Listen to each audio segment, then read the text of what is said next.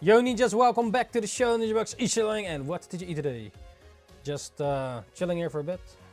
Sup Dion, how is it going? How is it going?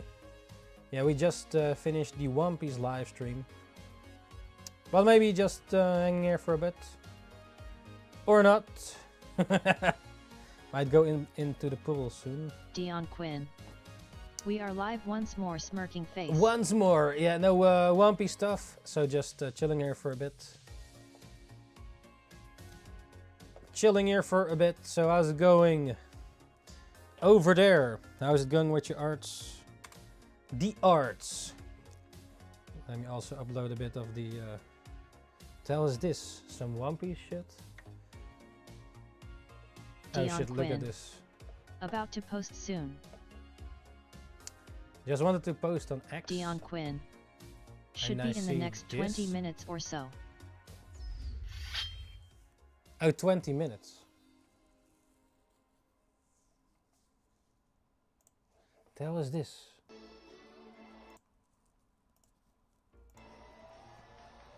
One Piece on with baseball. Yeah, I do know that you could get those special One Piece cards, right? That's actually pretty cool how big One Piece has become now. But also a bad thing, because now also some shit gets more expensive, like the cards and stuff. Like with Pokemon. Stream elements. Keep it up, But this is ninja. pretty cool, I guess. Man, I saw those cards sitting there for $1,000 or something.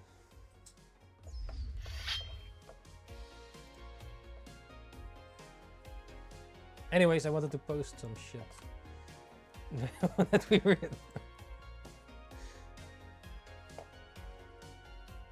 Yeah. You're gonna post back on DeviantArt? What did you say again? Maybe I should do so too.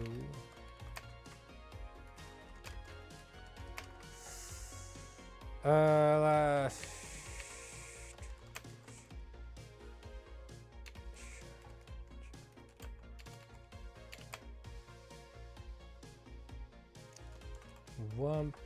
One Piece 1180. I before the stream began, I wanted to say like One Piece 9084. 1984, but that's wrong numbers there, man. But yeah, I was going over there, ninjas. How is it going over there? Today we went to the village. What is this? Boichi's posting a lot of stuff recently. Yeah, like the creator of, or at least the artist of Dr. Stone. Where is the peak of comics part 2? Stream elements. Keep Now let's moving. turn Keep again creating. to the Japanese manga industry. The Japanese manga industry surpassed 700 billion yen into 2024.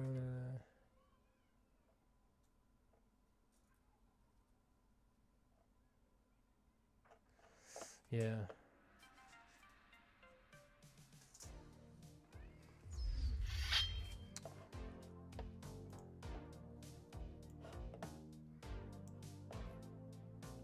Titty, your titty floating reference words. Oh, is that like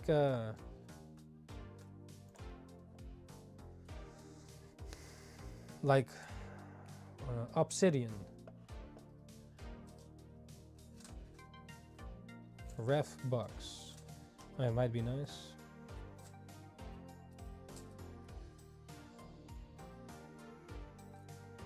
Sketchbooks.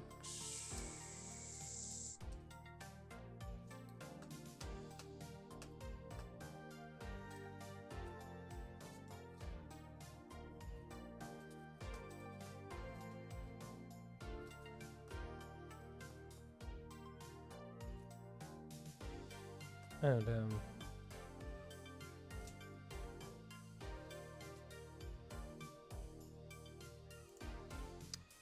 Lego.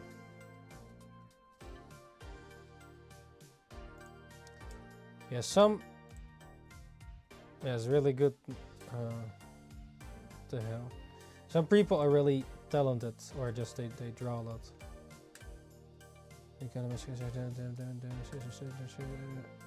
Oh, 108 pages.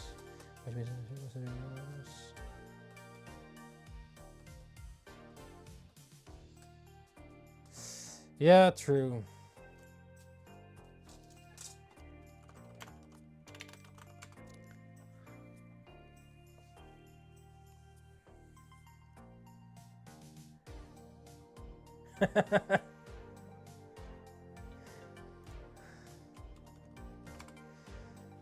DeviantArt. DeviantArt, some call it. No, DeviantArt. Not Deviant.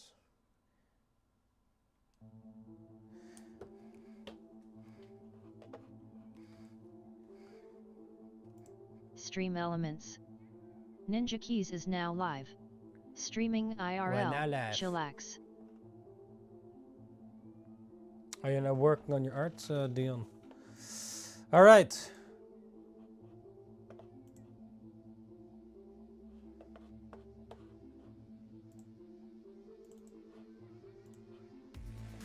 Yeah, today's still hot over at least. Not sure over there.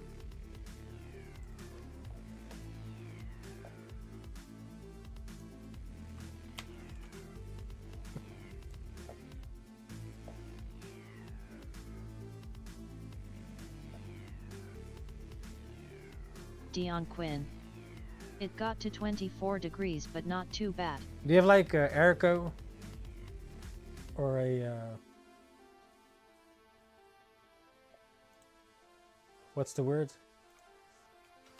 The Dion fans! Quinn. Yeah, the fans. We do not. The fans. We, or the Ninja Chung recently Dion went Quinn. to the store, got like one of We those... raw dog the heat. Raw Dion dog to Quinn. heat. Oh yeah. And if we die, we die. Melting Meltman.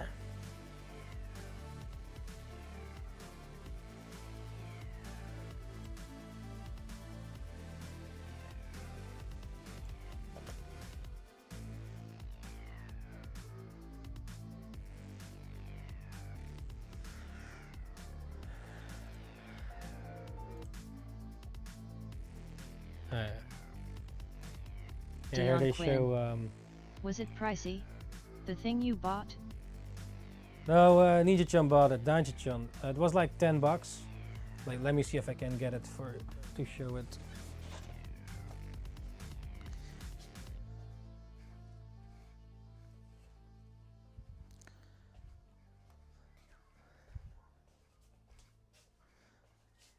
I was like, no, don't buy it. You already got too much shit. But she wanted to buy it. It's like 10 bucks. And it can has USB-C. So this has USB-C. It's remote. So it is like... what is it? Bladeless desk fan. And Dion it's Quinn. like... It's at least cute. It also has a light in there or something. Let me see. So you, where's the turn on? Oh, here you turn it on. So right now it's turned on, and I think there's also light here too. Oh yeah, here. So you can have lights as well, and it's remote, but it lasts. It's better than I thought. It was. I thought maybe it was some cheap junk, or sometimes it breaks a lot. I'm not sure how long it will last though, but what was it? It was at Action. It's a store called Action. Maybe you have it over there as well. How long does this? It was saying it somewhere, right? Charging time 70 minutes by USB-C.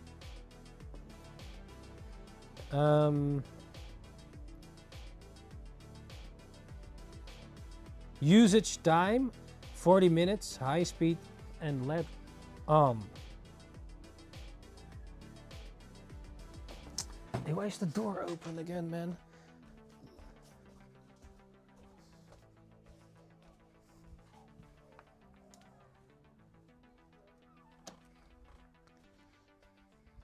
I don't want all the mosquitoes coming.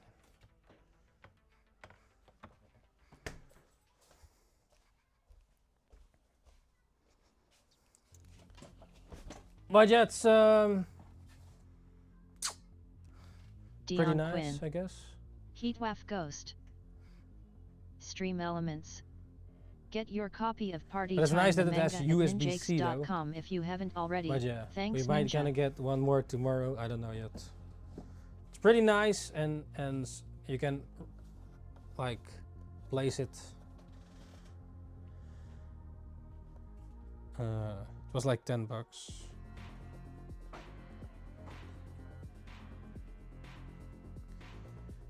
So, but yeah, maybe that's something to look into. Do you have the action over there?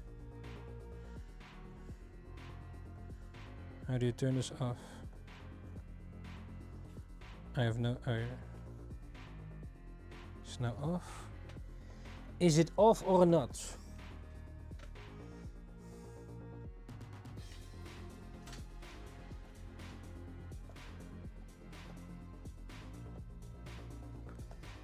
Stream Elements. Pika Pika. But it works, so if you know Dion how. Quinn. I've just got a regular desk fan. Yeah, if it works, right? But this one. Wait, how do you get it on again? Or just died it? I don't understand it. There's like a button here. I click on it. Dion Quinn. It is a rebellious fan. The fan is broken. Dion Quinn. What, already? It opened the door. Watch out. Yeah, it wasn't charged yet, that's new. Yeah, it came straight out of the box, and Stream maybe it needs to be Elements. charged. We haven't charged Nice. it yet. It came straight out of the box, and then it worked. But yeah, You didn't want it. she has to get it with the brute force. Nice.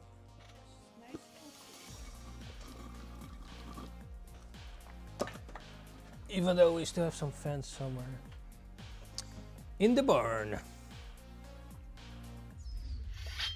Stream Elements. What did you eat today?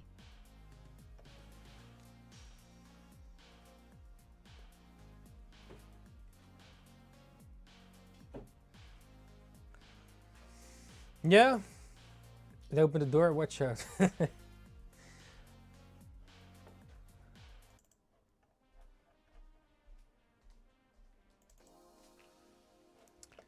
Yeah, here's Oda drawing from One Stream Piece, Elements. Tite Kubo from Keep Bleach, moving. and Masashi Keep Kishimoto creating. making their sign things.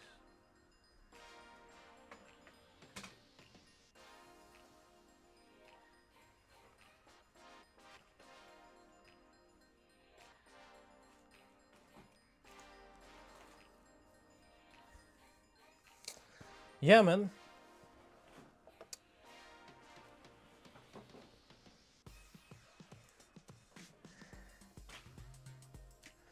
Muscle man. I have to be careful on X here. Sometimes there are things.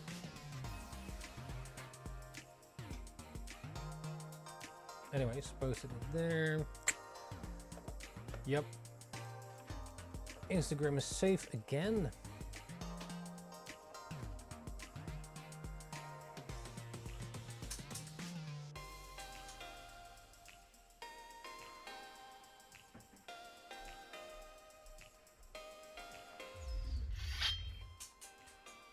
This Shonen Jump cover is really popping right now everywhere, at least on the socials. Bruku. We've been to this Brook statue. I think it was this one in Kumamoto. Yeah. Still have to edit the videos. Yeah.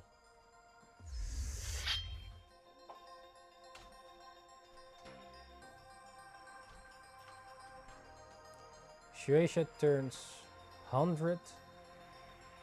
What? Shueisha turns 100 with an eye on the future of manga.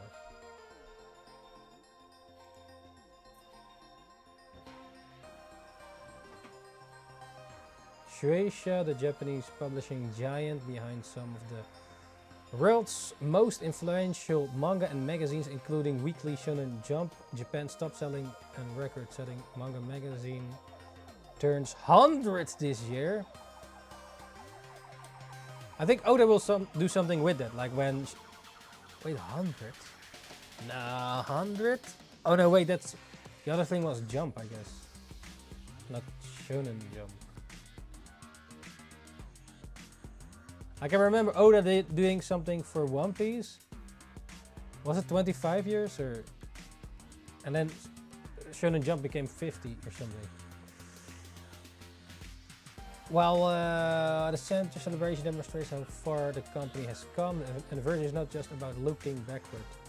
Shueisha's most representative 100th anniversary activities are not historical retrospective in museums, but new multimedia projects for readers, such as digitized manga and audiobooks, and streamlined support for aspiring manga artists, including advice on Stream elements. registering Keep it up, intellectual Ninja. property and invoicing. The most expensive of these is Shueisha's Manga Expo, a website that dives into the publisher's archives and is scheduled to operate for a full year. Read the link in the bio, and I'm gonna not read the link.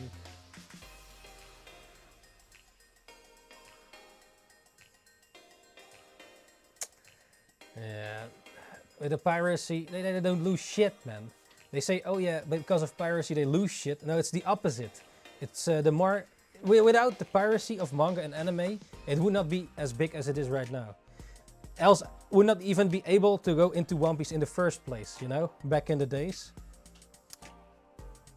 So this is just like, yeah, of course, if everything gets, but it's not like they lose shit. It's like the opposite. People become then fans of the set piece, the IP, and then they buy shit from it. At least I did. Yeah, some people actually do not buy any manga or whatever. Maybe they buy a figure of like Luffy or something. But yeah, here's like this post of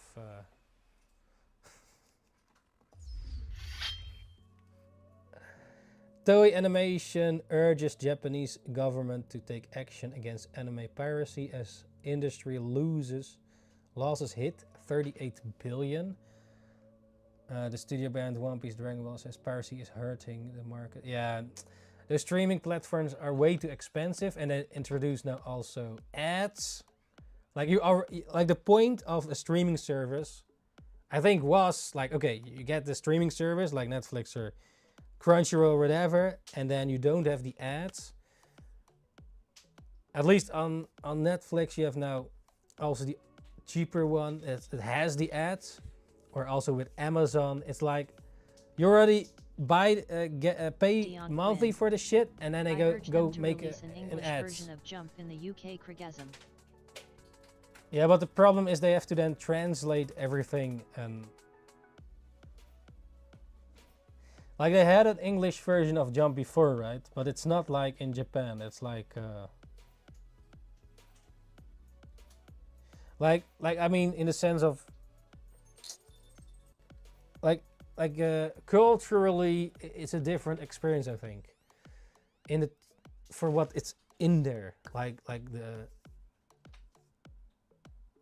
like they already had an English Jump, right? I think I have some laying at the other place,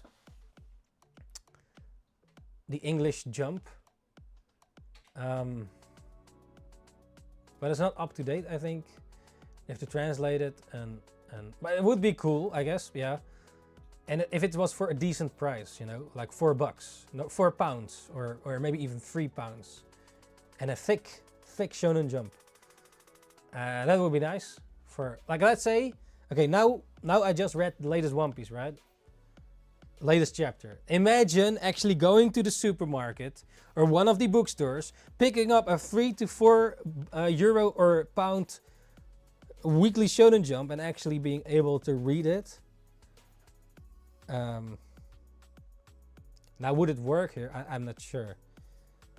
And I think to print it like that, it probably is too much cost to translate it, and all the rights and all the other shit. And that's why they now have the digital stuff, and then they don't have to hassle with physical media. But yeah, I do have to say manga's popping a bit more here in the supermarket, like in the Jumbo. You have at some places you see also Jujutsu Kaisen and some of the other ones, Pokemon especially, or in the other bookstores you see some more manga popping in there. The problem though is the price and the language. So it's in our language. Some of them are in our Dutch language, the mother tongue over here. But I think most people read it in English because our language, I told it in a video before, but it sounds maybe a bit lame. Maybe other languages don't have, I don't know what it is. It's just like if I watch, like, I don't know, Avengers or Spider-Man, I don't want to see it dubbed, let's say. Like, oh yeah, and they say, Goedendag, ik ben Spinneman. Ik ga nu de goblin verslaan. Ja. En dan ga ik slingeren in de stad.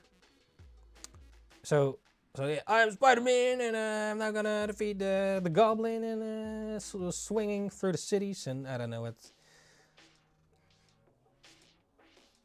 It's basically also, if you read mangas in English, right? Because you can only read English. But let's say I would read now the latest One Piece chapter in Dutch, in our language. I don't think it's the same experience. Like, yeah, you don't have the problem, you already speak English.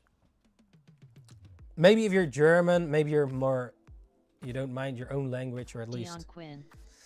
As an outsider, your language just sounds like another language, like any other. I've never watched a show in Dutch though, so who knows? Yeah, I wonder if you watch a Dutch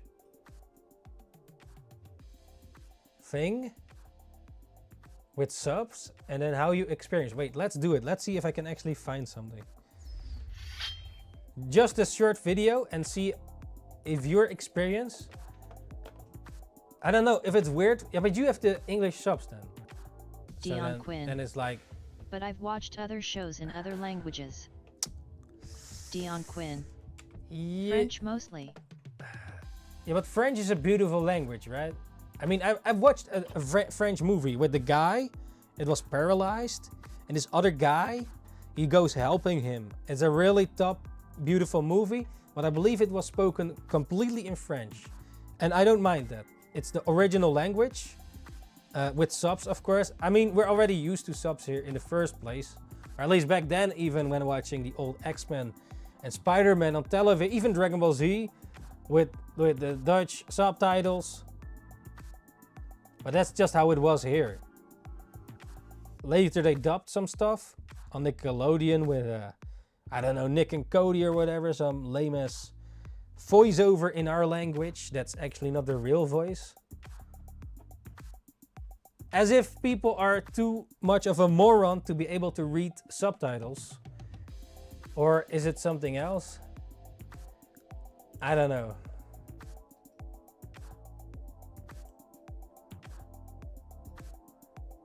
Like, is it that hard to read subtitles?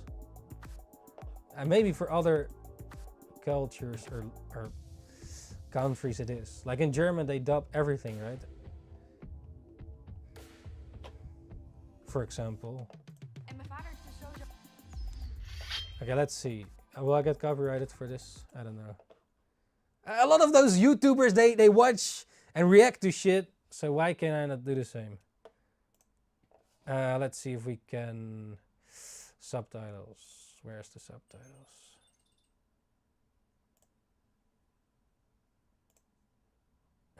Is there no original English?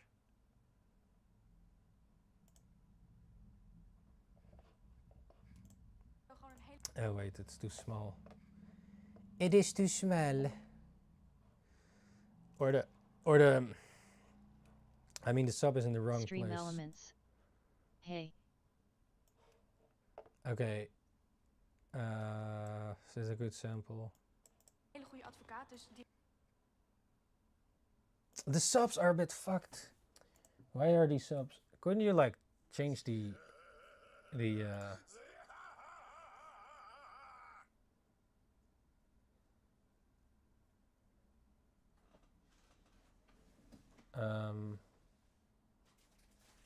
could you like change the font here? I don't know.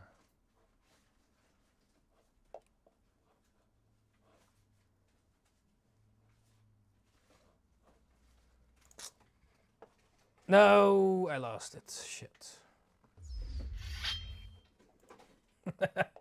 Sorry. Give me a second.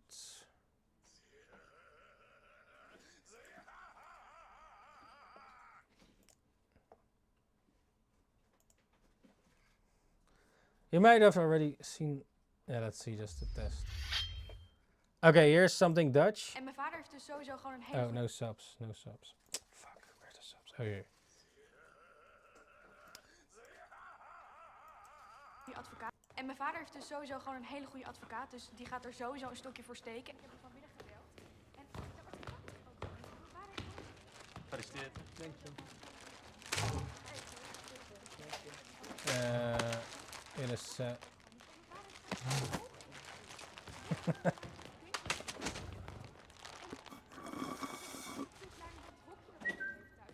Cookie raakt helemaal voor slag als ik daar de hele dag moet zitten. En zijn huid, zijn haar, de luchtvochtigheid hier is gewoon ontzettend anders dan dat het thuis is. Dus hij is gisteren naar de kapper geweest, dus mooi gedaan. Wat is die subs? Zit je nou wiskunde te maken? Ja, en mijn vader Bart, Jaap, hoef je echt je huiswerk niet te doen, hoor. Nee, maar huiswerk maken doe je voor jezelf, niet voor iemand anders. Gisteren zo'n goed proefwerk gemaakt en nu dit. Ja. Ik heb na 3 precies een half Dion uurtje tijd Quinn. voordat ik naar filosofie moet. Dus als je Yeah, dan this klaar is staat, fine. dan... Godverdomme! He says, God damn Net is it. begonnen. Tim, ruim jij die bal even op? Frederik, hou eens even Tim, stil. clean the Wat is er aan de ball. hand? What is Ja, going ik on? heb Cookie dus mee naar school genomen. Cookie. Keep moving. I brought Cookie to We moesten school. ons huisdier Creating. meenemen voor We had to bring her biologie, pet. maar meneer Heidrich die zag het dus gisteren en die zei dat het niet mocht of zo. En toen heeft hij hem Dion afgepakt. Quinn. Vandaag dus gewoon weer. I think the accent sounds quite pleasant from a woman too. Mee naar zijn kantoor en daar moet hij dus nu de hele dag zitten. Dus ik bedoel, hij stopt in zo'n heel klein, Dion vies, Quinn. vochtig hokje met allemaal It's got a joden en cool zo. flavor to En it. ik vind het gewoon echt, ik heb het gevoel. Ja, dat is allemaal heel vervelend, Frederik, maar je hebt nu les. Ja? Kijk, Cookie vast wel weer terug aan het eind van de dag. Goed. Iets heel anders.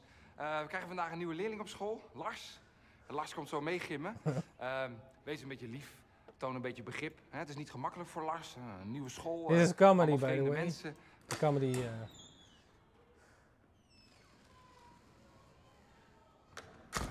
Ach, Frederik. Kijk nou toch, dat is wel heel schattig hoor. Je hebt er ook kleertjes aangetrokken. Hallo. Hallo, this? Cookie. Hey.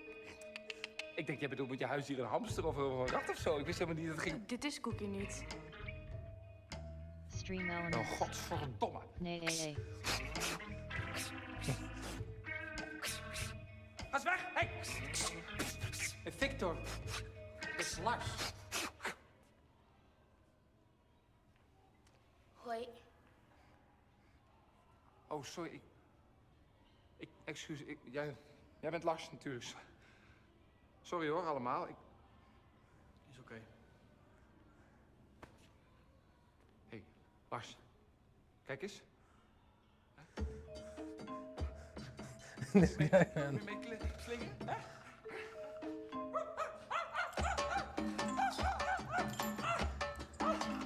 Victor, dit kan echt niet. Dit kan echt niet. Nee. Dit kan echt niet. Hoezo dit kan echt niet? Denk je dat hij dat niet kan? Dierenbeul. Ik zal je dit vertellen. Hij slingert zo van dat touw, zo, hup, naar die basket en weer terug. Hè? Bah! Ik had jullie nog zo vriendelijk gevraagd of jullie een beetje lief en begripvol wilden zijn tegenover Lars. Nou, ik merk er anders helemaal niks van. Dion Quinn. Ze zijn al op de My maan brother geweest, is hè? suffering. Ze hebben hoger IQ dan Your sommige brother? mensen.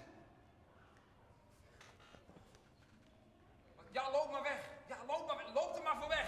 Hè? Dat je het allemaal niet aan kan. Dat je niet de enige levende wezen op deze planeet bent.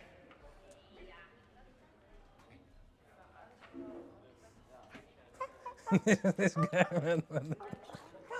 You know.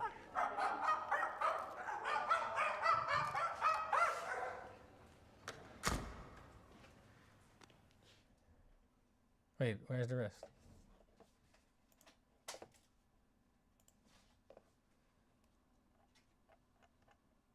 Oh yeah, this one. I know it's a reaction.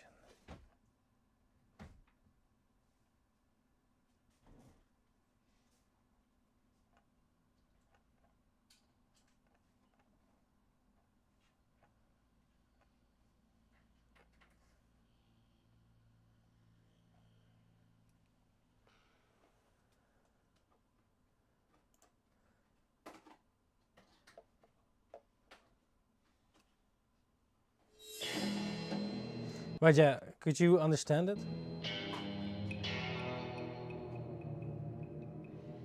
Laatste schooldag, jongens en meisjes. Oh wait, oops. Stream elements. Keep it up, ninja. No. Sips. Is that a sips? Oh yeah. Laatste schooldag, jongens en meisjes.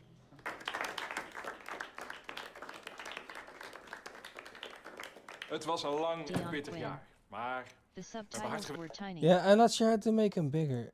Wasn't there like an Dion option? Quinn. But yet it's just like any other language. Oh yeah. Yo, even the size. Oh yeah, that's probably big enough, right? I was looking for this. Dion Quinn. Why Jumbo is it? subtitles.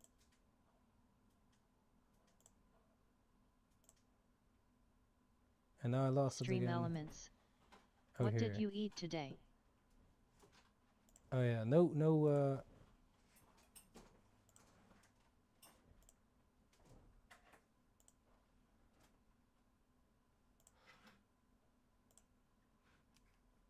Is that better? Why is it?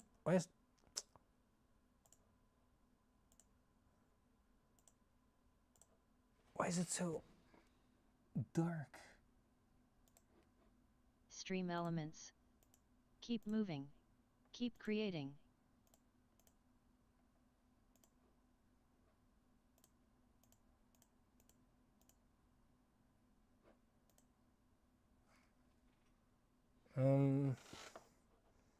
Maybe like this. laatste schooldag, jongens en meisjes. Can I read it? Maybe still not big enough. Wait.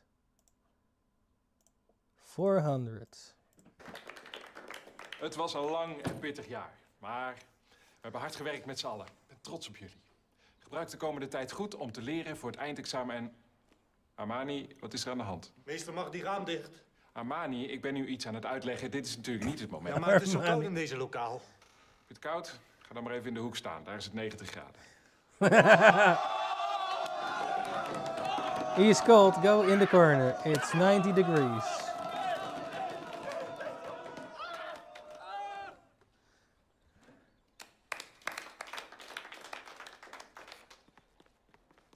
Mag ik zo meteen misschien even met je op de foto? Wow, dat is één ploertige snor, vriend. Dion Quinn. He sniffed the pants.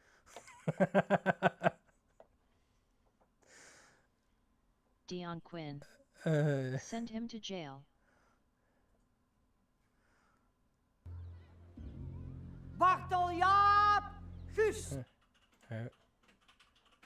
Tafelneger. Jij staat hier vandaag Dion Quinn. ten aanzien Yes, van like God. that. Terecht voor Quinn. Hekserij.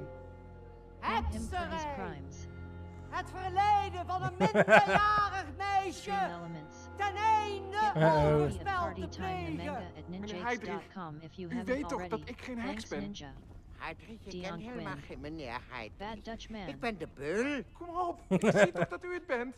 Ja, in je heksenbolletje waarschijnlijk, ja? Ik zag, dames en heren, met God als mijn getuige, hoe deze heks, bezeten door de duivel, 2 totaal verschillende gezichten aannam. Hoe zijn vingers overgingen van de ene hand naar de andere hand. Hoe hij de Wait, where's the other shit called again?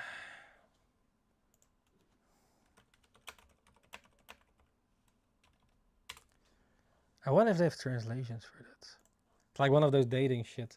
A lot of those social Stream elements. media people watch Pika this Pika. shit. Wait, would they translate this?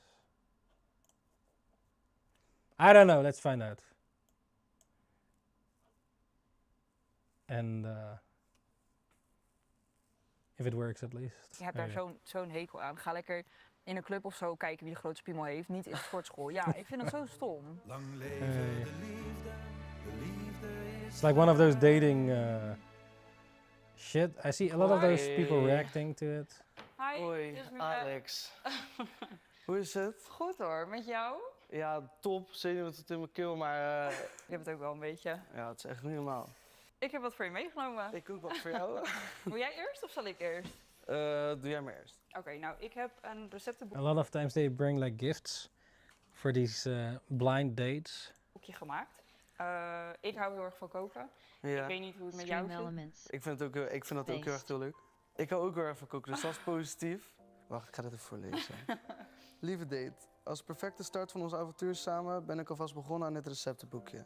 Of je nou net als ik geniet van koken of vooral van het proeven, hier is ruimte voor alles wat we lekker vinden.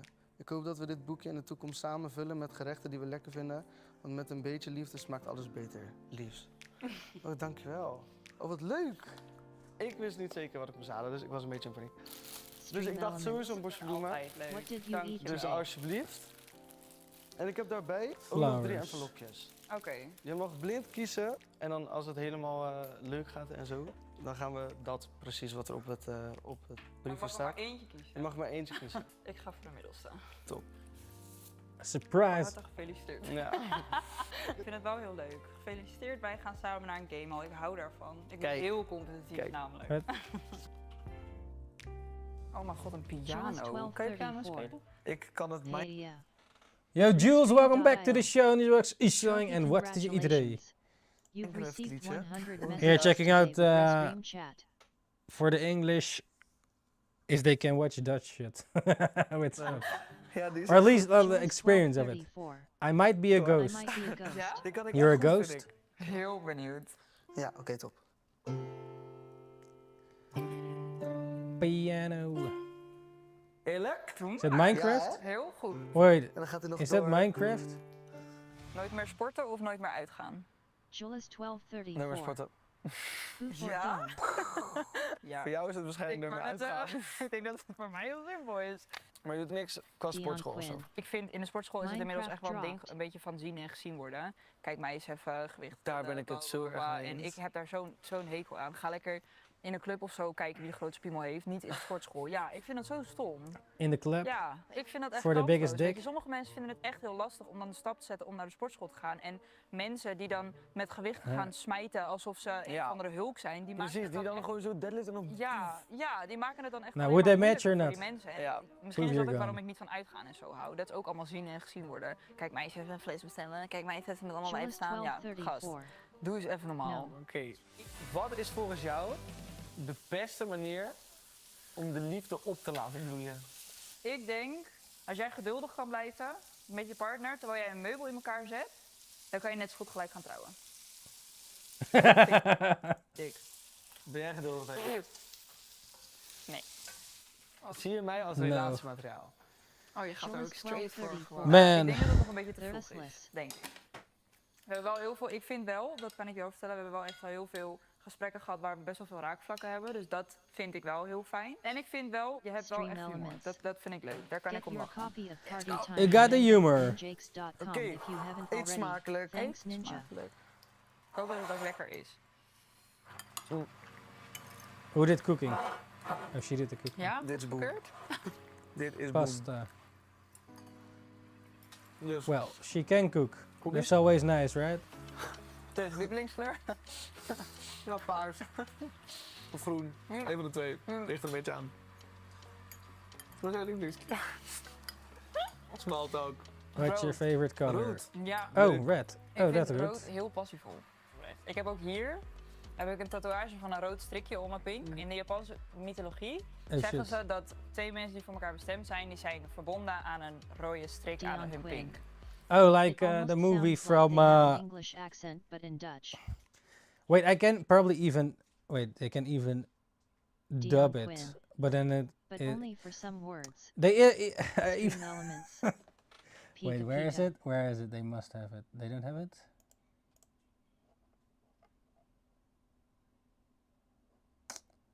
I saw somewhere. They dubbed my voice, and it sounded really lame. Where though is it? Oh, here maybe. No? Dus die vinden elkaar altijd weer terug. Niemand kent dit. En dat maakt het voor mij alleen maar meer waardevol. Dat is wel echt helemaal top. Ik wist niet per se dat dat zoiets was. Ik ben wel heel erg into de Japan en zo. Het is wel leuk. Ja, ik vind het heel Het is mooi. ook een mooi gebaar. Ik ga best wel goed op deze pokoes. Naar links? Naar links? Pokoes. Naar links? Ja, nu staat hij op 3. Deze Dat is pokoes. goed. Is dat goed? Ja, oké, beslag kom. Nu moet er ook beslag. Ja. Oké, een klein beetje naar beneden. Nee, dat is om de pan. Snop. Sorry. Oh wait, probably gonna get Based. copyrighted here. Niet. En dan vooral ook omdat we gewoon heel erg goed matchen. Almost sounds like they have an English accent, but in Dutch. That's how it sounds like to you? Yeah, I guess. Jules, would you play a game that's dubbed to our language? Stream elements. Like what games do you did you play? eat today? Or movies? I don't know, man. I think it sounds depends.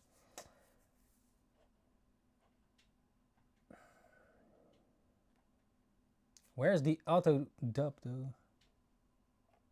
Or maybe this video doesn't have it.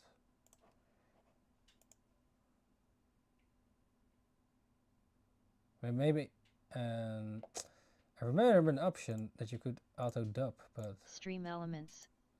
Keep moving. maybe it's a different creating. browser.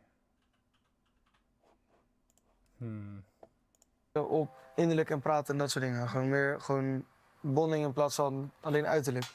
Top. Hallo. Proost. Cheers! Dit. Ja. Deze is wel echt fucking nice. Heb je echt een love language? Heel veel. Heel veel verschillende? Ja. Wat is echt je main?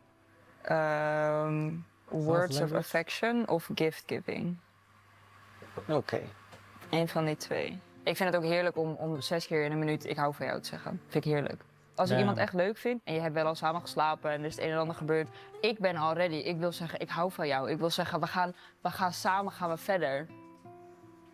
Maar giftgiving vind ik ook altijd wel leuk. Ik hou er dus echt van om gewoon een ananas in te pakken en gewoon te geven aan mensen. Wat? Een ananas? Waarom?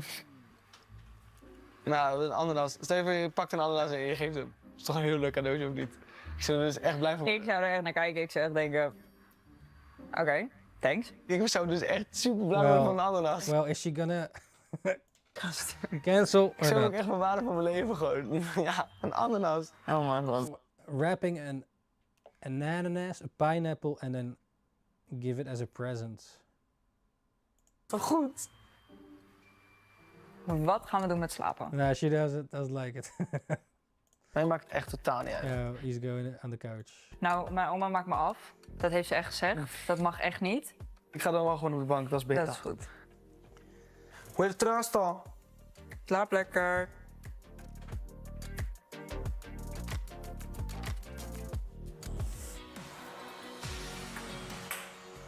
Oeh. Op het randje. Ik ben er echt kilometers vandaan. Nee, op het randje. Hier, kijk. Will they get a new date? Anyways. Yeah. Like the point was the language here, at least with manga or movies. Like if you go dub it, it's just not the way, man. I don't think. I think most people can read subs over here. They prefer that over it being dubbed. Like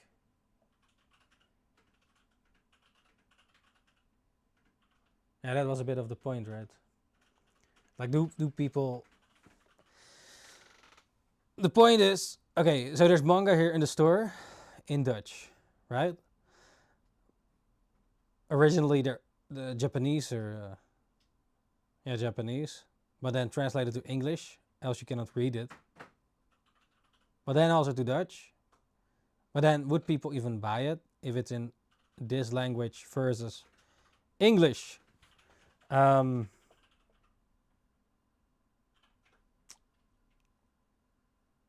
don't think I want to read One Piece in Dutch. No. It also sounds a bit like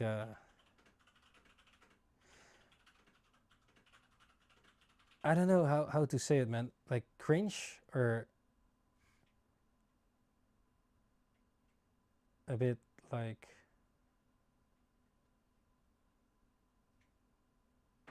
weird. I know that there's something weird about it. Some Dutch people here maybe know how to explain it. Heel.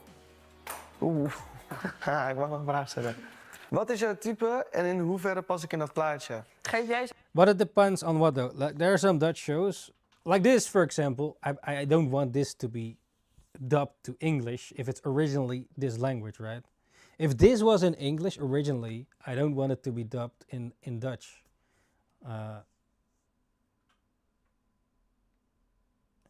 Because now it sounds how it actually sounds like, you know. If you go, yeah. Dat is antwoord voor mij. Gaan we kijken hoe accuraat dat is. Van wat ik heb vernomen, pas ik niet echt helemaal in je plaatje. Want je type is een beetje bad guy-achtig type, denk ik. Zoiets. Maar ik pas niet echt in de kader. Dus. That's it. Dat is alles wat je te zeggen. Ja, ik weet niet hoe ik het goed kan verwoorden, want het is namelijk niet mijn briefje. Dus jouw briefje, je schrijft die vraag weer op naar mij. Dat is crazy. Ik denk dat een type, dat niet per se iets hoeft te zijn waar je 100% voor valt altijd. Ik denk dat het wel een soort voorkeurdingetje is van, stel je voor je gaat lunchen of zo, wil je liever wit of bruin brood. Ja, je hebt toch altijd een voorkeur, maar de ander is ook prima. Ja. Dat klinkt heel lullig, zo doe ik het niet, maar ik heb het over brood nu. Ja, ik word nu beschreven als brood, maar oké, maakt niet uit. Ik word gewoon vergeleken als een stukje brood. Nee. Je bent een bruin brood. Zo bedoel ik het niet. Zo bedoel ik het bruin, maar ja, ik krijg wit. 24 uur zit erop, wat vond jij ervan? Okay, do you continue or not? She's gonna not continue. And he probably wants to continue. Moment 1 toen je binnenkwam lopen, dacht ik al gewoon, dit is best wel relaxed. Je stijl sprak me heel erg aan. Ik vond je ogen heel erg mooi, dat ook. Ja, ik weet niet, ik weet ook niet waarom, maar ik vond het wel, het sprak wel gelijk iets aan. Na deze 24 uur wel besloten om het te verlengen. En nu zijn we weer op een vriendschappelijk level. She's gonna cancel, man. She's gonna cancel. Verder kan gaan of dat ik... Yeah, look. She's like, I know. She's like, no, I don't want to continue with this dude on the next date. Of dat het zo blijft. Ik heb besloten om niet te verlengen. I told you. Omdat ik het wel heel erg gezellig gehad heb. En ik jou als persoon echt heel erg leuk vind. Jij haalt me heel erg uit mijn comfortzone ook. En het speelse. Heel veel in mij vindt dat heel erg leuk. Maar ik weet niet of die verhouding helemaal is wat ik wil in jou. Maar dat maakt jou zelf niet minder leuk. Alleen weet ik niet of wij op lange termijn heel erg bij elkaar zouden passen. De beredenering You're not the baddest. gaf waarom jij nog niet per se het huis uit wilde. Omdat je zei dat je nog wel oké zat bij je ouders. Ik ben echt toe aan privacy, aan meer zelfstandigheid. Een plekje voor mezelf, waar ik mijn eigen leven op kan bouwen. En hoe lekker ik ook bij mijn ouders zit, ja, dat maakt mij dan op dat moment niet uit. Ik snap wel waar je vandaan komt. Oké. Dat komt helemaal goed. Top. Johnny. Echt gezellig. Ik vond het ook heel Echt gezellig.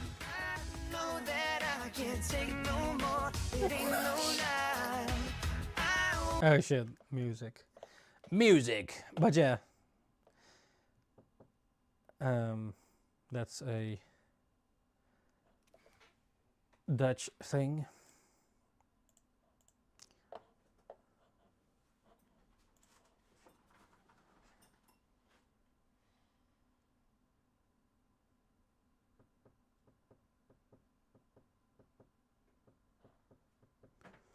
Yeah.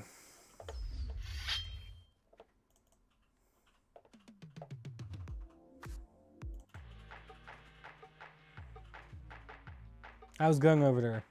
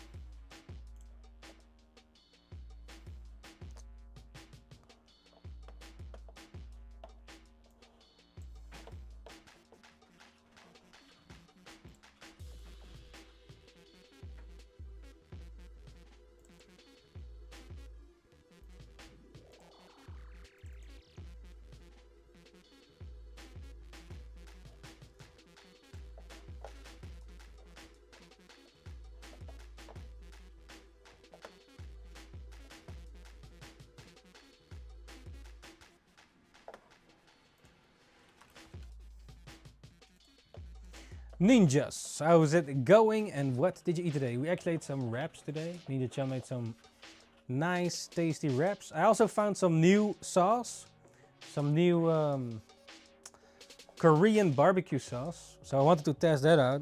It was pretty nice. Maybe even potentially a new favorite one. Got it like at the Action. But yeah, it's pretty good, I have to say. I think on chicken or a bowl of rice. Some nice sauce.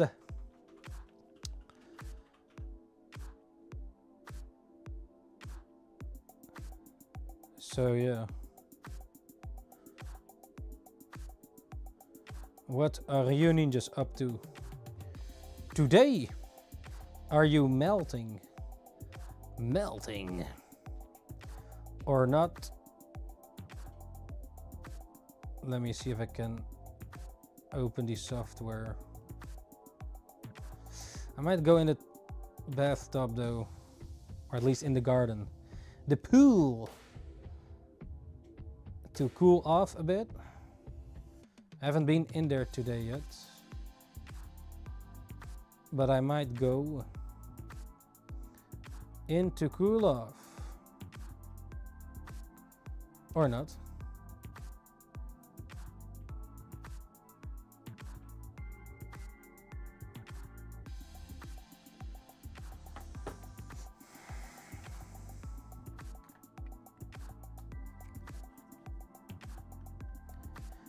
Where is my...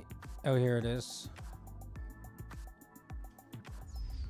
Oh, no, wait, that's the wrong screen.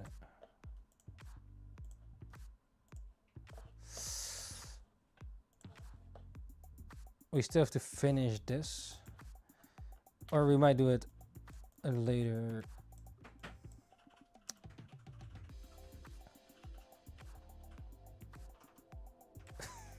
Dion Quinn. Looking good so far. Nah, I don't know, man. The colors, really? Not sure about the colors, man.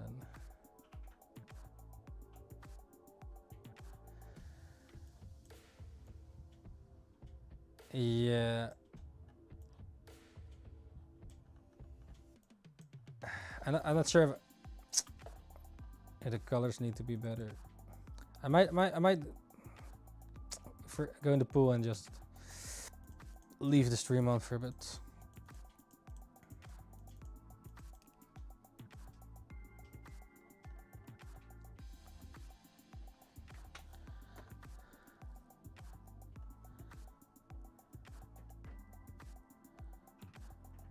Dion Quinn. Pool stream. Nah, I'm not gonna show my fatness on the camera. and I the cam.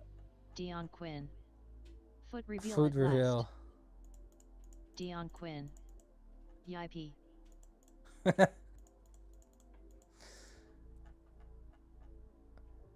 Even if I would, but I don't even know how to make the camera remote.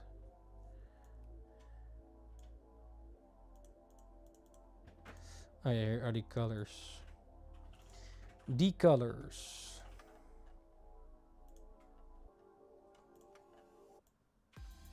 Is this all the colors? Like maybe it should just stay black and white, screen toned.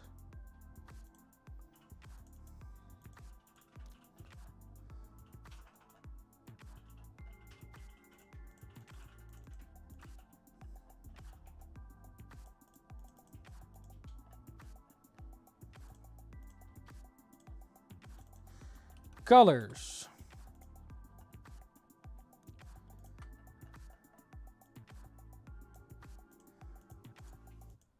Oh wait, there's also lines here. Oops. Which ones are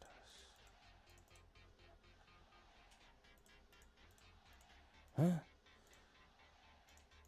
Oh yeah, probably handy to actually name the layers. Extra lines. But yeah, this was the fire horse we were working on.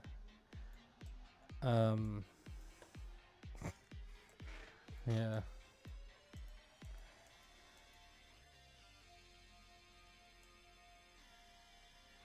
Yeah, probably go in the pool, ask Ninja-chan if there are any plans, if I'm still allowed to stream after. Or I just put it on be right back. And then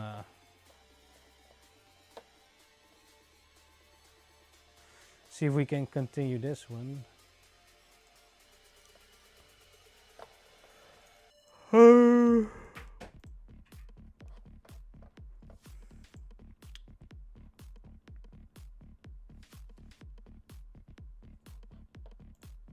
Stream elements.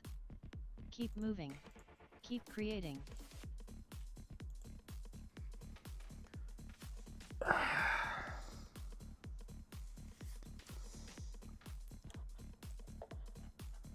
No, I really need to go in the pool, man.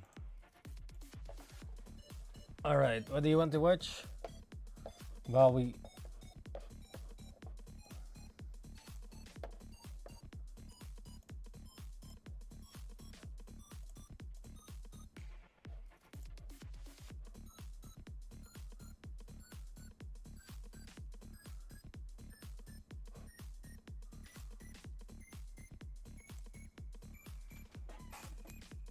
Well, I guess I'll see your art soon, Dion. Or it's already up.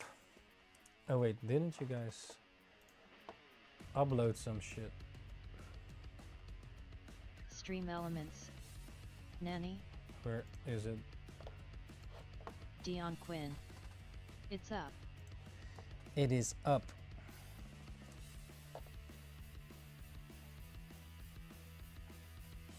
So one of Dion's latest Pikachu.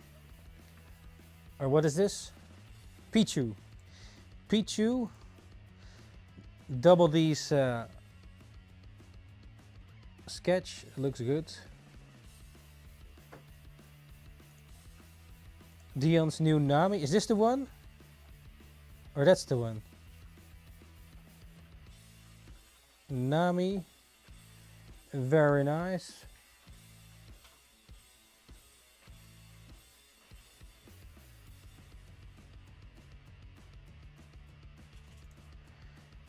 Pikmin guy.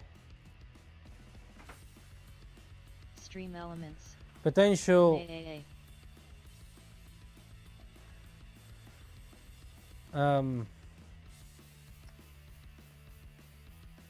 What's the word? Like the other Pikmin ones. What's this guy's name? Omar or something? It looks good.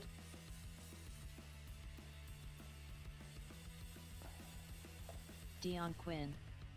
Nah, that one will not do well. Dion Quinn. I don't think. Dion Quinn. Yeah, I guess the Pikmin Captain has more Omar. of the cuteness aesthetics. Dion Quinn. Maybe if Like- he had some Pikmin with him. Like the Pikmin. Like I think Pikmin over this, like the Pikmin guys. But like it's still good art though. In that style. But yeah, it's like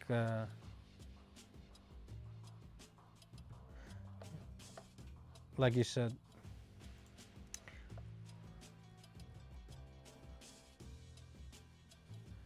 But you made like 3 Pikmin before, right? How many exist in total? Are there other ones you can still make? InstaQ. Fuck a gangster. Ik lurk met JE stream me. Yo, InstaQ, welcome back to the show. Ninjabox Ishoing, and what did you eat today? How's it going, man? How is it going? Yeah, man, it's real nice and sweaty, right? I think I'm gonna go in the pool, in the garden. And then come back after that. And get a drink. Get a drink. Going good. Hot weather. Gonna take a shower, haha. Oh yeah. Yeah, sounds good. You're still with the Gunpla? I think I saw some stuff with you being busy with Stream elements. some Gunpla. InstaQ. Making those Gundam kits. Yeah, that's pretty cool, right? InstaQ. Rebecca from Cyberpunk Kit printed. Oh shit. Rebecca. Oh, you have a 3D printer. And you're gonna paint it? Oh, that's real nice, man. Real nice, Cyberpunk. Resin printer yet. Stream elements. What did you eat Oh shit. today? Yeah, he has He'll send it to you when done. some cool Gundam on his Instagram. Oh yeah, wait. Since we're on Instagram. Dion's new art. Very nice.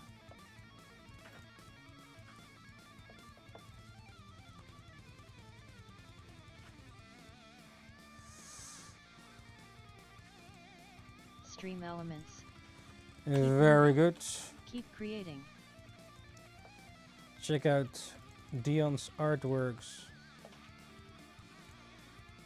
as well. Where's the Pikmin? But yeah, there are 3 of them, right? They're all queued together.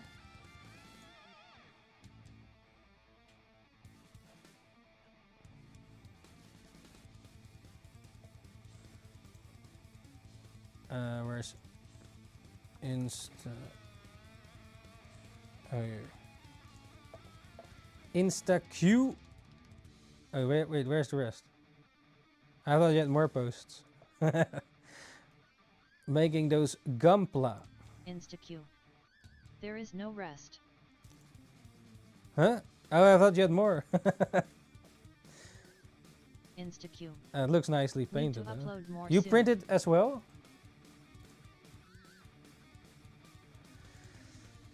Those Gundams, I never really got into Gundam, but I have to say, No, a those lot are of them just look kits. cool though.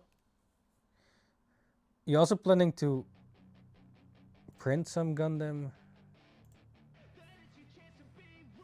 Or maybe parts for it? Dion Quinn. Very, very cool. A lot of Yes, already have 5 printed. Just need to find time to paint. oh shit. It looks quite complex.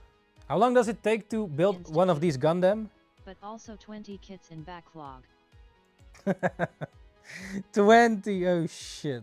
Yeah, it's a real thing, yeah. Like you have also these Insta-Q. One Building Piece a boats. HRS-ish depending on size. Stream elements. Get your copy of Party Time the Yeah, manga painting at it, I guess, have as ninjax.com if you haven't already. a Thanks, better Ninja. touch to it. Insta-Q. Like with One Piece, you also have these Kenny, boats, you know. Jace. But I guess if you put some of those brushes or yeah, those paint shit, like make them better looking.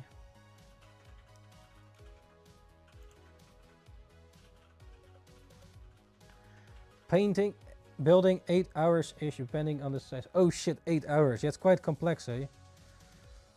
To fix, and it does not fall apart. I still have a Gunpla from Japan, from that I got in 2010 or something. It's a green one. And I think another thing, green Gundam or something. I'm not sure the model. Azaku. A Zaku? Stream elements. It's quite Wikipedia. old. Zaku, is that the name? Box. It's more. I guess it's more cheap as. Yeah, likely Zaku. I think it's the green one, but a different box.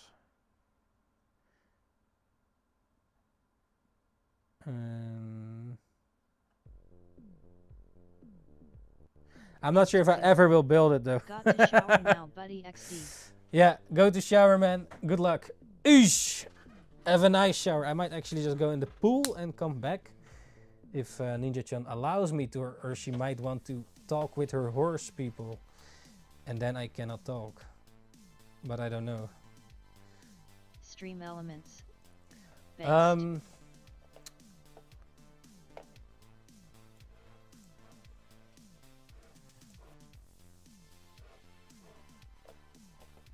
But yeah, man, real nice. Next new merch for your merch, right? There must be someone for this, I guess. Stream Are you into elements. Smash? Super What did you Smash? eat today? Maybe some of those characters. Also for your merch. Who's the most Dion Quinn. who's the most That popular? one has already been used on a shirt. This one? Super Smash Bros. Most popular. Who's the most popular? Popular characters? Super Smash. What in Soror? Dion Quinn. That's the most. I've not thought of Smash characters. Yeah, I thought that would be a bit in your niche, or at least like Pikmin is also in Smash, right? Hey, yeah, I think. Let's say you were on the event where I was recently at PepCon, and you would brought like Dion Quinn. all these Smash But I merch. don't really want to draw characters I don't personally like. Yeah, okay. Dion Quinn. I think people would buy the merch if they see like the art of the games they compete in, right? I wonder, would they buy it? Like you have gamers, and the gamers are fan of, maybe they have their main character they play with, or a few mains, and then they see, oh yeah, this Dion Quinn. artist here makes cool art would think so. of that set character. Would they buy it though? I wonder. Or maybe that's not what they want. Art. Dion Quinn. I don't know. Literally the target audience. For example, right? Like you have Smash, Tekken, and Mario Kart, and but Smash has a lot of characters, a lot to choose from. And then what was the other game? Street Fighter 6.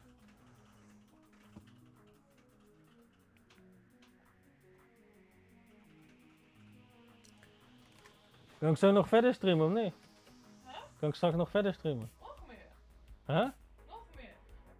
Je wil zeker met je paarden praten. Weet ik niet. Er is nu nog geen event. Well, it's not sure yet. If Ninja-chan wants to talk with the horses, but I don't know. But yeah, the smash. Stream Elements. Get your copy of Party Time the manga at ninjakes.com. Hey, if you I haven't want already. Zero Thanks, Suit Ninja. Samus is one of my main. Yeah, man, she's real nice. I probably would want to draw her still. And well, Mr. Game and Watch is one of my favorites, but I mean, Dion Quinn. how am I supposed to? She used to be my main too. How am I supposed to? It's kind of already more abstract. I make a black guy, and that's Mr. Game and Watch. And what was the other main? I had like I think Cloud as well. With the Cloud I also Dion played with, Quinn. spamming that Just draw shit. him as he is in it. Yeah, but yeah, it's Stream Elements. what else is there Pika Pika. to make of him? He already looks. I don't know. How do you make it in your style? Like, well, there might be a way. I think okay, Samus suit, Zero Samus suit, Mr. Game and Watch, and Cloud was one of my that I played with, and the Angel guy with the wings. But I don't think Dark no Pit. I think Pit. But one of my recent ones, I've not played Smash in a long time, but I Zero Suit Samus, Cloud, and Mr. Game and Watch. Those were my three mains.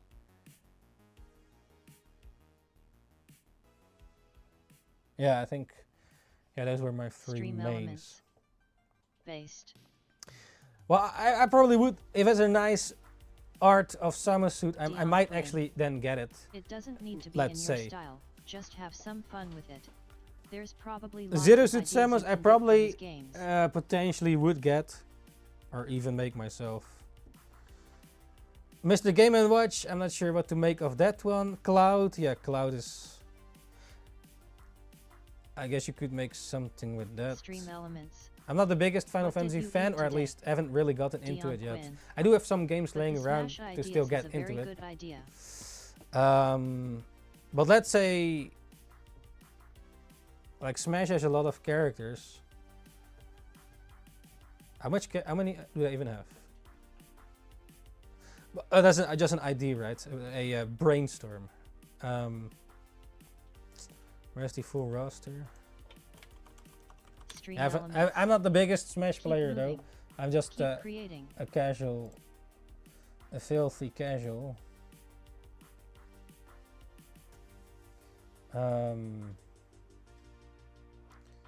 Is this the whole roster? Best characters? No. Full roster, man. Full roster.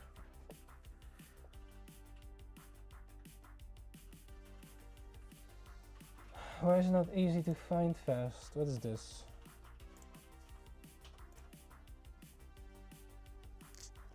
On DeviantArt. Where is the official full roster, man? What is this, man? This one? Maybe this one. Dark Samus? Like I use the boxer, where is he? For Dion Quinn. Smash Ultimate just full for roster. the lulz. Like Mr. Game & Watch I also played with to not fall off the stage. Dion Quinn. Also with Samus Little suit a Mac. bit. Yeah, Little Mac I used to just trying to knock out people fast, but I fall down fast from the stage. It's just one of my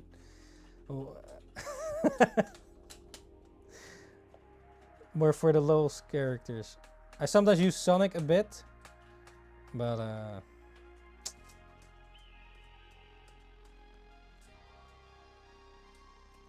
Dion Quinn. yeah. Little Mac is known for having terrible recovery. Yeah, I just wanted to smash some people fast out of the stage and then Dion Quinn. but it's one of So those he characters can't I'm get not back on not the too stage serious once falls off. with. Yeah, that shit. Stream Elements. Get your copy of Party Time the manga at ninjakes.com if you haven't Oh already. yeah, I sometimes played Thanks, Mewtwo Ninja. even, just to check him out.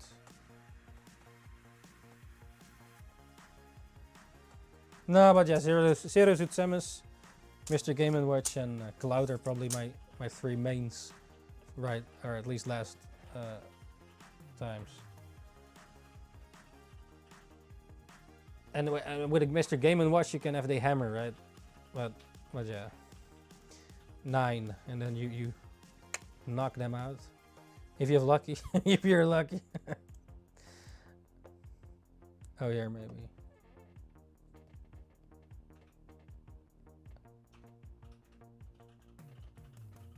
Yeah. Anyways, I'm going into the pool. I guess be right back. Stream Or at Elements. least. Pika Pika. But yeah, these are some potential.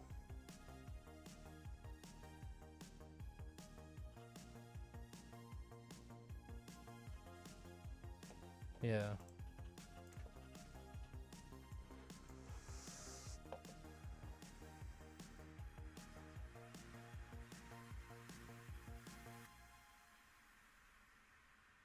Stream Elements. I get, yeah, if you would do all the Pokemon like this, yeah, it's too much work, man. If you do all your Pokemon has a lot of choices, a lot of characters. Yeah. All right, BRB. BRB.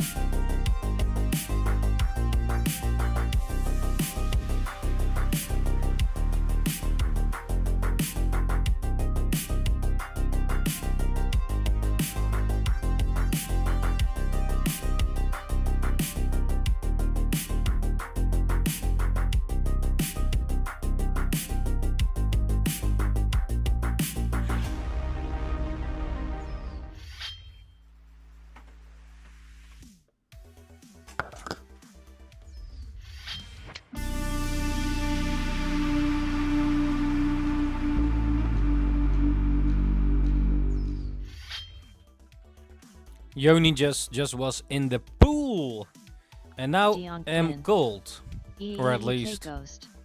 sort of. Brah. Brah, brah, brah, brah, brah, brah. So where's your new art deal? Where's the other one?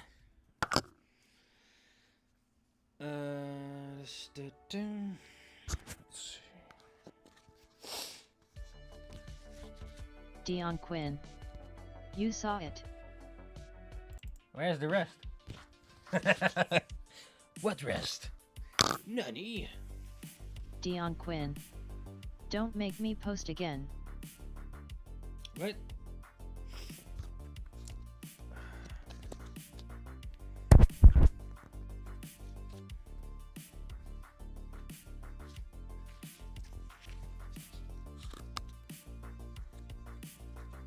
Dion Quinn. Next month I hope to post more too. You post quite a lot, which is good, right? Very good. Oi, Captain. This is like the thing from the movie Up. To translate what I'm saying, because I'm actually speaking alien language, but it's auto-translating it. What's this? Dog? Up. Oh yeah, here.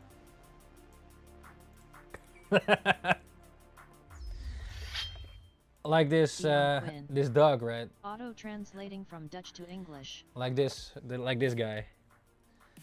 Yeah, man. Got some fresh caramel coffee, added some ice. Stream elements. Very Pika nice. Pika. With these weather days.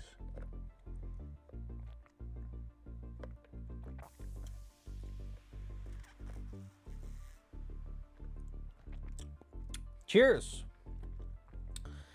Nice and refreshing. Auto translating from Dutch to English. Dubbing. I forgot.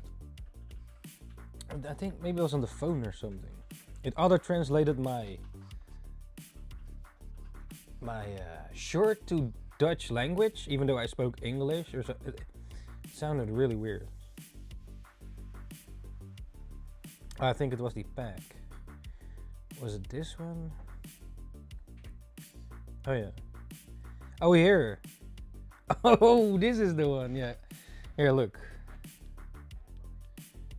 En toen was er eentje achterin. Stream elements. Hier is een vuurenergiekaart. Oh, wacht. Hoe?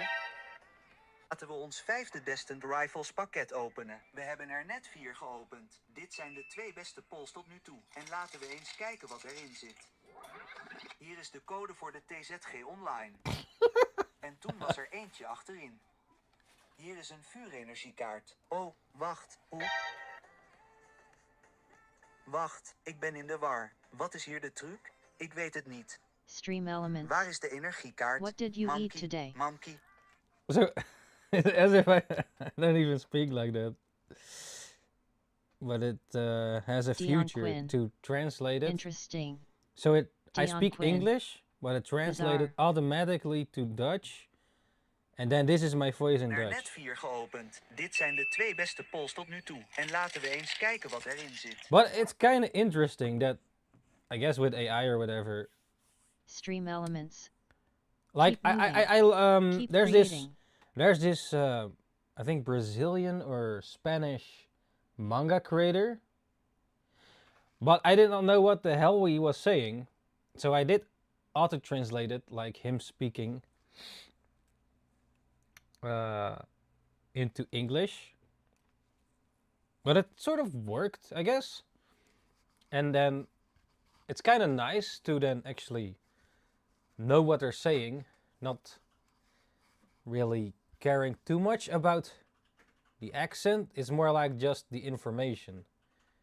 Like, okay, if you actually have a movie and like if you have Japanese dub or sub, like English dub or sub.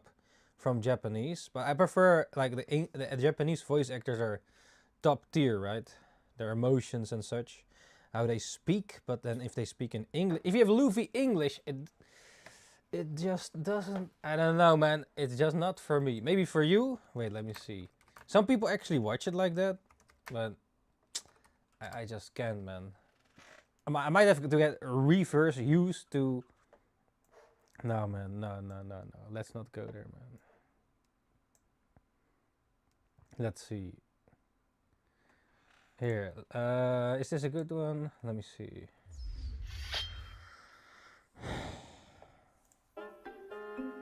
I might get copy shit, but. Oh, come on! Give me a break! No! In the stinking bedroom! It's like I'm stuck in a maze. This way. I don't know, man. At least you can hear it. What am I like, even doing? This is a waste of time.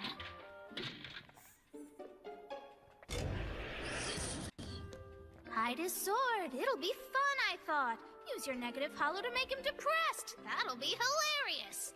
Only I had to tell him where his sword was, and 2 days later he still can't find it. Wow, Zoro, I guess you sure showed me. Right, now I'm depressed. The only issue with dubs is that everyone becomes American. yeah, or what? They should speak more like a UK English then, or. Are you here? Are you trying to use your power to mess with my head? I live here, Dion and you're Quinn. depressing enough without Some my help. voices are more Besides, neutral, I of told you course. where your sword was. Climb the stairs directly behind me, follow the hallway.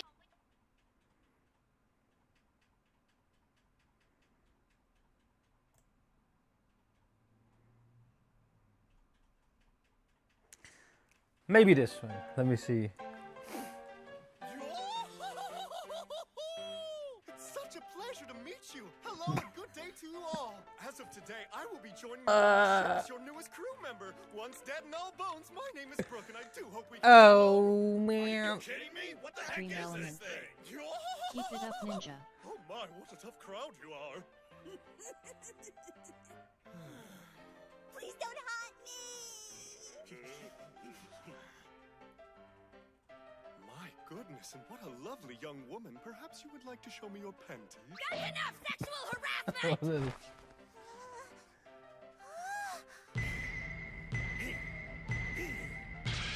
It's a full set of anti-ghost gear. You've got him now. Remove yourself from the ship, you fiend!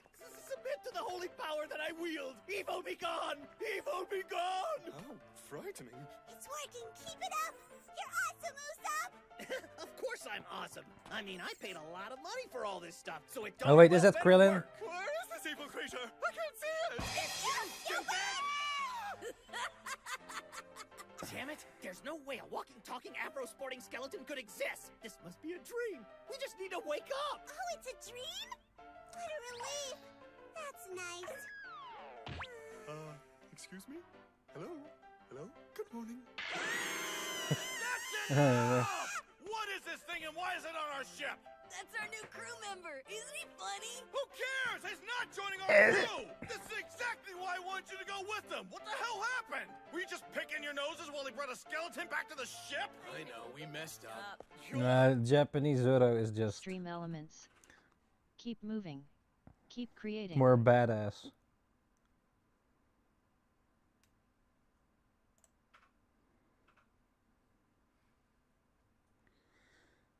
Get ready, man.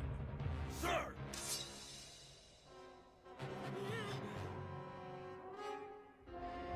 Now do it! Hey, no! You monsters! No!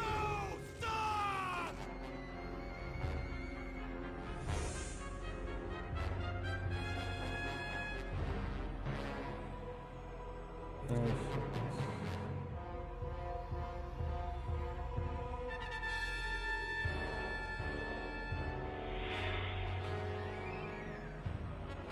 Dion Quinn. Epic pacing.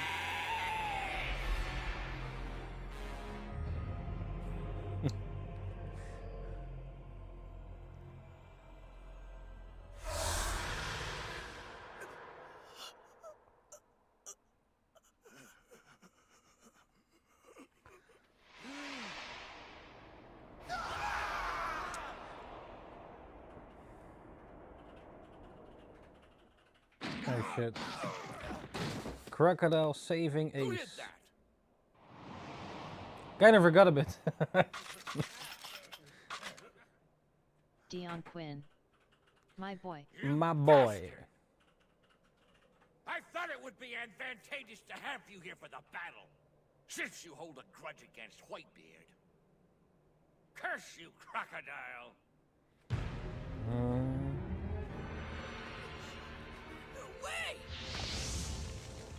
Oh shit. What's going on? Thought I'd have a chance to show off. Just a short while ago, Crocodile was trying to murder Whitebeard. Wonder what transpired to make him change his mind. I can kill that old dying buzzard whenever I feel like it. But as for right now, I'm not gonna let you taste victory. You and your crooked... Well, what do you think about the voice, Dion? Or maybe you already knew. Dion Quinn. I'm not gonna let you King taste of victory. BBW, You and MR0 Crocodile. King of Blackbeard's what? Mr. Oh, Baroque Works. Crooked operation. Yeah, he had a cool moment there, Dion but Quinn. what about the dub though? I watched the dub Looks like up the until frogs Annie's come back. lobby. Wait, really? Oh shit, you actually watched the dub. Yeah, I wonder if it's for you different. If they would speak like, oh wait, can I even go to Dutch? I wonder, how would that even...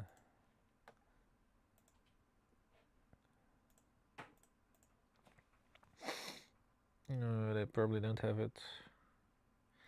Why with some shit they have it and then with other stuff they don't have it?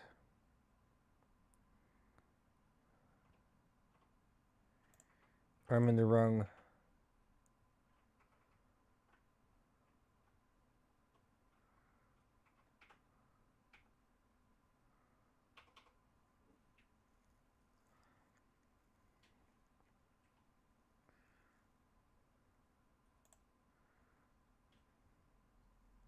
Dion Quinn. I watch most anime in dub, so I've heard a lot of these guys and other stuff too.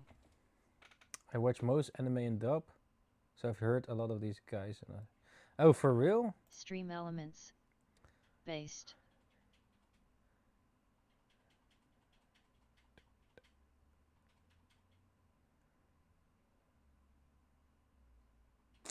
They don't... Why is some shit... You can dub it, but then others not.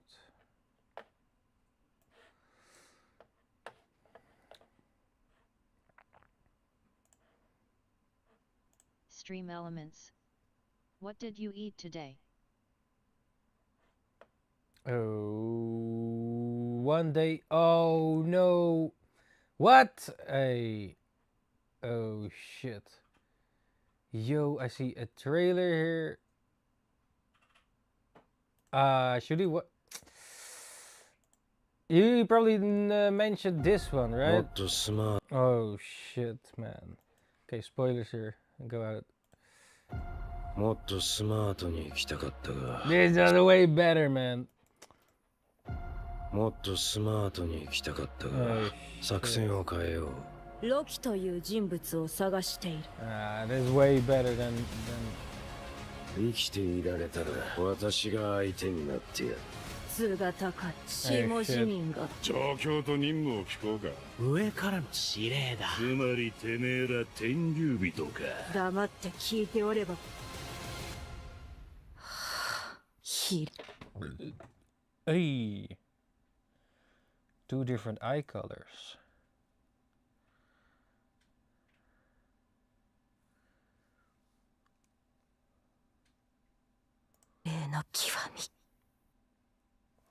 Oh shit.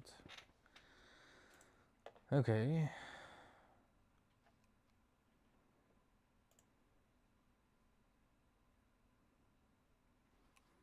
Curses in Russian.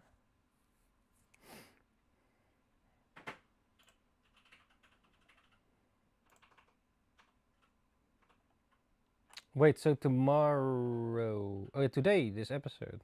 No, tomorrow. Oh, yeah.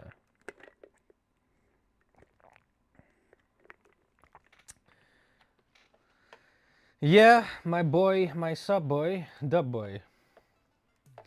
Dub Boy.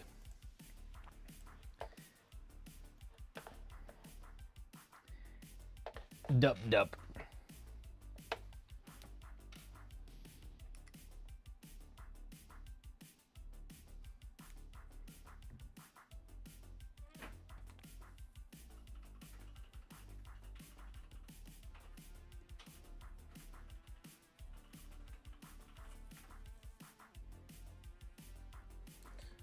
But what do you think now then? Sub or dub?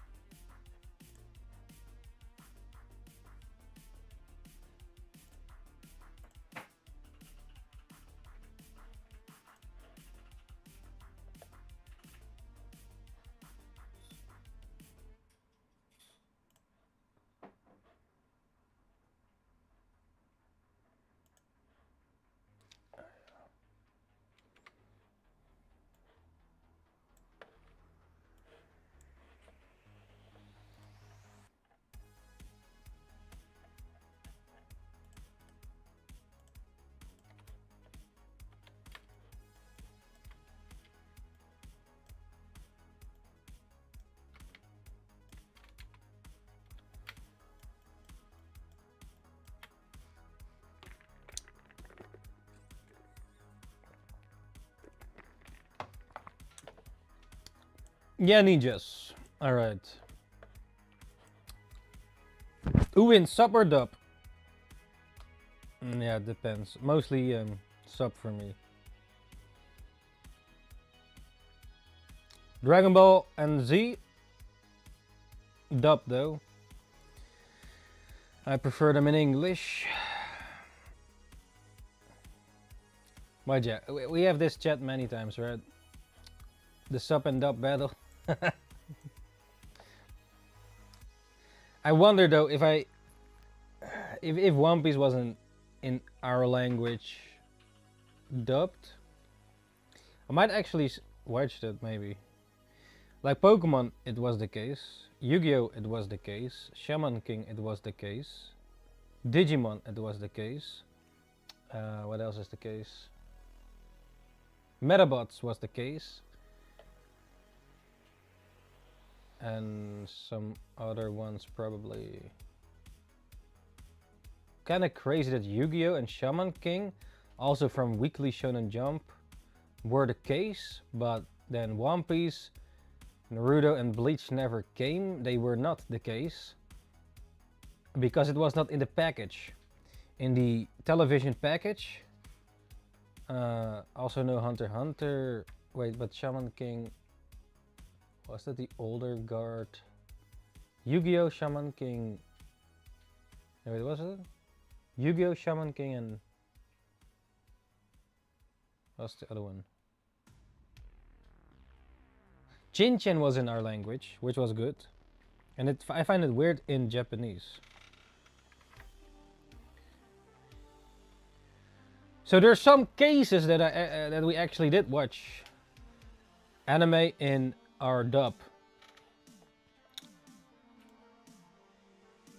But then also later to Dragon Ball English that was not dubbed.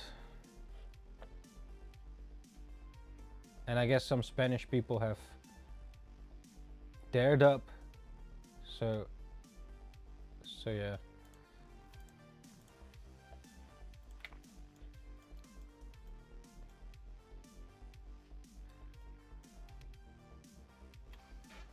The dub, the big dubs.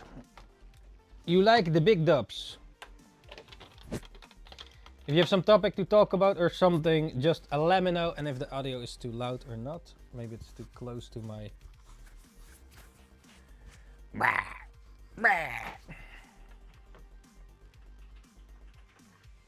Or just should listen to a podcast. A guest pod. Is there something fun here? Enemy. Oh wait. Ah no man. Nah. Pot.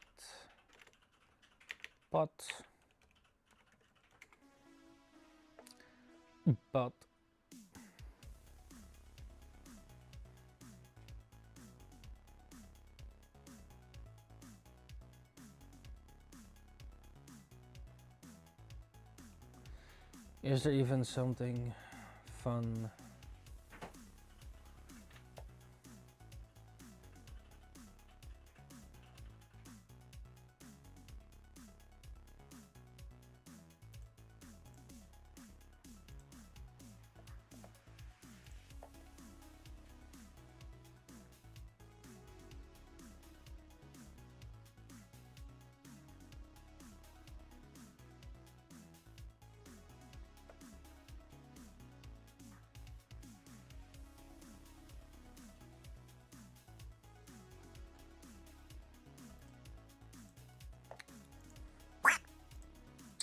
Where's that one guy?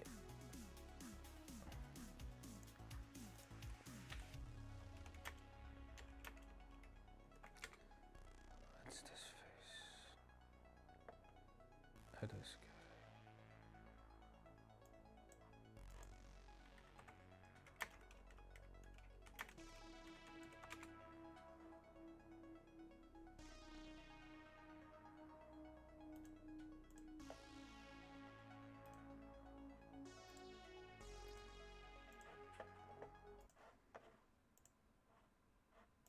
Today's guest is... Hey, if you have some topics to talk about or something, just let me know. Sorry to report, I have a new boner record. 3 hours, 49 minutes. The Fellowship of the Ring is 3 hours, 48 minutes. Is that a good thing? I Boners? mean, I guess. What boners? From whose perspective? Got her some boner yeah, pills. Your perspective, is it good for you? Yeah. I mean, it's substantially better than an elite 18-year-old. What would an elite boner 18-year-old be? Around 2 hours and 45 minutes-ish. What refers to elite? Like vasodilation? Not boner pills. Yeah, like take an 18-year-old in peak condition. And let's say, what would their nighttime erections be? They probably hover somewhere around like high 2 to nearly 3 hours. That'd be elite level. And so it just crushes that level. So yeah, I mean, from a pure biological capacity, yeah, it's pretty good. Okay. Wait, what? What were you doing with it? 3 hours and 49 minutes. So it's kind of like it's news to people, as I've been sharing this, that, I mean, men are generally familiar with the idea that when you are 12, 13, 14, you start having boners, and they happen a lot. You know, like in class, you don't even boners ask for it. ninjas. Gust of wind. Yeah, gust of wind. Literally anything, and you can't do anything about it. Hey, whoa. Like, I mean, do you remember? Like, I would walk in between classes, and it's like, you got a boner. Where's it gonna go? Where's it gonna go? Tuck it into the waistband. And exactly. Pull it up. Exactly. Put a little book cover in front of it. But like, you can't control it. And you can't really stop it. And then as you age, those things naturally go down. So people kind of forget about it as a phenomena. But men and women have arousal cycles every night, 3 to 5 erections every night. Men get erect, women have their clitoris engorged. And so it's this natural process. The body says, like, I want to keep my sexual function alive and vibrant, and it pulses every night. And so it depends upon your quality of sleep, your metabolic health, your cardiovascular health, your physiological health, and your hormone health. And so if those things are not in place, it doesn't happen. And so if someone's bragging about 4 hours of sleep at night and like they feel fine, they're doing great, they have no boners. What? And so this is so Oda has no boners. Erection wasn't there. This is why I started talking about these things. You know, we were like measuring a whole bunch of stuff, but I was really, right now, sleep deprivation is high status. Nah, you right? can If draw you as can basically Nami and flex and such, say, so. I only sleep 4 hours a night. I'm amazing. I work 18 hours a day. People are like, oh my God, what an amazing person. We admire you so much. And so it has this really weird high status. So this frame of the boners makes sleep deprivation low status, right? It's like, sure, you can brag about that thing, but also your body Dion has Quinn. shut down its sexual function. Odin never said he felt great. No, but he sleeps like 4 hours a day, right? So he has maybe no boners or something. And you can no longer get boners. And so it's really like, that was one Wait, angle. what? The other one is like, the erections really are boners, makes sleep deprivation low status. Wait, let me find a color art book for some inspiration. Maybe Fairy Tail has good digital colors. Right? It's like, sure, you can brag about that thing, but also your body has shut down its sexual function and you can no longer get boners. And so it's really like, that was one angle. The other one is like, the erections really are one of the most representative biomarkers of overall health. That you can have big muscles and you can have great skin, but if your boners are not there, then, you know, it's not, your body's not in good shape. Are you saying that nighttime erections are like the weather vane or the canary in the coal mine that's an aggregate of a ton of other shit that's going on? Exactly right. Yeah, it basically is a representative marker, and you can't do anything about it. Like you can't go to the gym and like work out your boners, right? You can't pump iron. You go to sleep. It either happens or doesn't. boner You have no control over device. it. So it's this really great marker. What you mean is you have no control over With the weights. making it happen at the time, but you do have control over your health, which is going to be indicative of whether or not that does happen in future. Because you could go to the gym and do a ton of zone 2, which I imagine improves cardiovascular health, and then might get some more bonus. Exactly right. Yeah, but otherwise, when you lay down and you close your eyes, it's just like you say a prayer. It's like, I hope they happen. You can think of Lord of the Rings all of you want, but it's not going to happen. It's not going to happen. I mean, like the company that does this, that makes this device, they've got a 20,000 nights data set. And my scores just like trounce everybody in the data set. Okay. And so we've worked very hard. Like, is that the thing you're most proud of?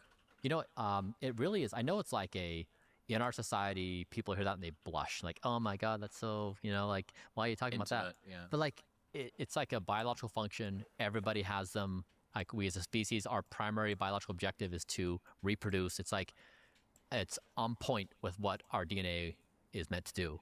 And it also is like the most counterculture thing you can be doing, because we have this culture that has high status relative to sleep deprivation and having a shitty lifestyle, drinking a lot, doing addictive things, nicotine, vaping.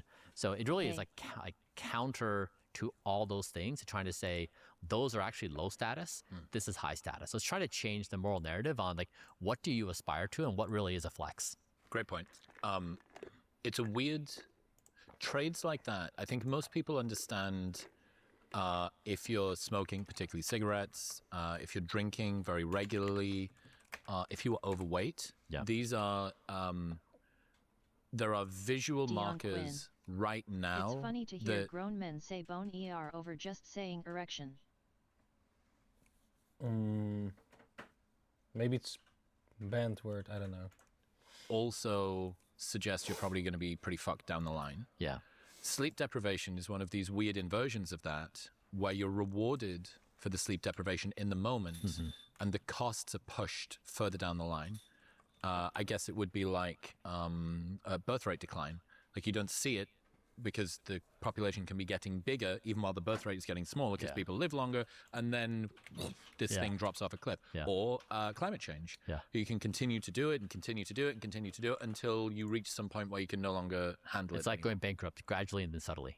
Yeah. And you're right to call out the fact that there's this sort of pedestalization of it. I think about, especially watching you, who is now the tip of the spear of sort of, like, you're the canonical example in basically no time at all. You know, it would have been back in the day like a Ben Greenfield, and then it would have been a Tyr or a Huberman. And I guess these guys all have their own pockets, right? Your like hard longevity now moving into culture with like limited balance on I'm just doing what it takes to be as healthy as possible. Yeah. Anyway, everyone's got their own little pockets. You've become the canonical example. What I've seen is this sort of, the spiral is getting tighter and tighter and tighter of movement, counter movement, counter movement, counter movement. Yeah. So we don't know that sleep's important.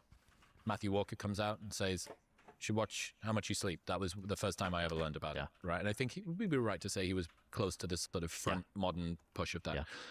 Then that lasts for a good while, and we get back to, well, you know, like the hustle and grind culture can come back in and take over, and then you get back to, no, this is really, really, really fucking important, and it'll improve your performance right now. And now we've already gone back to like the next iteration of the hustle and grind culture, which is much more of a pushback against over-optimization. So there was, this is important. Fuck off, no, it's not. Hustle and grind. You will perform better if you do sleep well, and also you should consider your sleep, which is an elevated version of the first one.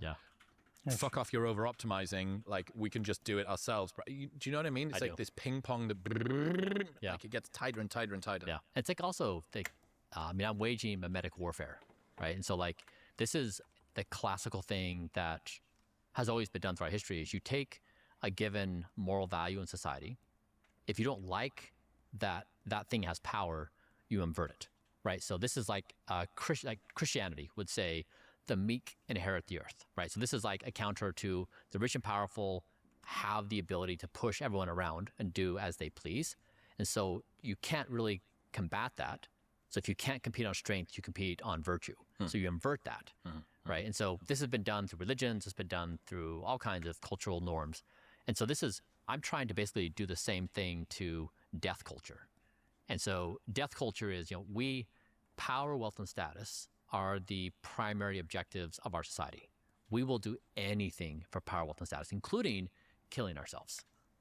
And killing yourself for power, wealth, and status is actually a virtue, right? Like you're a hero, you're on the hero's journey if you do this thing.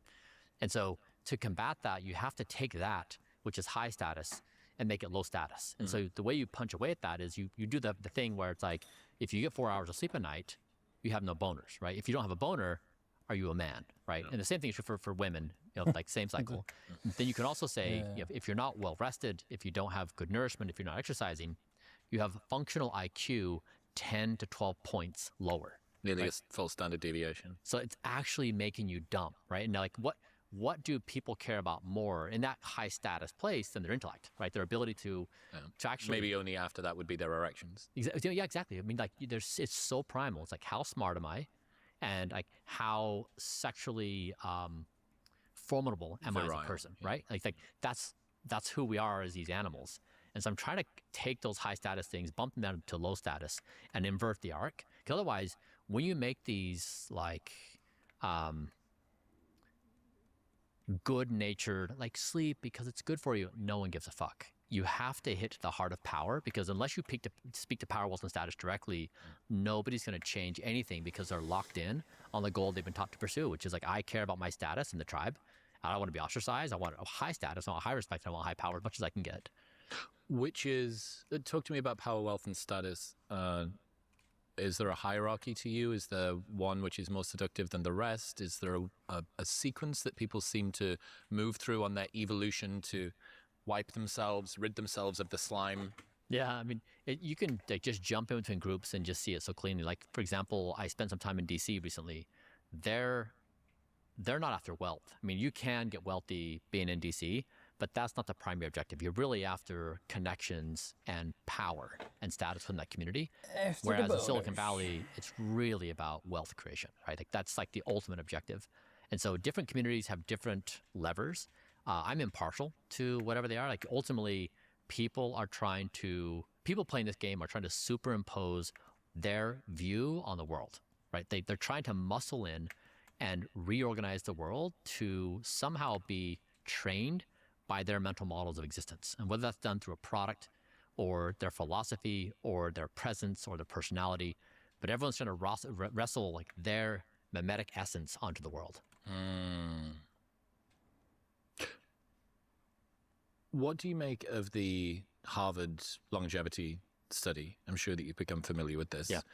The world's longest running study on adult life and happiness. And it does have some sort of longevity, life span, health span predictions in there. Given that that's been going already for such a long time and has had a huge data set, right? I think it's like 80,000, maybe even more. Cheers. What's your perspective on that, given what you're interested in? Yeah, I mean, there's probably some truisms on like humans respond favorably to having robust relationships. Like that's true long ago, it's true now. Humans respond favorably to exercise. There's a lot of truisms, like we know this shit's really, the case. But I think it's like what may be interesting about this is that is a good retrospective study. I'm not sure all of it's going to carry over into the future. So in the coming years, if we figure out some of these new therapies to rejuvenate ourselves in ways we couldn't before, it may be an entirely different environment in which we look at long-lived species. And it may be less about those things and more about other things. Now, this is not to say that relationships are going away. It's not to say that fundamentals of like being active are going away. But I do think we're at a moment in time where if you had that study going on and we were talking in the 1960s, we'd be like, yep, good data, let's carry on. But being in 2025, where AI is now starting to make novel discoveries, I think the landscape is going to be very different. What are the specific differences that are going to have the most lever behind them? I mean, there's an open question, like what is AI in our lives? Like, is AI a relationship or not? Do we have human relationships? Like, what are the contours of those things? What do longevity therapies do for us if we start playing around with gene therapies? What does that also? I mean, for example, you look at Ozempic, like these GLP-1s, you take a shot, it alters your experience with hunger. Like it changes a fundamental part of being human. And so if we have the ability to change something so like fundamental to our essence, and we get really good at drug design, like what else are we going to change? So I'm talking about this on like a 10, 15, 20-year time scale. This is not like next 2 or 3 years, but still like we are in this open frontier where there may be some things that continue as universalisms, that just as a biological species, they're true. Also, it's like a radical change, and I'm more interested in like what is going to be different than what has been. Yeah. Morgan Housel's book, Same as Ever, is an interesting one that people try to predict the future.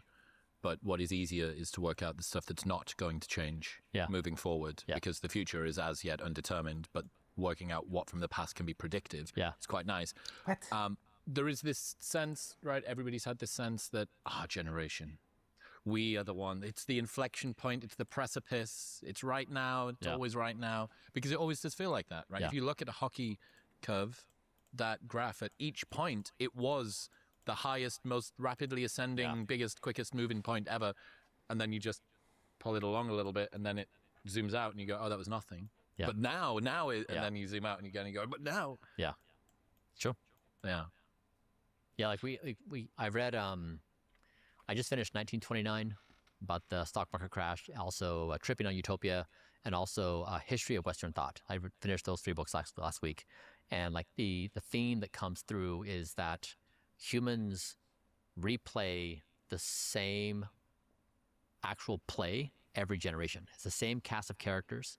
It's the same archetypes. It's the same arguments. And they just roll through different ideological spaces, but it's the same dynamics. And so we experience this moment, like you're saying, like we think it's novel and unique, and we imagine we're something that's pivotal, but really, like it's just the same thing. It's really very humbling, because then it goes back to like how much of your lived experience is NPC and how much of it is truly novel. And like I have to concede probably 99% of my lived experience is NPC. I probably have one shot at a novel thought, or like it's just the state of play, and it's very hard to get outside of that. But once you realize that, it's somehow relieving that that's the case, but also challenging. So you have to figure out like, how do I pull myself out and try to find moments of sobriety to see what this moment is. Yeah, there's again, speaking of the Christian piece, the meek, the sort of humility, the you're less special than you think you are. It's grounding in that way. I don't think British people need more of that. Maybe Americans do. We're already got. God, I love the Brits. The British. I love how I love how ornery they are, and brutally honest, and acrimonious, and I find sanguine. I do. I find those personality traits to be so charming. Well, I think everybody misses what they don't have, right? Americans would probably quite like a little bit more piss-taking and being brought back down to earth. And British people want a little bit more enthusiasm and encouragement. Yeah. And that's why I came over here. I was like, oh my God. It's like being, taking a drink and not knowing I was thirsty. I was so nourished by this. And then for you, it's like, I've always wanted someone to tell me I'm a prick. Like, finally, these people will say it to me straight. Yeah. I'm interested, sort of relating to the Harvard longevity thing. From the outside, a lot of what you're focused on seems to be kind of the raw physiological, but there's a huge emotional piece to longevity, regardless of how much AI is going to change things. Yeah. And some of that will manifest in like sympathetic stress, chronic stress, blood pressure, sleep, blah, blah, blah. But more than that as well is what is your moment-to-moment experience of life like, too. Yeah. So I'm interested in how you are thinking about the emotional and spiritual piece of longevity and health when you've got all of this focus on the physical piece. So are you and how are you looking at those two elements? Do you even conceive of them within your map framework? Yeah, I mean, first, I don't really feel emotions, so no, it's joking. What? I mean, people He's a vampire. That's a very common perspective. What people don't realize is that the entirety of my endeavor is about AI and how we as a human race survive this moment. Like, full stop. That is the only reason I'm doing this. Was it like that when you first started? Yes. Really? Mm-hmm. So you saw the writing on the wall with regards to AI before normies like me did? In 2016, I gave this talk, and I was like, look, if we look at this graph, very clear, it's up and to the right, and it's big. What was the graph? AI. Right. Whatever it is, it's going to be big. And so I didn't care to get into the prediction game of like when it's going to arrive and what it's going to be and all that, just that this is a moment. And I was trying to poke around, like, given this, it really does feel like this is like very much like a feel intuition. It feels big and it feels consequential. And it feels like we probably want to be sober to get this thing right. And so what I've been trying to do more than anything is to say we need a new moral philosophy that enables us to survive this moment. That basically the philosophy we have now that drives everything is one built on death. We are inherently a die species. We seek death for the glory of immortality through our various games. And the new moral philosophy I'm trying to create is don't die. That is, like, when you give birth to superintelligence, existence itself is the highest virtue. And so back to this book of the history of Western thought, Plato, Aristotle, medieval Christianity, medieval times, Renaissance, Enlightenment, modern day scientific era, like big chunks of time for these big ideologies. We're due for a brand new moral philosophy, and it will be induced by AI. And so the opening is right now. And it's not just like some small tweak. It's a really big opening. And that's what I'm really angling for. And so health is a vector to basically talk about it, to say, like, here's how you understand philosophy through these very practical actions. But that's really what I'm trying to do. And so above all, health is a language to communicate a new moral philosophy on what we do as a species in this moment. Before we continue, if your sleep's been off, taking ages to fall asleep, waking up at random times, or feeling groggy in the morning, Momentous' sleep packs are here to help. Then stop this build the world, say, from you. People are confused by me and my intentions. I'm called a narcissist, a tech bro, vampire, grifter, and health Dion freak. Quinn. Let me be clear about When what will I'm they doing. go back My to goal is to talking build the about world's PPs? next major... That was the hook. Talking about the boners, and then it's like... Maybe later. Moral framework, an ideology that bridges human and machine, biology and intelligence, the ancient and the emergent. The coming psychosis, a real possibility in the coming years, is that society becomes dangerously psychotic. Yes, we are already psychotic, addicted, fragmented, and self-destructive, but I mean clinically psychotic and on a civilizational scale.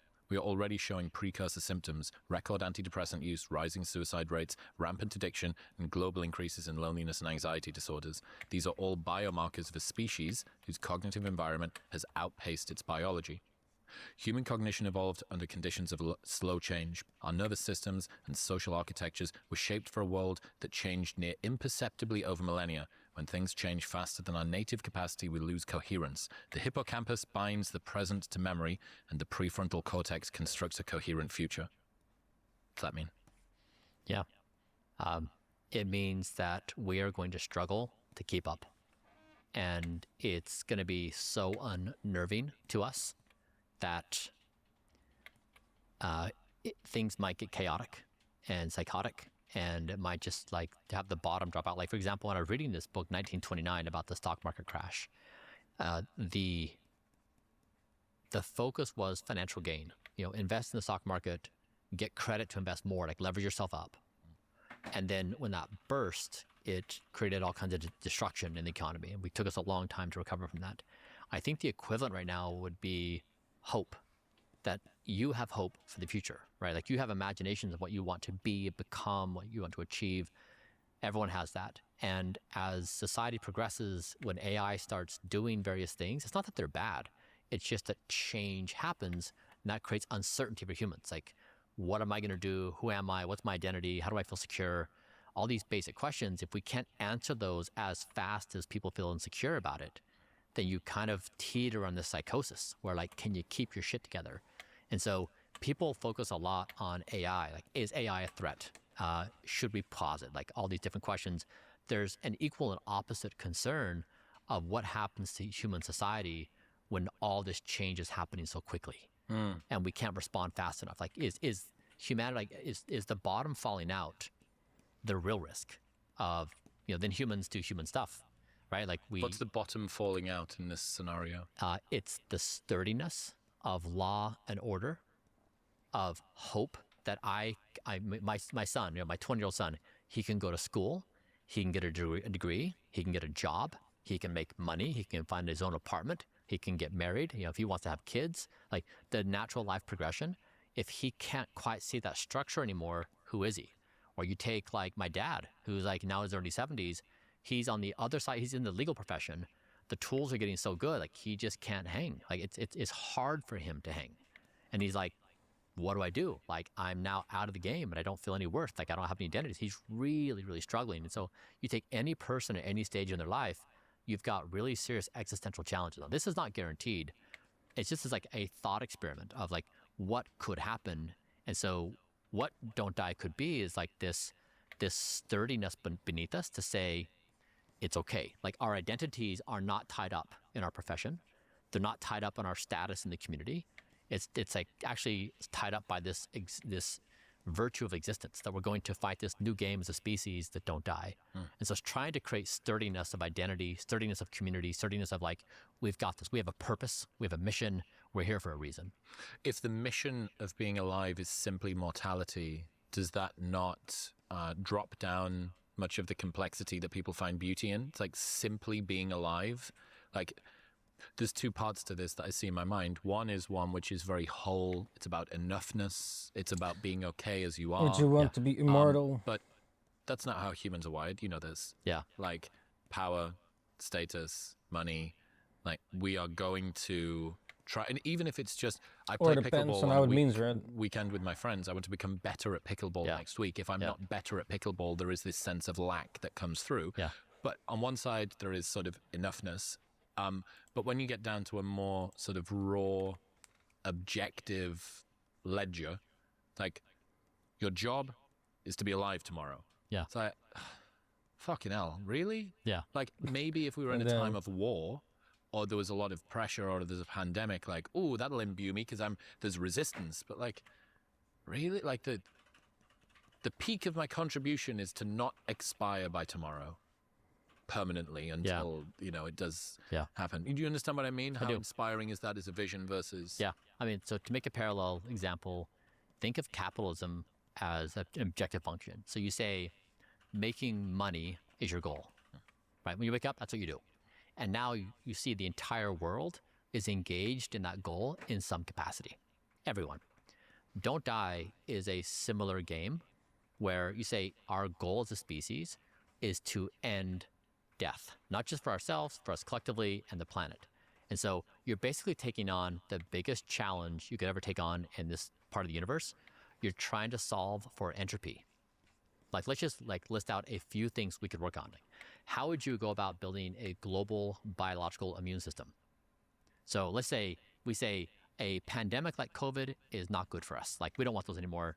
We don't want the plague. We don't want somebody in a lab, cooking up smallpox again. Great. So how could we build out a global biological immune system where we have sensors around the world where it automatically detects any kind of pathogen that is threatening to our life? That's a pretty cool scientific project. Now, let's say we care about the oceans and the ocean health, and the coral reef is burning up right now. That's bad for marine environment. How do we stop that from happening and rebuild coral reef? And so you just start ticking down the projects of how could you as a species solve for entropy, solve for death. The list is endless. It's like you have more to do than you ever could in capitalism. It's a bigger game than capitalism. Can you flex it in the same way? Sure. I mean, you have the same rules, right? Like, anyone who does something has high status in the community. Like, if I'm making a contribution, like, for example, I started to again, like, my entire game is to make death-related things that are high status, make them low status, right? And that's my whole thing. And so in this case, you could start scoring companies that do something that actually kill you, right? So that could be scrolling, endless scroll, inducing you to endless scroll. It could be alcohol. It could be vaping. It could be porn. It could be toxins, right? All those things. Companies that introduce that into the world, you would quantify it, and they would get a die score. Any fast food company represents death, right? They are actively introducing molecules into people's body that induce death versus more healthy ingredients. So that's an example where you start assigning a quantitative measure on what an entity, individual or company, is doing into society. Like a carbon offset, but for longevity. Exactly. But it defined in this really granular fashion, and you tie, because right now, if you make money and you dirty the world, doesn't matter, right? If you make money and you poison people, doesn't matter. In fact, you're kind of a hero. So to tie social status with your actual effect on life or death for the species. What have been the biggest changes in your approach or beliefs about health and longevity over the last few years? You came on the show maybe 3 years ago, and then we got to hang out in Roatan a couple of years ago. But lots of research, lots of experimentation, self-experimentation. What have been the biggest pivots? Yeah. I'd say one is do less. Like, most things in health and wellness and longevity don't work. And so people spend a lot of time doing stuff, and I would say save your time and money and don't do a lot of stuff. Do a few things. And then two is the biggest yield is typically doing behavioral change. So if a person has, everybody has their thing. Let's say somebody's thing is they love Skittles, and they just, can't help themselves to have a bag late at night. Then that's the biggest longevity therapy for that person, is to stop eating the bag of Skittles. And so what a person will typically do is if they have that, if they're locked in on that battle, they will, to compensate for that, they'll go to a gym, they'll go get red light therapy, they'll do a cold plunge, they'll do all this stuff. That isn't the thing. But it's basically to compensate for the fact that they feel so powerless to stop the Skittles thing, that they'll rather do those things. So most people are doing that compensation. And even though those things are good, they're not the higher yield thing. The higher yield thing is to stop the bad behavior. But that's the thing that most people feel very hard. And what they don't realize in doing that is the reason why that's hard is because they're not sleeping. Not sleeping well just destroys your willpower. And they're not sleeping well because 5 other preceding things are the case. So I try to help people understand, here's a 5-step process to nail your sleep. When you nail your sleep, your willpower boosts. When your willpower boosts, you can tackle Skittles. That's your therapy. Okay, so is sleep numero uno? By far. So more sleep, Dion, do you hear that? Yeah. Okay, give me, after all of the experimentation, what's the 30,000-foot view on how to get perfect sleep?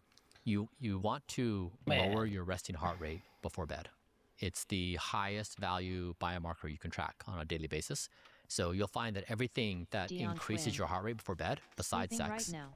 is bad Oh, for for you, real? and everything Dion that lowers your Quinn. heart rate before bed is good for you. And so, for example, This is Dion all Quinn. a dream. New tech.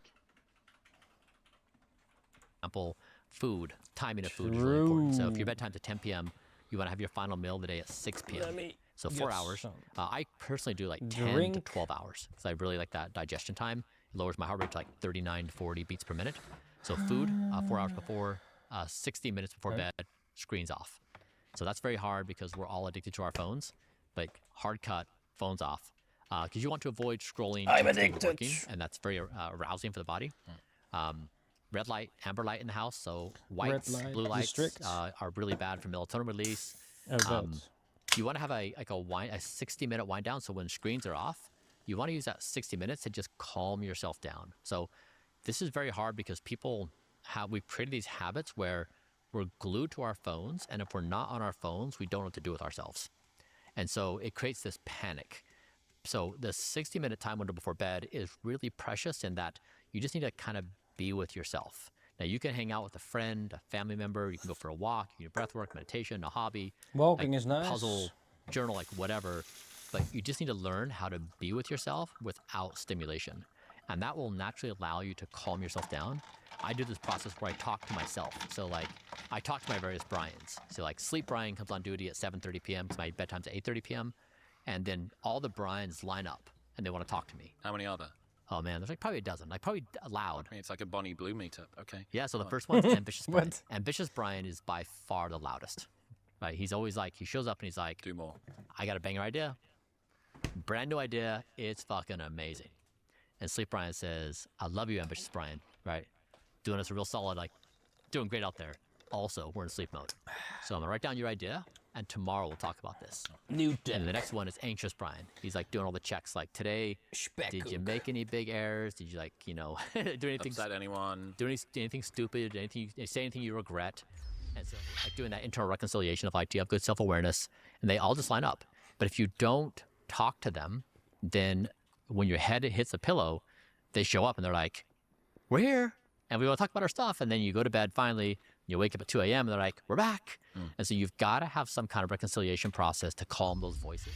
So like those are the big ones, like food, light, wind down routine, screens off, and then caffeine. So you want to have your final caffeine around noon each day. So it has a 6-hour half-life. Those are the real big ones. So, but what you want is like for a man, you want to be like 50-ish heart rate. Same with the female. If you're in that zone, you're doing pretty well. If you can bump down a bit more, and once you get that nighttime routine knocked down, then you can start exercising very well. Like if you sleep really well, your willpower skyrockets. If you sleep poorly, it like knocks your prefrontal cortex Dion offline. Quinn. You can't really have much Oh, it's this willpower. guy. So that's like number one. Oh, you didn't know.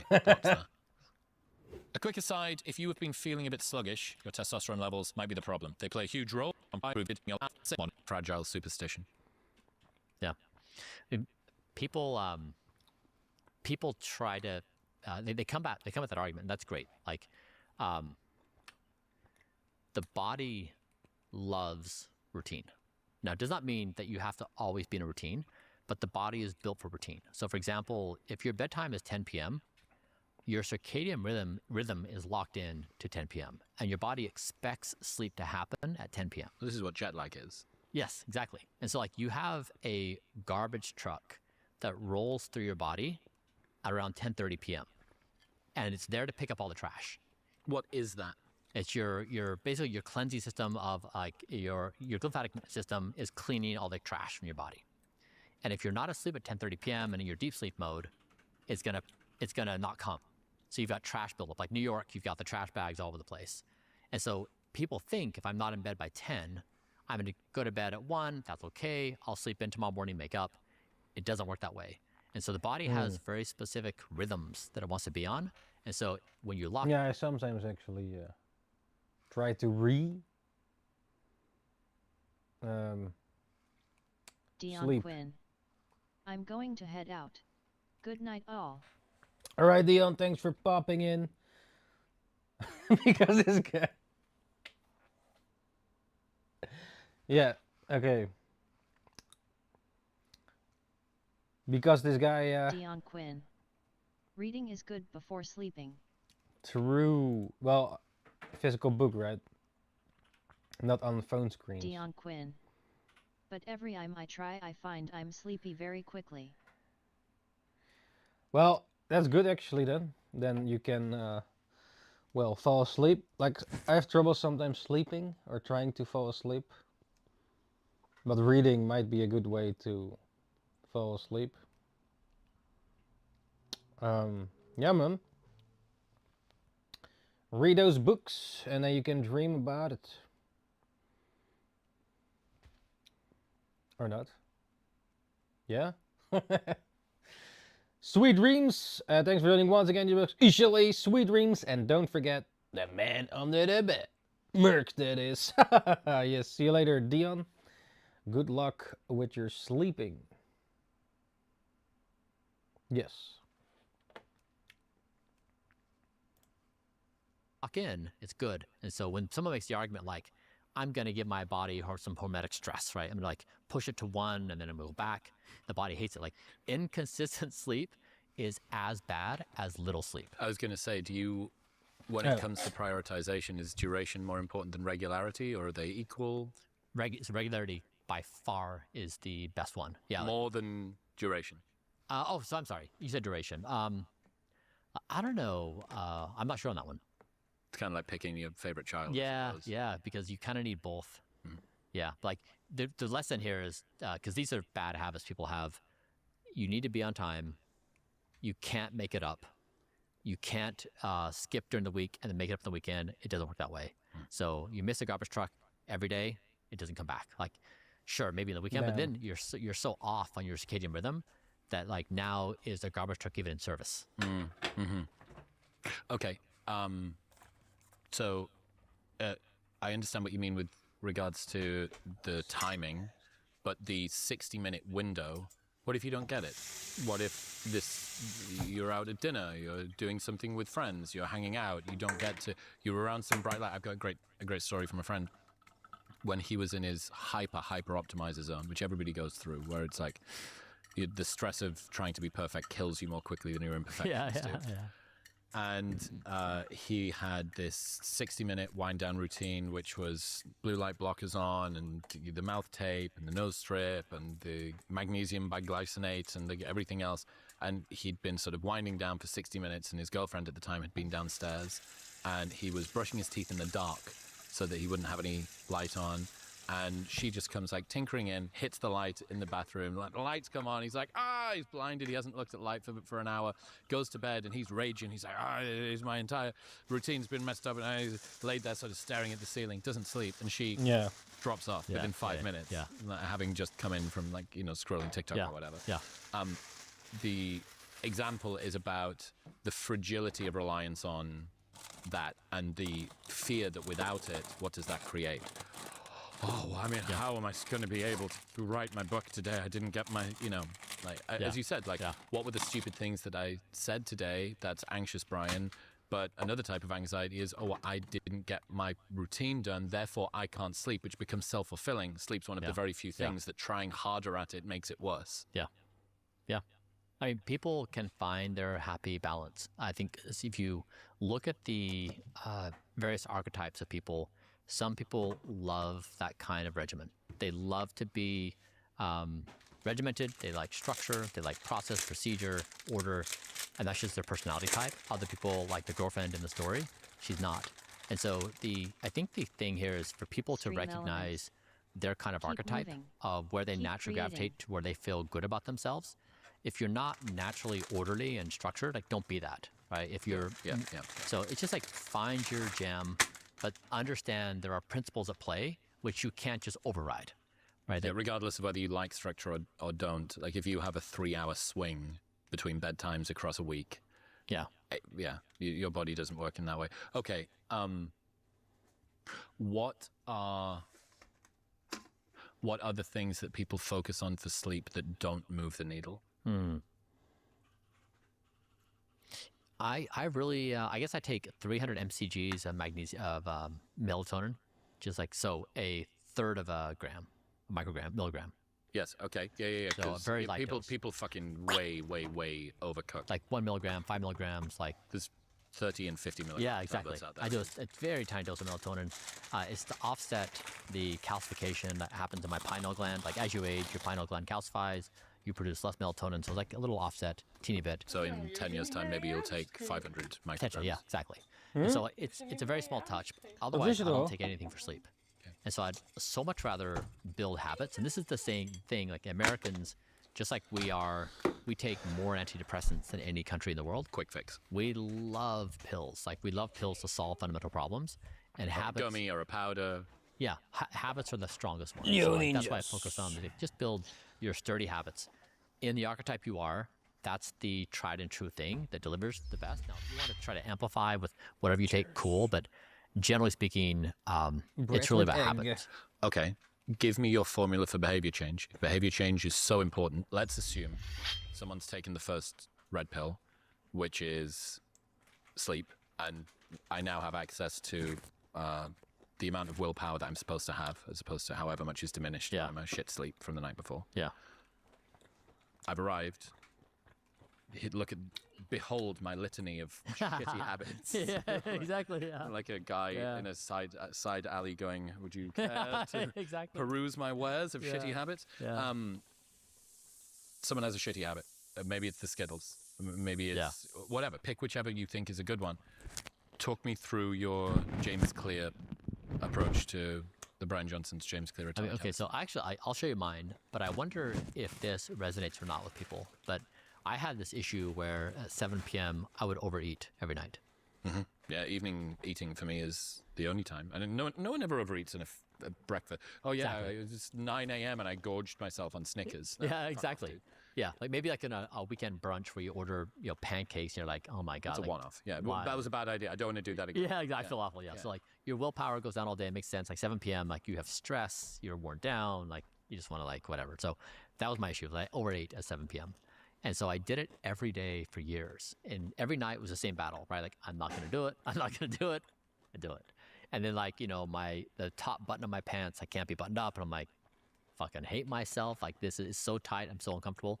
So I tried so many things to stop that, and I couldn't.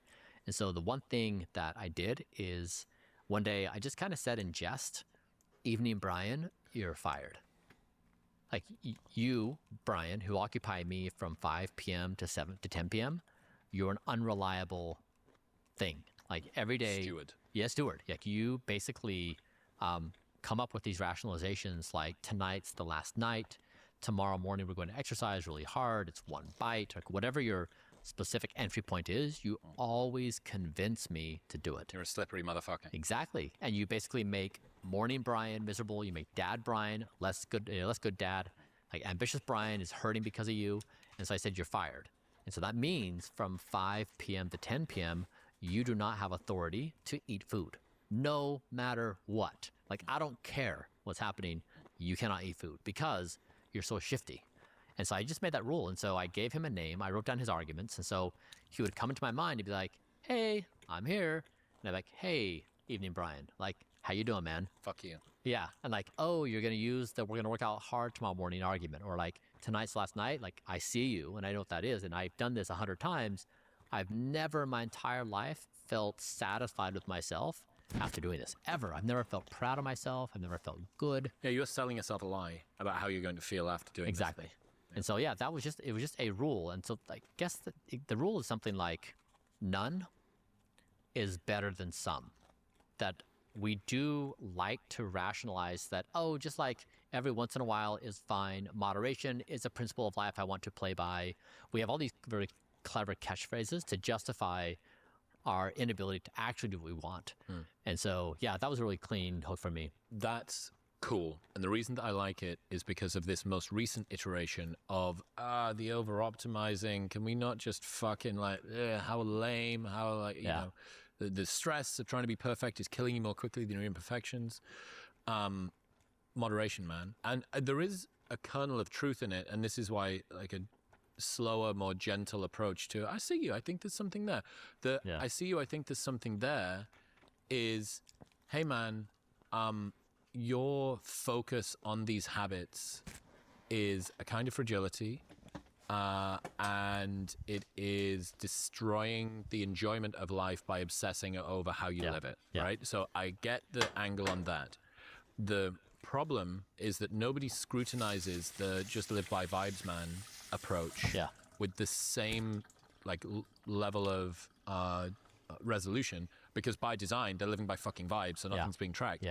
But I've never even thought of it before, but you fucking nailed it, which is I just live by moderation dude is not living by moderation, it's living by extremis. Like you end up the moderation you put I always use this example because I like biscuits, cookies. I like biscuits. If you tell me pack of Oreos, there's one outside, you can eat none of them or you can eat all of them. I'm like, done. Exactly right. But you can eat 2 of them. I'm like, well, I'm exactly. Fucking Superman. No, I can't eat 2 of them. No, if you give me a start, maybe I don't know. Maybe some people aren't like this. I'm a eat all of them or eat none of them kind of guy. So you're what on the surface, like first order, looks like the very bureaucratic, dictatorial Nazi policy. Like, how can you do this to yourself? Like, you're not balancing life. Like, it would be much better if you just allowed yourself to treat like every so often. It's like, okay, show me how every so often your every so often is. Yeah, exactly. It's not that every so often. It's actually most of the time. You know, I just like, I'm a bit more flexible with my sleep. You know, sometimes I let myself sleep in. Sometimes I go to bed a little bit later. Like, it's like, okay, just look at when you're going to bed. It just keeps on shifting later and later, and there's no trend over time. It's just and sometimes it's getting wider. So yeah, I think I've never thought of it before, but the everything in moderation is not done in moderation. Exactly right. Yeah. So this is like, again, mimetic moral philosophy warfare. So the person who's arguing for moderation is attempting to take a drive towards health and make that low status and make their moderation high status. So this, if you look at the world through this lens, you realize everybody at all times is trying to take their position, and they're like assessing the battlefield, and they're saying anything that makes me feel low status, I'm going to invert and make that high status thing low status and my thing high status, because I inherently want to feel superior to people at all times. And so, I mean, that is like literally everything that's happening at any moment in society. Ever. It's just like humans want to feel superior and high status. Okay. Do you know the Inner Citadel idea by Isaiah Berlin? I don't. Allow me to teach you. I think this may be useful to you. Isaiah Berlin says, when the natural road toward human fulfillment is blocked, human beings retreat into themselves, become involved in themselves, and try to create inwardly that world which some evil fate has denied them externally. If you cannot obtain from the world that which you really desire, you must teach yourself not to want it. If you cannot get what you want, you must teach yourself to want what you can get. This is a very frequent form of spiritual retreat in depth into a kind of inner citadel in which you try to lock yourself up against all the fearful ills of the world. And a different way to look at it is, if your leg is wounded, you can try to treat the leg. And if you can't, then you cut off the leg and announce that the desire for legs is misguided and must be subdued. That's right. Yeah. I mean, that's it. I mean, basically, that's the exact articulation of what we've been discussing. Yep. It's mimetic and moral philosophy warfare to feel superiority. Because nobody wants to feel inferior. Yeah. It's like you looked at Adlerian stuff much? Yeah, and a lot of that is driven by this, I can't be inferior. Yeah. This is why getting into a relationship with too much of a power imbalance, one person is significantly busier than the other, one person is significantly better looking than the other, one person has significantly more attention than the other. The power imbalance is so great that unless the second person is happy to only ever sing harmony and never sing lead, and is there like in service, and the service becomes their reward. If you have 2 people, you can't have 2 people singing lead. Like one person has to sing harmony. And if you're lead singing and they're lead singing and theirs is fucking way ahead or yours is way ahead, there's going to be tension. You know, I think about those bridges that you see during earthquakes, and they sort of do this. They like flex like that. And I think about that's the kind of visual. It's this sort of flexing and tension. It's not even necessarily a pulling apart. It's I'm going this way and you're going that way. And yeah, exactly right. Yeah, I mean, like 100%. Like, what is society? I mean, I guess like there's 2 macro games happening in society. Like, in that tension is, what is high status, and then within that game of who is high status. Right, that's it. And then you've got everyone else playing to try to take that high status, make it low status. But like right now, the highest status game is wealth. Right, capitalism. And this came from Adam Smith, a couple hundred. This is what I'm saying. Like when you look, is the highest status game raw wealth? What about renown, popularity, recognition? Because you look at somebody who already has lots of wealth, and a lot of the time they continue to pursue status. I spoke about this with Naval, and his. I think this is true. You're interested to get your perspective. Money is evolutionarily novel, and yet it's a proxy for status, and it gives you things that status can't. But we should have raw status for status's sake, prestige, dominance, access, it's like recognition. Yeah. That should be more deeply rooted and therefore less easy to satiate than money. Yeah. Because money is more novel. Yeah. And money is not direct access to the thing that you need, right? Money without status can make you live, but status without money can make you fucking miserable and kind of on the street in a way. Yeah. But it seems like people who get lots of status rarely continue to pursue money, whereas people who get the fucking infinity money do always continue to pursue status. Yeah. Do you see an asymmetry here? I'm interested with your perspective on money and status. Absolutely right. I mean, I think basically, I think that's correct. I think money has more raw power. Just from a transactional. Just raw power, like the ability to do things in the world, like to move the world. Money is in this current context. Now, behind that, so again, like remember two games. One is what is high status, and then two is who's winning within status. And so my comment on money is that is within context of that is high status. But if you look at broader status of what is high status, right? Like religion has played status, right? Like you look at Christianity, where Jesus is like, look, guys, I've got a new status game for you, and it's not what you're being told. Like I'm going to tell you a whole new rule set. And so any religion's done that. And so this is the game I'm trying to play. I'm trying to basically say, like right now, capitalism is status. Like it is, if we said like this is the thing, and I'm trying to say this is the thing that might lead us to make a terrible error in judgment on what we do in this moment. And that the flip is existence itself is high status. Interesting. And never to the exchange of anything else. It is never worth trading existence for anything else, wealth, power, or status. Existence itself is the highest virtue. In other news, if you're feeling tired, you might not need more sleep, you might not need more caffeine, you might just be dehydrated. And proper hydration is not just about drinking enough water. It's about having sufficient electrolytes to allow your body to properly absorb those fluids. Element contains a science-backed electrolyte ratio, sodium, potassium, and magnesium, with no color, no sugar, no artificial ingredients, or any other BS. It plays a critical role in reducing muscle cramps and fatigue. It optimizes brain health, regulates your appetite, helps curb cravings, and that's why it's used by everyone, from Dr. Andrew Huberman to Olympic athletes and FBI sniper teams. This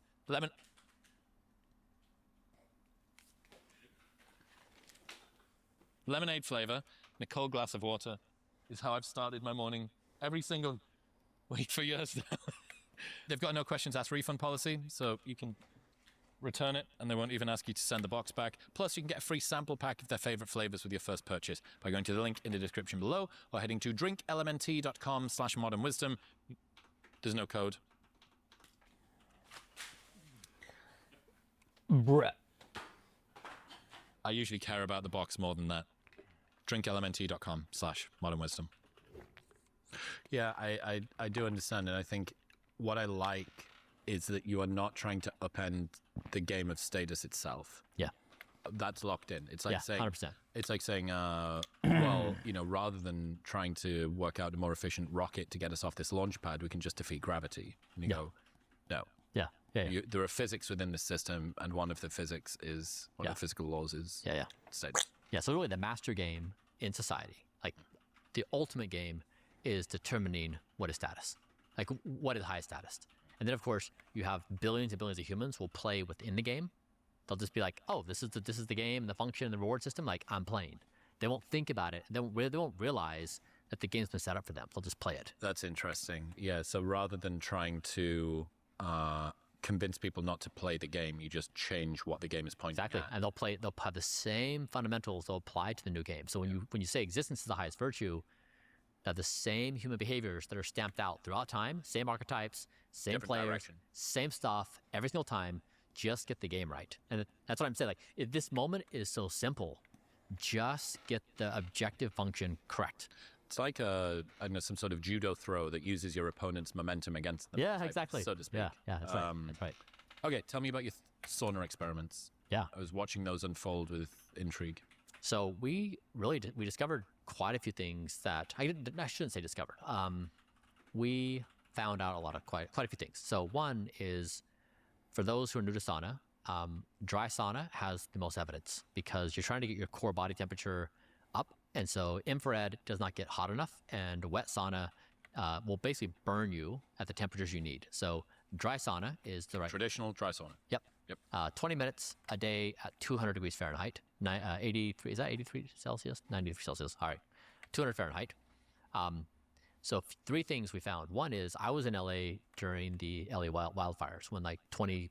Yeah, that'll heat you up if you go close to So them. yeah, so I was measuring my toxins in my body before the fires happened and then after the fires happened, and I was absolutely baked in toxins. So I was in like the 99th percentile, as I'm sure other people in LA were too, of toxins. You could like go down the list and be like, this chemical is used in PVC pipe for housing. This chemical is like a countertop. This chemical is like you could like literally see the burned houses and breathing cars. in Teflon and Like, whatever else. Like you could like down the list. You could look at the industrial solvent. There's a Kia Sorrento.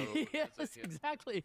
So my body was full of all these houses and cars that were burnt, and the sauna annihilated the toxins. It was remarkable. So that was cool. Okay. Two is we have been trying to get my microplastics down because microplastics live in the body and the brain, and we were measuring microplastics in my blood and also my semen. And so microplastics hang out in the testicles, and that has all sorts of negative effects on testosterone, on fertility. You just don't want them hanging out there. So I had over a 90% reduction in my blood and my semen of microplastics. And that was a first in world demonstration of, no one had ever done that before. It's because the microplastics test is actually kind of hard to do, right? Exactly. Yeah. The test is hard, and no one had done semen before. No one had repaired blood and semen. Yeah. Just hold, because this is fascinating. But you know why kitchen detergents say kills 99.999% of bacteria? Why? It's not because they're unable to kill more bacteria. It's that the testing tolerance only goes. Yeah, exactly. Then this kind of feels like not too dissimilar of the same. So one is we showed that sauna is a really efficacious detox protocol. Number two is we showed, we think sauna was the reason why my microplastics went down so dramatically. Cool. We relatively controlled across everything else. Exactly. It was very controlled. Like we didn't do any therapies in that time frame that were meaningful. And then three is I had really great improvements in my vascular markers. So it actually improved, even though I'm in really good health, it still had a measurable increase in my vascular markers. It increased my VEGF. This is like, you want VEGF in your body because it helps produce more capillaries and blood vessels. Like you want a higher level. It increased it by 400%, which was amazing. I had a dramatic drop of p-tau, which is a protein in the brain that leads to Alzheimer's. So that dropped dramatically. I did a test on looking at when you're in that kind of environment, you want to put ice packs on your testicles because otherwise it annihilates your fertility markers. It'll take down your count, your morphology, all the above.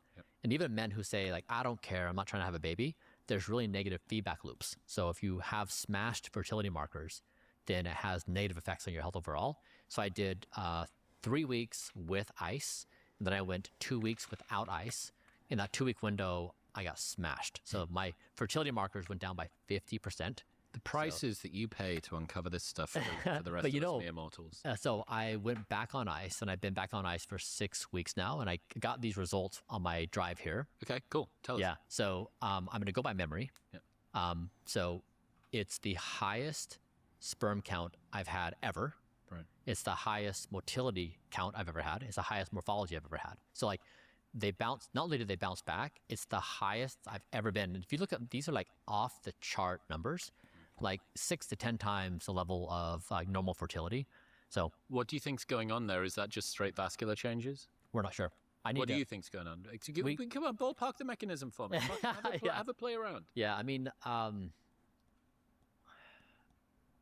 really need to deep dive into this more. Yeah, I don't know. It's a really big jump, and I've been doing hyperbaric oxygen therapy. We've been doing the sauna. We haven't done really any other meaningful therapy that could boost it. Okay, so let's go through the protocol for the sauna. You said 200 degrees, dry. 20 minutes, yeah, dry, the traditional sauna, ice pack on the balls. Yeah. Does time of day matter? Okay. No. Does what did you go for as a solution for ice pack on the balls? Yeah, so you can buy these from Amazon. They're like $8, BPA free, no toxins, reusable. So yeah, they're blue. You get a pack of like 4, and then you want them on the balls in the sauna. So put on cotton underwear and then cotton shorts, and then slide them underneath the shorts. In between the two. Exactly. Yeah, and then like so just have 2 of them in there. But yeah, if you keep them chilled, like we wonder whether the chilling actually has an improve. Like we can't. That could be so interesting. Yeah. It's got nothing to do with the sauna. It's you put an ice pack on your balls for 20 minutes. We know a day. sauna destroys, but we wonder like is the icing, because we saw get out of the sauna, put the ice pack on. So like yeah, if you're working now, like so we actually were going to do another experiment after this completed. I was going to start icing the testicles during the day, like just when I work, like. Because we saw a 30% jump in my fertility markers in the first 3 weeks of doing ice, and we were trying to figure out like why did the sauna increase it, and then the ice just protected the increase, or so we're still trying to figure out what the cause is. Collaboration of the two. Okay. What else have I got to ask? Are you taking any binders like a charcoal, a cholestyramine, a NaC flush type scenario, something to capture the heavy metals that are coming out of you? None. Right. No. So it was just 2 pairs of cotton shorts, an ice pack, and a sauna. And like a cotton towel, wipe yourself off, and, as you're sweating, jump in the shower. Why wipe yourself off? Oh, just if the toxins are being excreted via sweat, just snag it when it's like hanging out your skin so it doesn't dry. And shower straight after. Yep. That's it. That's it. It's the entirety of the protocol. Yep. That's it. Cool. I'm going to guess you were doing that 7 days. Yeah, every day. Right. Yeah, and I do it after working out. So I go work out for an hour. I immediately jump into the sauna, and so I'm already really warmed up. Yeah. So as it opposed to spending the first 7 minutes getting up to temperature. So yeah, also, there seems to be, from Rhonda Patrick, there seems to be some pretty good evidence about, well, you kind of extending the session's benefits somewhat. So you're stacking a few things together. Exactly right. But I do like the idea of, we were talking about behavior change earlier on, stacking habits. Yes. It's very strong. Exactly. It's like, look, if I'm going to train, and I know that when I get home from training, my training session is an hour, but I'm actually going to book an hour and 40 in, and that gives me 10 minutes to get home, and then I'm going to get in the sauna for 20 minutes, or wherever. I'm going to go to, maybe the sauna's in the gym or whatever. And then it's going to give me 10 minutes for my shower, and then I'm done. And I've done both of these things, and I've done them in the right order. Yeah. I've done them like together in that format. Anything else on sauna? Anything else? Yeah, initially, I did sauna in the morning. So in the first 2 weeks, it absolutely wrecked my sleep, like destroyed it. From doing it in the morning. Well, I think just doing it. Period. Like it's 200 degrees is a lot. Like it's really, really warm. I had never done sauna before, so I think it was just the adaptation time period. I'm fine now, but just note that there's initially an adaptation time period, and then 2 is I tried at night. Initially, it wrecked my sleep. But then I tried it after I had the adaptation period, and it boosted my sleep. So I found that there is some virtue in doing it before bed. So you just have to run the experiment. You have to see for you if it's going to improve sleep or not. Yeah, that also means that you're going to have to be training later in the day, which is not always necessarily. Yeah, exactly. If you pair those 2 things, exactly. Because you don't want to exercise within 4 hours before bedtime. Yeah. Okay, HBOT. Talk to me about that. I was messaging you the day that I started my HBOT. Was the day that you put your video out, and I'm in there, and you were like, I can't remember what the fuck you replied with 20 and 5. 83% with natural blah blah blah. Just because I'm in this big fucking metal dildo, and the guy that's there, Vance from Beam Hyperbarics in Austin. If anyone wants to go to a great hyperbarics place, it's fucking sick. You can book it by the hour. Vance is great, and I'm like. knocking on this tiny little portal out of my submarine, and he comes in, and I just showed my phone. I'm like, I couldn't be bothered to use the radio to get outside. I'm like, is Brian messaged? Are we doing this? And he sort of went, That's so funny. Yeah, put his thumb up like that. So, yeah. Hyperbaric. I mean, red pill me. when you messaged me, I was worried about you because like a week before somebody had blown up in Arizona. So yeah. So what does that look like? Well, so in hyperbaric, the idea is you pressurize. So you're actually at atmosphere at sea level, we're about 15 pounds per square inch of concentration of oxygen. At 2 atmospheres, you're at 30. So you pressurize. And some hyperbaric chambers, they pressurize and then they just push 100% oxygen into the chamber. So you're just hanging out and breathing the oxygen. But if you're doing that, you're sitting in a pressurized chamber and you're basically a flammable ball. You're a candle wick. Like you're a bomb. Like, so if there's a spark of any type, you just blow up. Your phone or some device that you've got with you or whatever the fuck. Okay. So no. I was not. I had the. I was breathing the mask. I was doing stuff. Great. Yep. Okay. Cool. Yeah. So, yes, hyperbaric oxygen therapy. I think to date, it's fair to say, has been the single best performing therapy we've ever done. And this is both good news and bad news, because the bad news is that it's expensive, it's inaccessible, it's time consuming. Super inconvenient. So it sucks because I hate sharing this because it's very exciting. But then it sucks because people can't do it. Like, I mean, if you're already to say, I've got to find a sauna to use, and most people don't have a sauna in their house. Oh God! Now you're telling me I need to produce my own oxygen. Totally. This thing weighs fucking 2 tons. Where does it fit? Totally. Yeah, and like, who has 90 minutes in a day to go do this thing? So I would just say for people who have a serious condition. And there's a variety of conditions that this could address, like even cognitive decline or, wounds for diabetes. What would be on the list? So there's a lot of emergent evidence for cognitive decline, that if you're entering the latter parts of your life and you're really struggling, this could have a meaningful impact on that.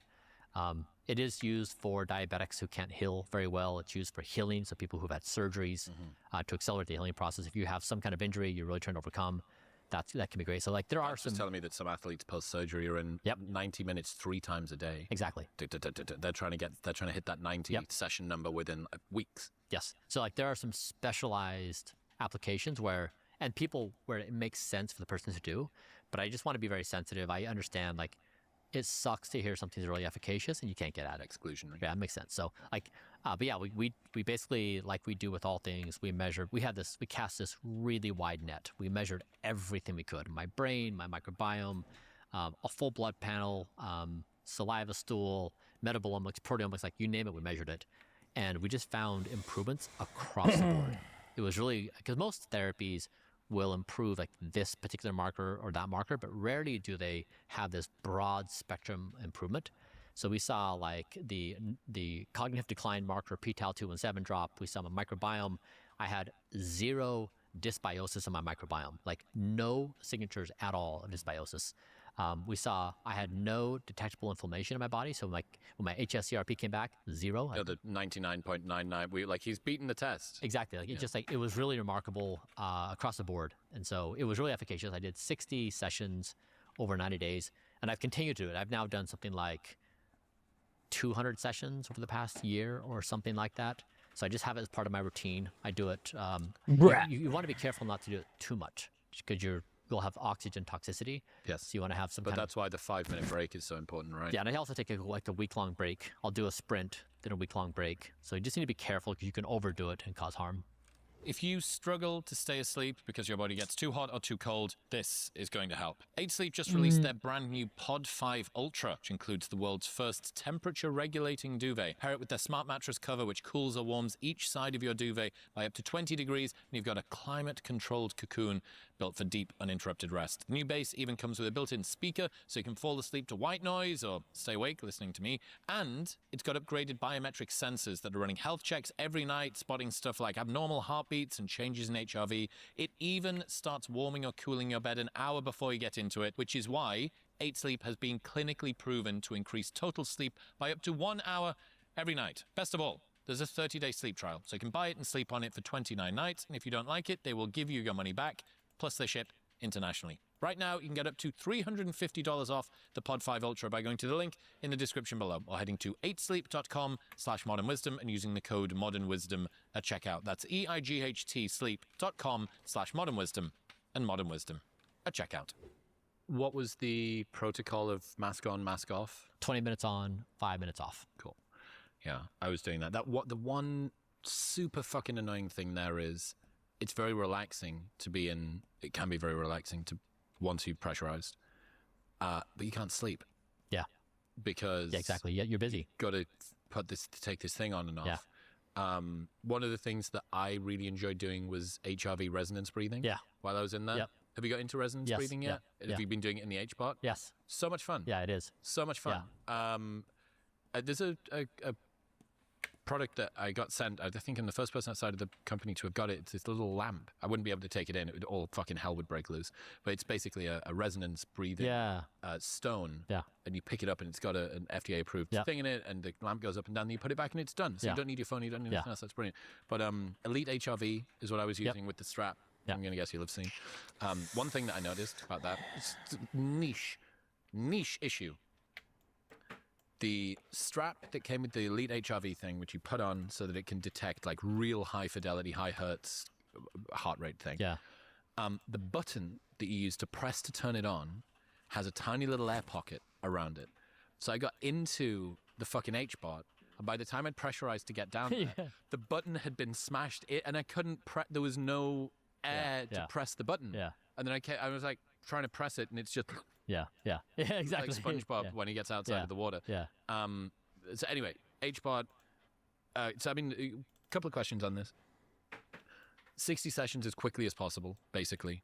Yeah. With to start to accumulate. It's not like a one and done type thing. Yeah. I think I asked you this at the time. I'm interested if there's any more information. Going from state change to trait change, like, is this the sort of thing that locks in? I'm aware you haven't then tested coming off and seeing what the tail of this is.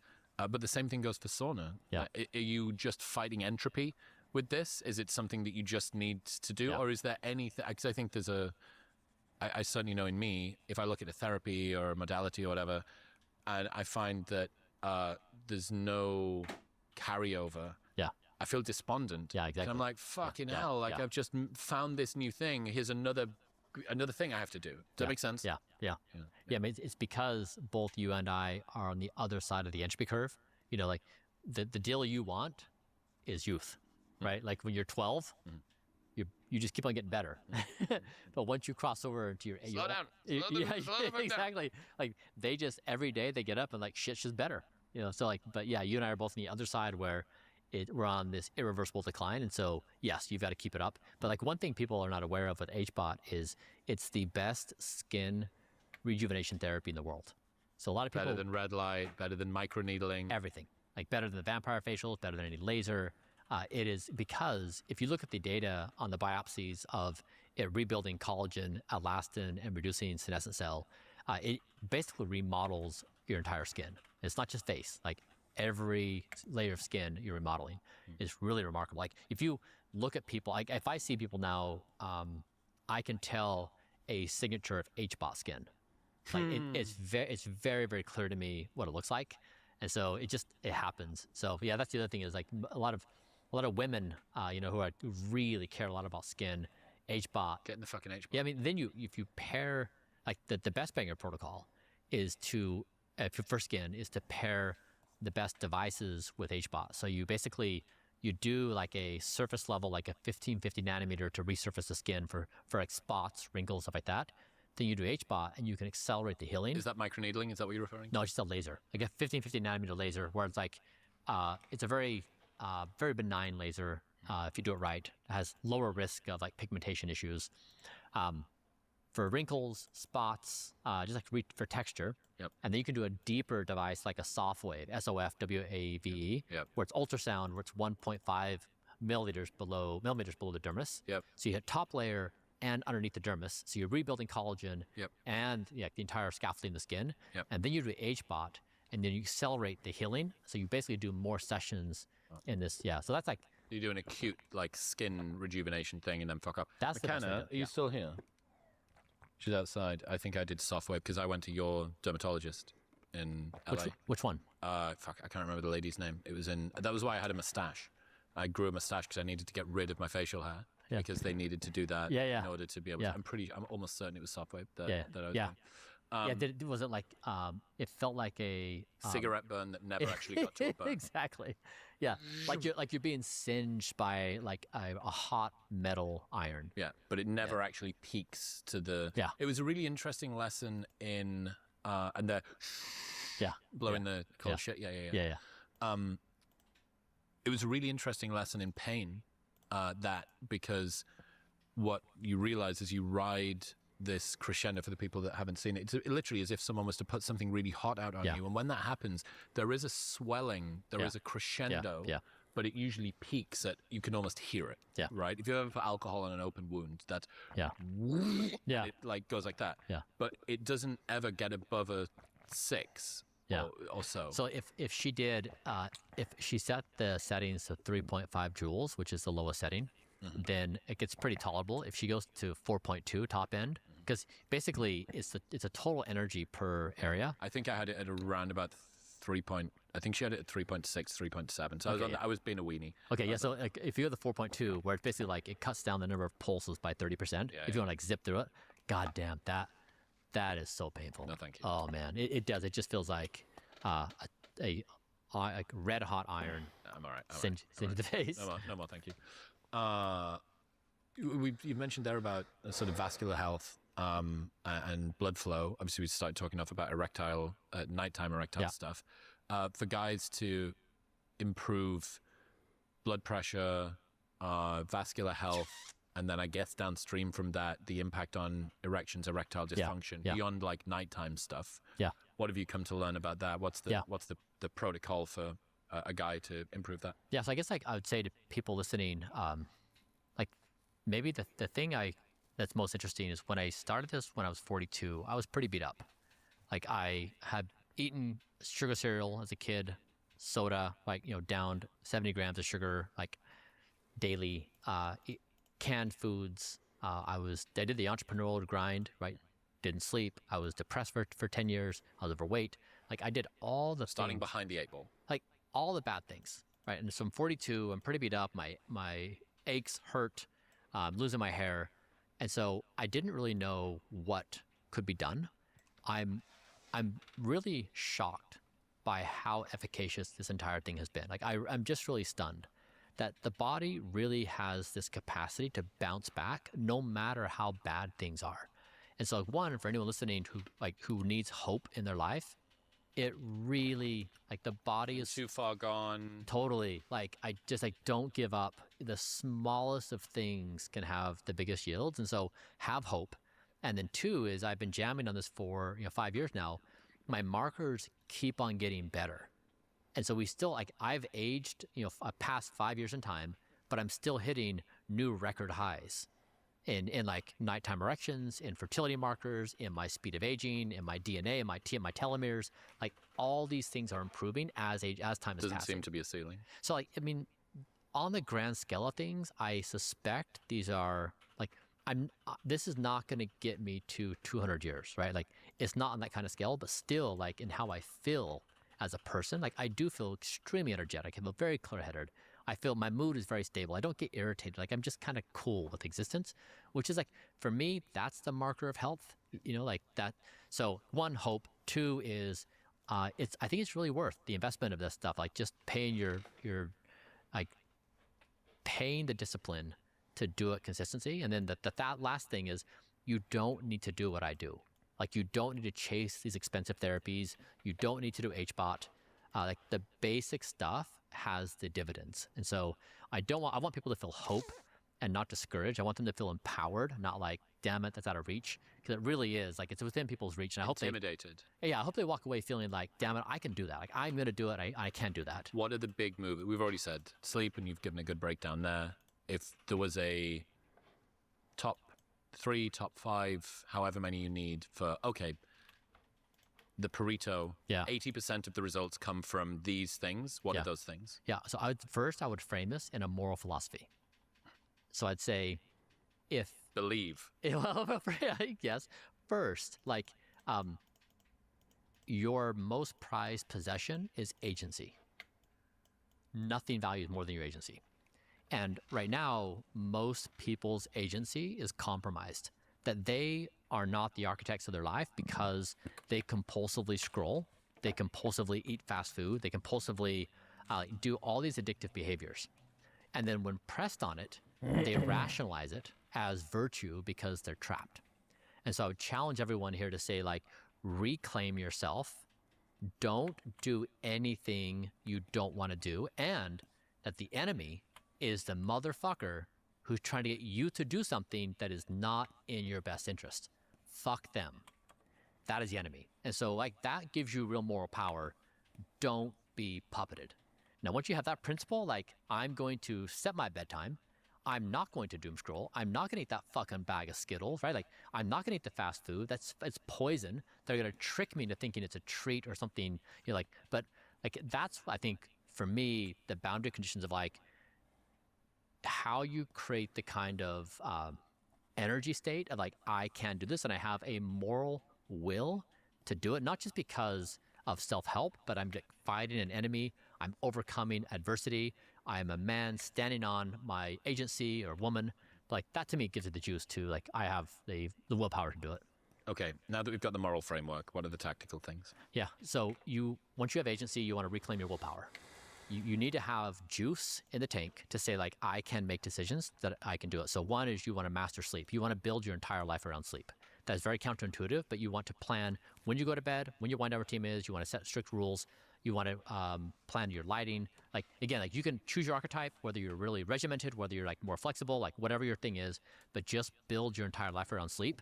And if you need justification, realize those not doing that are 10 to 12 points stupider than you. Like, they're actually dumb. So it's like a retardation exercise for them. You're actually going to be smart. Once you do that, exercise, because that also is going to boost your willpower. So boost it with sleep, boost it with exercise. And then once you get those two down, then tackle food, because food is the most complicated. Food is where we go to, like, soothe ourselves, to do, like, the self-therapy. So only tackle then. Try to start just having a bit more good things for you and a few less bad things. Like, slowly walk your way into it. Radical change is hard for a lot of people, but it's like slow walk into. And then if you, again, have that in the back of your mind, like a rule, you will never, ever eat fast food ever again. Like, none is better than some. So there's no moderation. There's no once a day. Like, the idea of a cheat meal is the worst idea in history. Like, don't do cheat days. Don't do cheat meals. Don't do cheat weeks. Don't do cheat anything. Don't cheat. When it comes to exercise, well, for longevity, most people are already doing, almost everybody that's listening is going to have some sort of training regime, I would imagine. Yeah. The vast majority of them are going to be something like a push-pull leg split.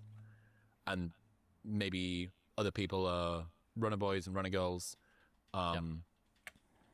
If you were to design the minimum effective dose, this is where I think the blind spots are for people. What would you say, exercise-wise? Yeah, I mean, because everyone's got their jam, whether it's Pilates, weights, whatever, just do it. Like, just be active for roughly an hour a day. Do cardio, do strength, do balance, do flexibility. Everyone's got their own preferences, but I think I don't go after the details here because there's, like, endless material to go after. Just be active and commit to being active. So some people like chicken, some people like salmon, some people like kale, some people like spinach. Exactly. Like, right. and then same thing with food. Like, I don't get into the game of carnivore versus vegan versus paleo versus whatever. They're abstractions which are irrelevant.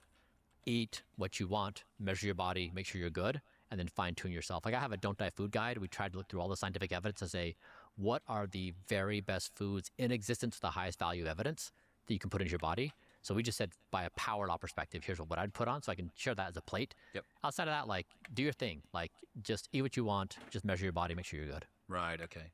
Methylene blue, how'd you get on with that?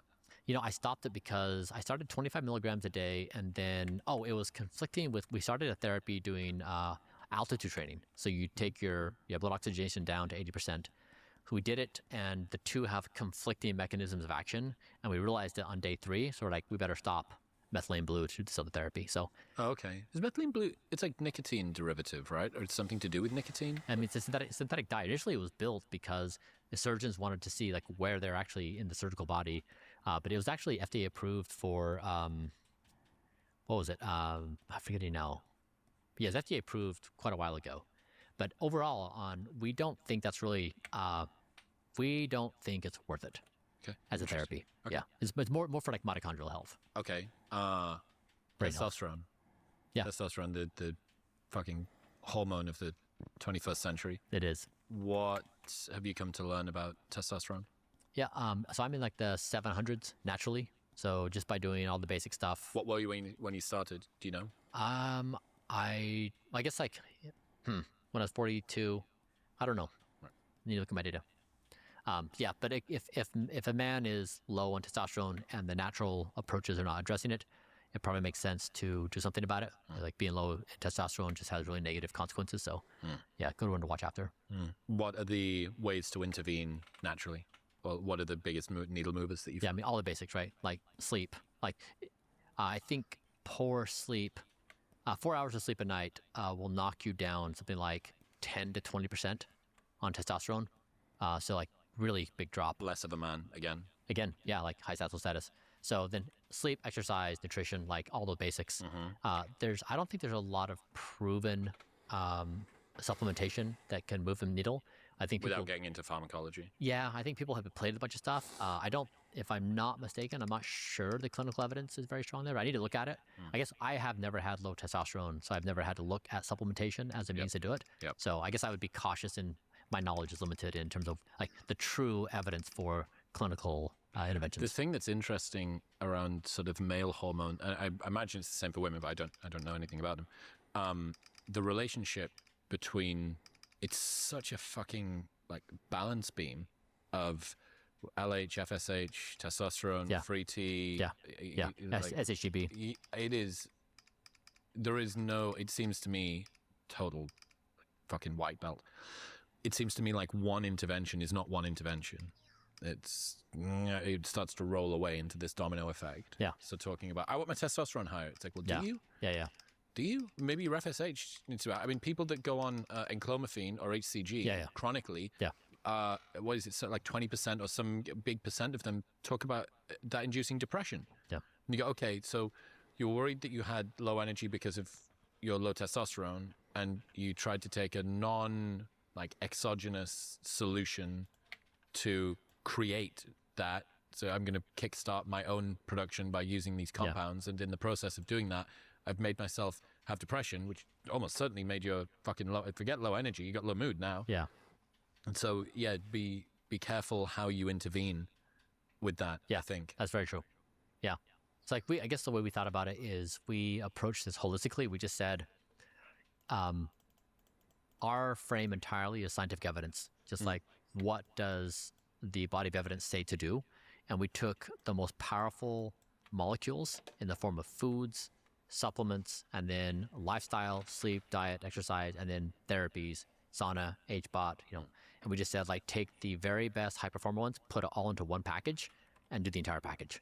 And it makes sense. Like if you're taking care of the entire body on every level, you have these systematic effects. They'll come online. Exactly. So I think people approach these things very narrowly, but like our hormones, like is a very, like you see like microplastics, right? Like microplastic in the testicles has a negative feedback loop for fertility and hormones, right? The same is true with toxins. So like that's, when we talk about testosterone, we don't talk about microplastic intervention, which then leads back to sauna, which then leads back to, so like we've tried to just be holistic, like give me the whole thing and let me build that into one daily practice. So I don't have to then try to figure out like this and that thing. Talking of daily practices, what's this 15-second phone call thing you're doing? Oh yeah, with my friends. Yeah. So a friend of mine introduced this to me. So I became friends with this person, and he's very powerful, and he would call me and he'd be like, Brian, like blank statement. I say something to him and like, all right, man, I love you. See you. That's it. And I was like, that is amazing. It was so clean. It feels so good. And we just did that through like a couple months, and we built this amazing friendship. And 15-second friendship. And it was like, but it was like this deep. And I guess I imagine in my mind, like I imagine what his day must be like. Like he's juggling all kinds of crazy things. He clearly does not have time for like sit down, hang out, do this and that. But yet he does such a great job of maintaining really meaningful, like deep relationships. So when he says he loves you, it's like, you feel it. It's like he's not like just saying it. And so I appreciated his model of friendship so much because before I was stuck in this idea like, hey, Chris, you want to hang out, you know?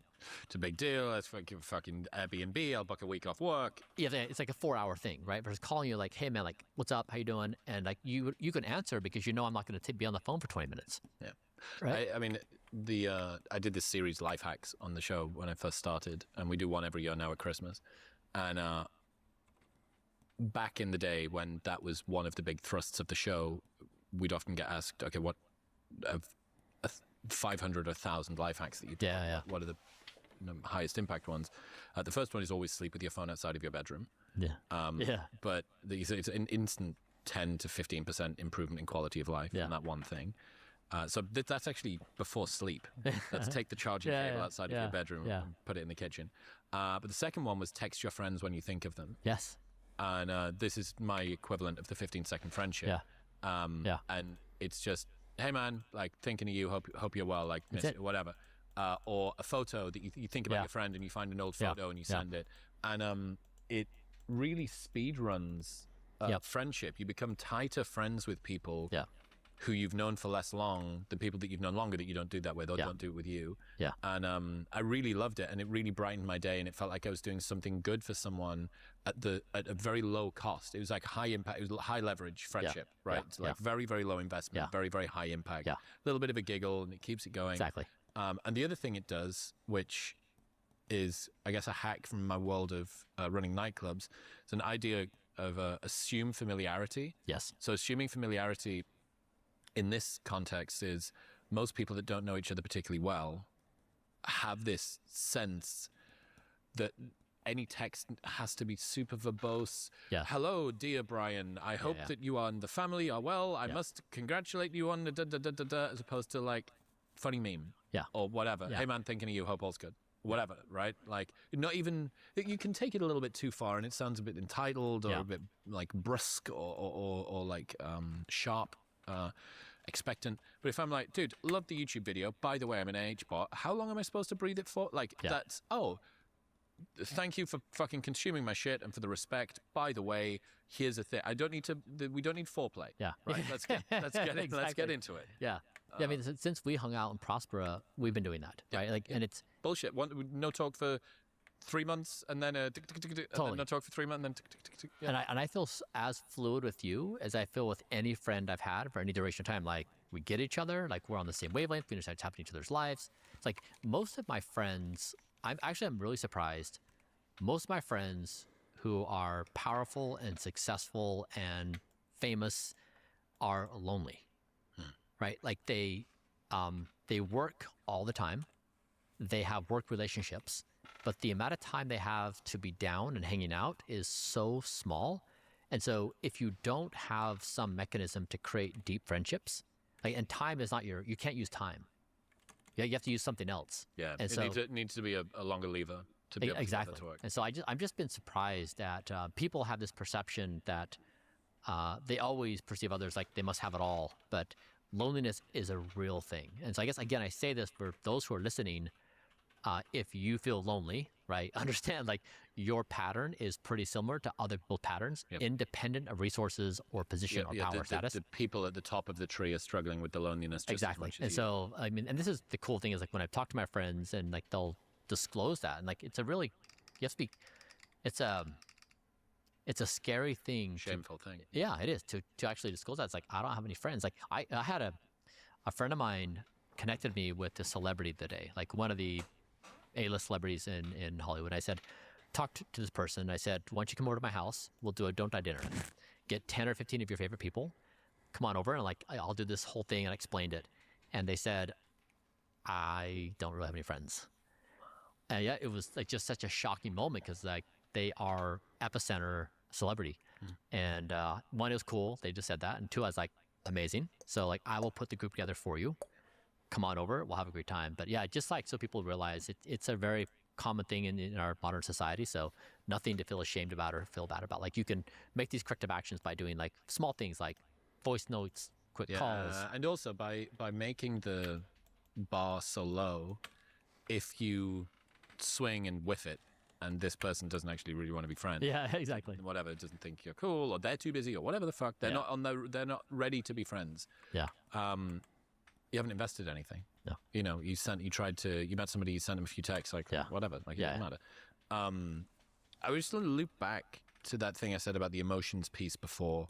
So I understand what you mean with regards to sort of creating a philosophy, but I am still interested in what the practices are and how you look to prioritize the emotional well-being, the social element, if there is a spiritual element to this too, and how you come to think about, how to say it, off spreadsheet markers of longevity and well-being. Yeah. So in 2025, we did 5 Don't Die Summits. We did 1,500 people. They were all sold out. We brought people together and we experimented with different formats, but we brought them together. We did education courses. We did raves, like at 7 a.m. It was amazing. We had so much fun. We did group exercises. We did group therapy stuff. So I think 2026, so we learned a lot by doing this. We're going to do this in 2026, where I've been actually piloting a Don't Die Fam in my neighborhood. So I've got several friends, and we had this format where we get together every week. First, we take a shot of olive oil. Okay. Yeah. Ritualistic. Yep. And then we each go around and we apologize to our body for something we did that week. Okay. Yep. And so it's kind of funny. Perilously close to a religion here. It's kind of funny. It's kind of fun. And then we go around and each person talks about like what's on their mind, or what they're struggling with. And so it's a very like open floor, supportive. Alcoholics Anonymous for longevity. It's like YPO, AA. It's a very similar format that's kind of stamped out through various organizations. But it's basically like small, intimate, trusted group where you can be vulnerable, and there's a specific approach where you're focusing on don't die, but really it's about human connection, it's about sharing and what you're struggling with. So whether it's that or something else, we're trying to figure out how, if don't die is to become the fastest growing ideology in history, like we're trying to figure out what is the path for that to happen. And so it can happen in small clusters from around the world. We could even have physical locations. We could have something like a sovereign fund, where we have we pool our capital and we start funding things together. So we're sorting on community, connection, emotional, social in 2026. The past couple of years have been like, how do you create something novel, sticky, distinct, and create a structure around it? And now we're going to create the wrappers. So it's just like the next stage of where we're at. Very cool. When we first ever spoke, however long ago that was, I asked you a question about, I didn't use this word, but the grief of not starting earlier, the potential resentment that you can place at your caregivers and your friends and your culture of this didn't happen earlier, and the entropy, you started on the other side of the roller coaster, right? You're like, oh, fuck, like I'm fighting against it as opposed to improving it. You know, like I can't get younger in the same way as I could have gotten younger, or at least slowed it down or whatever. I'm interested in your relationship with that dynamic now, a few years hence, more time to think what could have been, but also to think, well, I can't, by focusing on that, I'm losing the very time which I'm claiming is now being more limited. That seems like a very stupid way to spend my life. Where have you come into land with, you said before, and I think it's a really good point, it's not too late. You can reverse, or you slow down. Like you can really, really make great progress no matter where you are. But the emotional connection to what could have been, had I have started earlier, what I've done to my body, the grief, that stuff.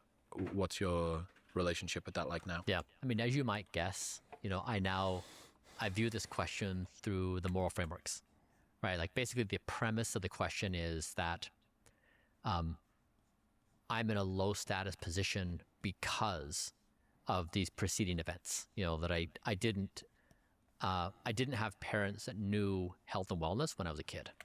I didn't understand health and wellness myself in my 20s. I fell prey to cultural norms that said, destroy yourself, right?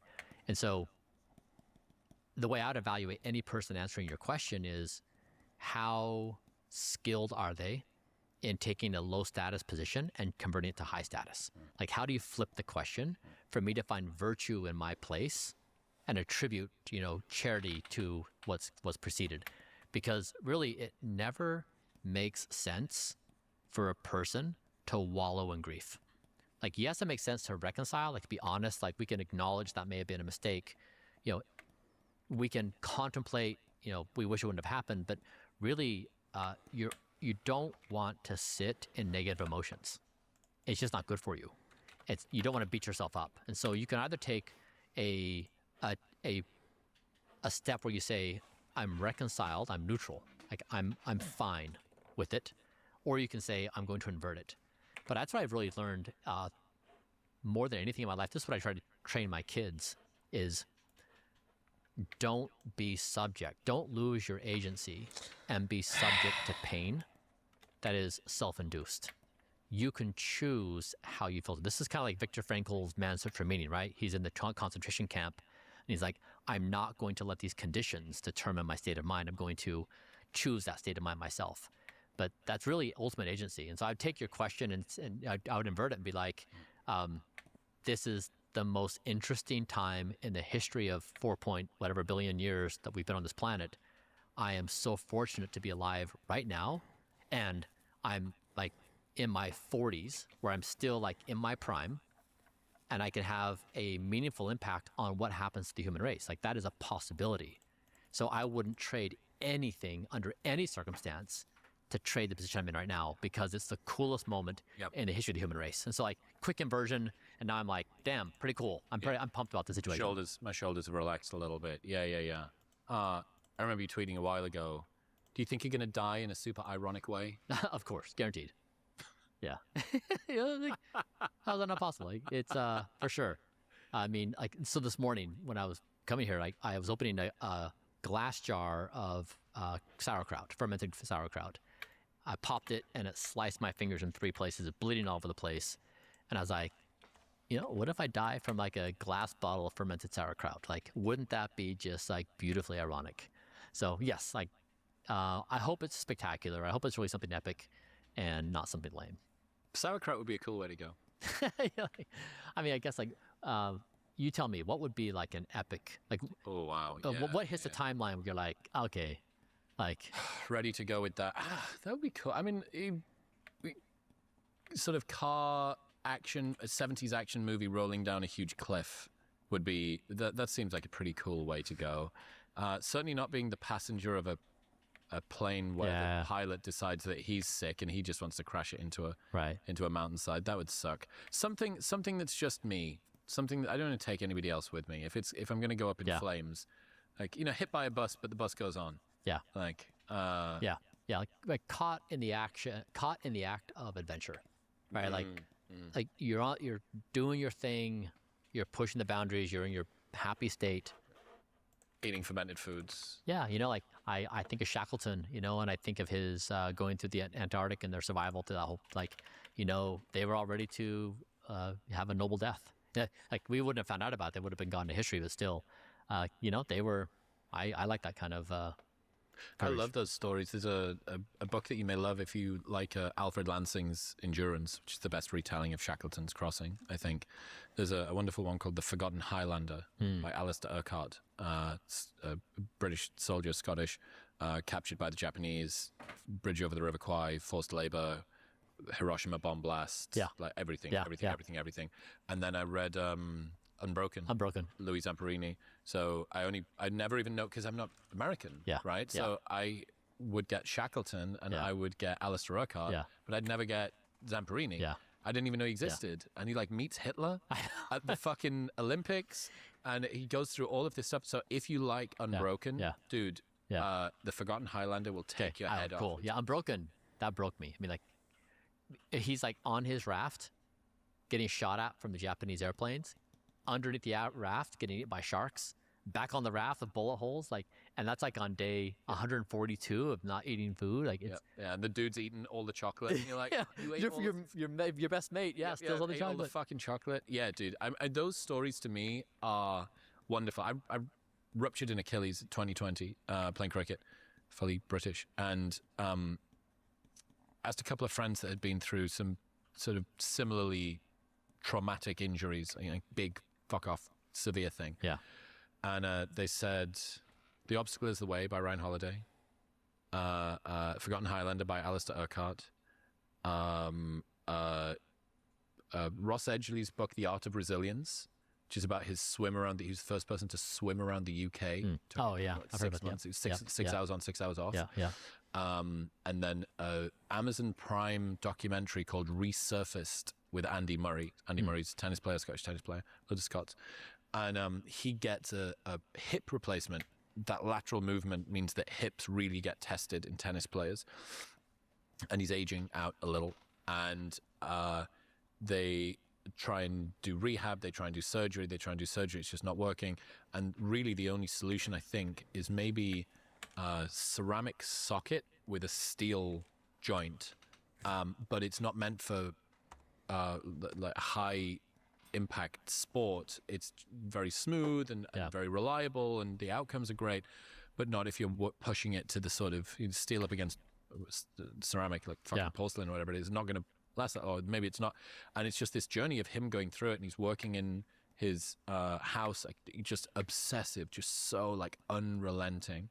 And those sorts of stories, I think, are really empowering and really enlightening and very inspiring. And it's the ability, what I'm really interested in playing with now is the ability to take that kind of inspiration and be like, fuck, like I've been kicked in the nuts a good bit this year. All right, you got this. Like, you can lean in, you can do this thing. And then being able to switch it off. That's right. I need to be able to switch it off. Yeah, If I can't switch it off, then I am pressing the accelerator, driving downhill. Yes. I'm giving myself more of the thing that I already have too much of. Yes. So playing with that tolerance, like a dose-dependent inspiration in that way. Yeah. If that makes sense. Yeah, it's a U-shaped curve. Yeah. Like you need just too little, you're not doing anything. Yeah. Too much, you're wide but tired. Like just about the right It's amount. probably the skill set society needs the most help on right now, because everyone is right up to the red, actually in the red zone, and just there constantly. I think it's probably like a chronic thing of our society. Brian Johnson, ladies and gentlemen, dude, you're great. I really appreciate you. I appreciate your friendship. What can people expect next however long of years, months? What's coming up? Well, this is my prediction. AI is center stage already for society. It will continue to be center stage. I'm not talking about time frames of 6 months or 12 months, but like over the next few years, it's going to just continually to be evolved to be the primary thing of our attention. And as that happens, we are going to want the stability to understand the world in ways that makes us feel safe, that we have meaning and purpose, that things are stable. And I think this is where Don't Die will step in. It will be a structurally sound, coherent, emotionally resident ideology and moral philosophy that actually answers the most important questions for us as a species, individually, collectively, with AI, with the planet. Like, we're just due for a revolution. So yeah, in the coming years, that's what I hope to bring to the world, is like that we actually can find coherence in our existence and realize the spectacular nature of this moment, the most precious thing that's ever existed. And it's like really ours. So it's, I guess, an invitation to like sober up, realize how special this is. And for us, like we need to prove ourselves worthy of the future. We oftentimes don't think about, like, we want to demonstrate our value to our peers, to our coworkers, to our family, to our partners. I think that same relationship exists to the future, that it really does ask us to rise up. And so I hope, above all, I hope I'm a positive influence in people's lives, that when they find themselves in moments of struggle or weakness, they've got somebody in their court saying, like, you can do this. And so I'm just really excited about what's happening. I feel like I've been working my entire life for this moment, and I'm excited to play the game. I'm excited to see what happens, man. Just don't start wearing white robes, grow your hair out. Like, I don't want to see the cult leader pivot. But what I do think is cool is the like sanguine self-awareness thing. I think that's really important to like, just read it out. You mentioned a couple of resources, like a food guide or something. Are there any cool lead magnet-y bits that people can snag that? Yeah, so I'll give you the food guide. Yep. I'm publishing. I have a website, protocol.brianjohnson.com, and hopefully in the next couple of weeks I'll repost all my updated stuff. So if you want to just see my journey and what I'm doing now and why, I'll have it there for you. So like a free guide. Yep. And then I'm also writing a book. So holy fuck, unreal. Yeah, Don't Die. So I'm halfway through, and it's basically going to be like hopefully a guide, and then I'm trying to make this easy. I know it's a lot, and then also we just raised $60 million for Blueprint, and so oh yeah, what's going on with that? What is that? Yeah, so basically Blueprint is Don't Die in action, right. And so in the same way where you say, if I want to go to this destination, I put in an address, go, and it tells me what streets to go down, or where's the construction, where's the crashes. Blueprint is going to be basically like AI for your health. It's like you say, I want to be healthy, and we say, come on in, we got you. And so it will take us some time to build that, but that's what I have today with my team of doctors. Like, I just follow a practice where we measure me, we get the data, we look at evidence, and we say, do this, do this, do this, do this. Doing this at scale. Exactly. So I don't have to chase all these esoteric hard things. So Blueprint is basically like autonomous health for humans, where I just say, like, I want to be healthy, and you get into a system, and now we just run the data, evidence, repeat again. So hopefully, like, that's like exciting times. So it feels like I know you're going back to where you started, back into founder mode. I hope that you don't take your eye off what the ball is supposed to be with regards to that. Like the temptation, man, to be, ooh, we could build it more. And this is time it's good. This time it's for humanity. Yeah. You go, well, yeah, service is good, but so is looking after, like, serving you first. Yeah, like the one thing I care to accomplish in life, like everything else can go by the wayside. The one thing is, what is high status? That's the only game I care to play. And so specifically from the perspective of the year 2500, when they look back at this moment, and they're looking at moments to say, Plato, Aristotle, Renaissance, and like they'll say, a new era was born of a new status-seeking thing. Okay. And like that's otherwise, like the entrepreneurship stuff, like I really enjoy it. It's been my jam, but that's not where I want this to work. I want it to be successful. It's actually a practical manifestation, but I have one objective in existence, is that. Fuck yeah. Brian, I appreciate you, man. Until next time, I'm looking forward to the book. Thanks, man. Thank you very much for making it to the end of an entire episode. You are not sufficiently TikTok-brained that you've switched off during it. And that's something to be proud of. I mean, maybe that's the best thing you've achieved today, and I'm here with you. Why not go 2 for 2 and watch one of my favorite episodes? Right here.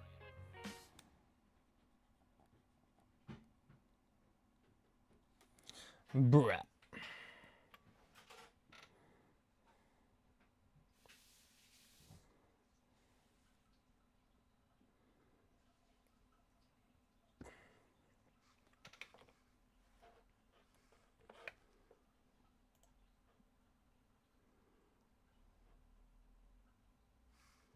Today's guest is a longevity expert.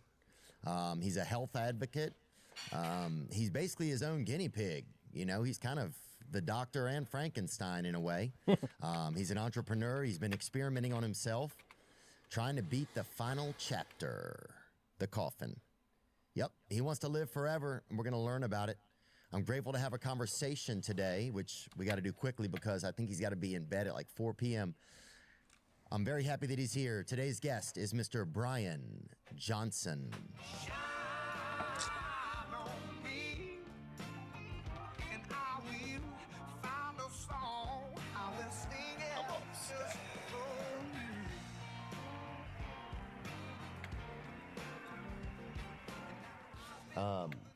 Yeah, this lemon water, dude, I drink this a lot. I hear that it's good for inflammation. Yeah. And I do a lot of fasting, and so that's been something that on a fast I will have this. Yeah. A certain amount. I like the chunks of ginger, man. That's solid. Oh, yeah. Do you chew on those? No. Yeah, have you done that? Nuh-uh. It's good. I mean, Is that a thing, chewing on ginger chunks? Yeah. Wow. Never even thought of that. What do you know exactly what it does? You just feel the vibes of it. Yeah, it's very strong vibe. So yeah, it's a nice reward at the end. Like lemon gives you a punch in the face. Ginger does something similar.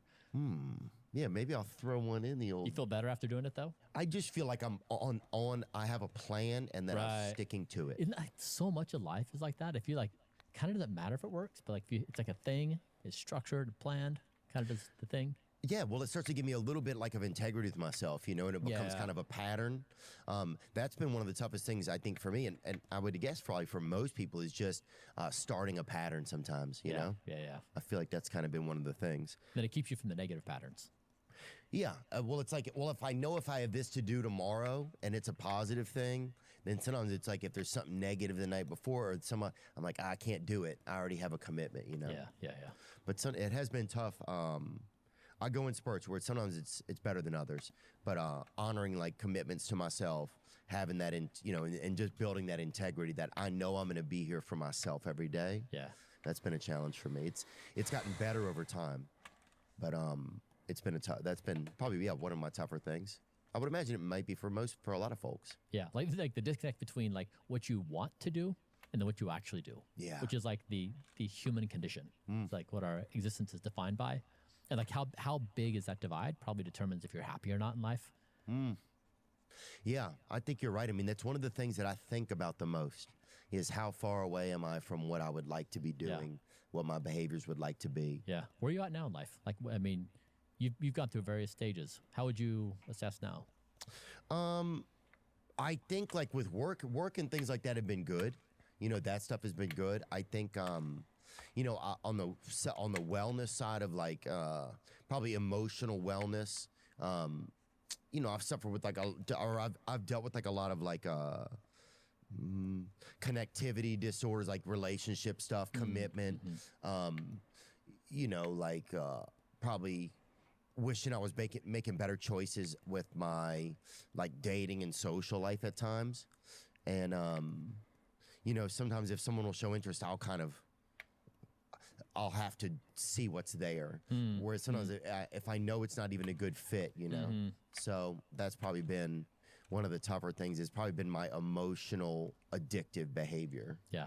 I guess I'm newly in a partnership, the best relationship of my life. Really? We've been together for a couple of years now, and man, it is like, it is the single thing in life that makes me more happy than anything. Like 'cause relationships are so tough, and especially when they tip to acrimony. What does acrimony mean? Just like when it's a negative state. When there's like bickering and like finding fault and trying to correct and the inability to resolve conflict. When there's a negative vibe and it just kind of persists in this low level where it's always unsettled. There's just nothing worse. And that's true in business relationships. It's true in personal relationships, friendships, all kinds. And like what I have now is just so good. Let's go. Yeah. So I feel you. And without it, it's tough to be alone. It's tough to be like trying to date, build relationships and not work out and go to the next one. It's tiring to like repeat that again and again. Yeah, I think that's definitely true. And then it's like you start to compartmentalize things. Okay, well, I'll just go on a date here, or I'll just, have this part of my relationship or intimacy here. And it's like, and that's not the healthiest way to operate either. But congratulations, dude. Yeah, they just showed your lady right there. Yeah, it's Kate Tolo. Oh, beautiful lady, man. Congratulations. You guys are both smiling in that picture. Oh, too. man, we have so much fun together. That's good. It's like, I get teary just even talking about it. We laugh and play. It's just so good. Yes, she really does something for you, huh? She does, man. Like, I wrote this up online. I was thinking, I'm a big fan of Ernest Shackleton. And he was just the explorer? Yeah, exactly. So he did the Trans-Antarctic expedition. He was trying to go shore to shore for the first time. And so from top to bottom? Just down to the South Pole, from like one side to the other side. Okay, just at the South Pole. Yeah, so they got the ship all prepared. They got all their materials, like enough food and materials for the entire duration. They get stuck in the ice before they even get there, early winter. And then the entire book is about this insane survival story, like what they went through, and not a single man in his crew died. But when you read what he went through, it's just unimaginable that they were able to endure these kinds of things. And I know this is like, it's a too dramatic of a comparison, but there was some similarities. I was thinking before, like, what does it feel like to not have deep companionship in my life, where I've had relationships and they weren't good, right? They ended up being bad. And then having something that is good, it felt like, I'm sure what Shackleton and his crew felt like, putting their feet on land after being adrift in the ocean for, you know, I don't know what the total duration of time is, maybe a year, but just like stable, sturdy, solid, you know, instead of like, what's happening today? What do I have to deal with? Is my life at risk? Like, just all the emotional whiplash you get and like challenges. And when you're by yourself, it's also harder to self-regulate. It's harder to calm yourself down. It's nice when someone else is there to like kind of be like a... Oh, get a hug. Yeah, 100%. Oh. Dude, I so got a hug the other day. I saw my friend in LA, and I got a hug, and she just kind of gave me like she gave me a nice hug, and then I was like, I'm gonna stay in this hug. Let me get totally. You could just like burrow charging in my there. phone. Yeah. Oh. Yeah. So like, was she like a 10 out of 10 hugger? She, you know what? She surprised me but yeah, she got a good hug on her. That's for sure. Yeah, some people are just like gifted huggers. They just know how to like bring it in, and like somehow the arms and the chest and like the whole thing just fits like a puzzle piece. Yeah, like even like a lot of times, we talked about before, like a grandmother will hug you so well. Yeah. Sometimes, I've always kind of, I guess, been that I'll do the one arm hug. I hug a lot though. I think sometimes it catches people off guard. People are like, yeah, what's going on, man? Yeah, I don't know if you're supposed to hug this person.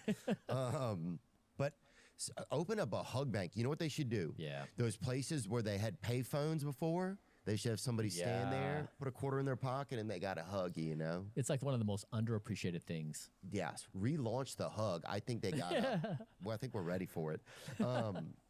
Brian Johnson, thanks for coming in, man. Yeah, man. Thanks for nice having to me. meet you, bro. Yeah, it's good to see you. It's a pleasure, dude. I think you're different than maybe what I seem like you. I thought you would seem a little bit more like a robot.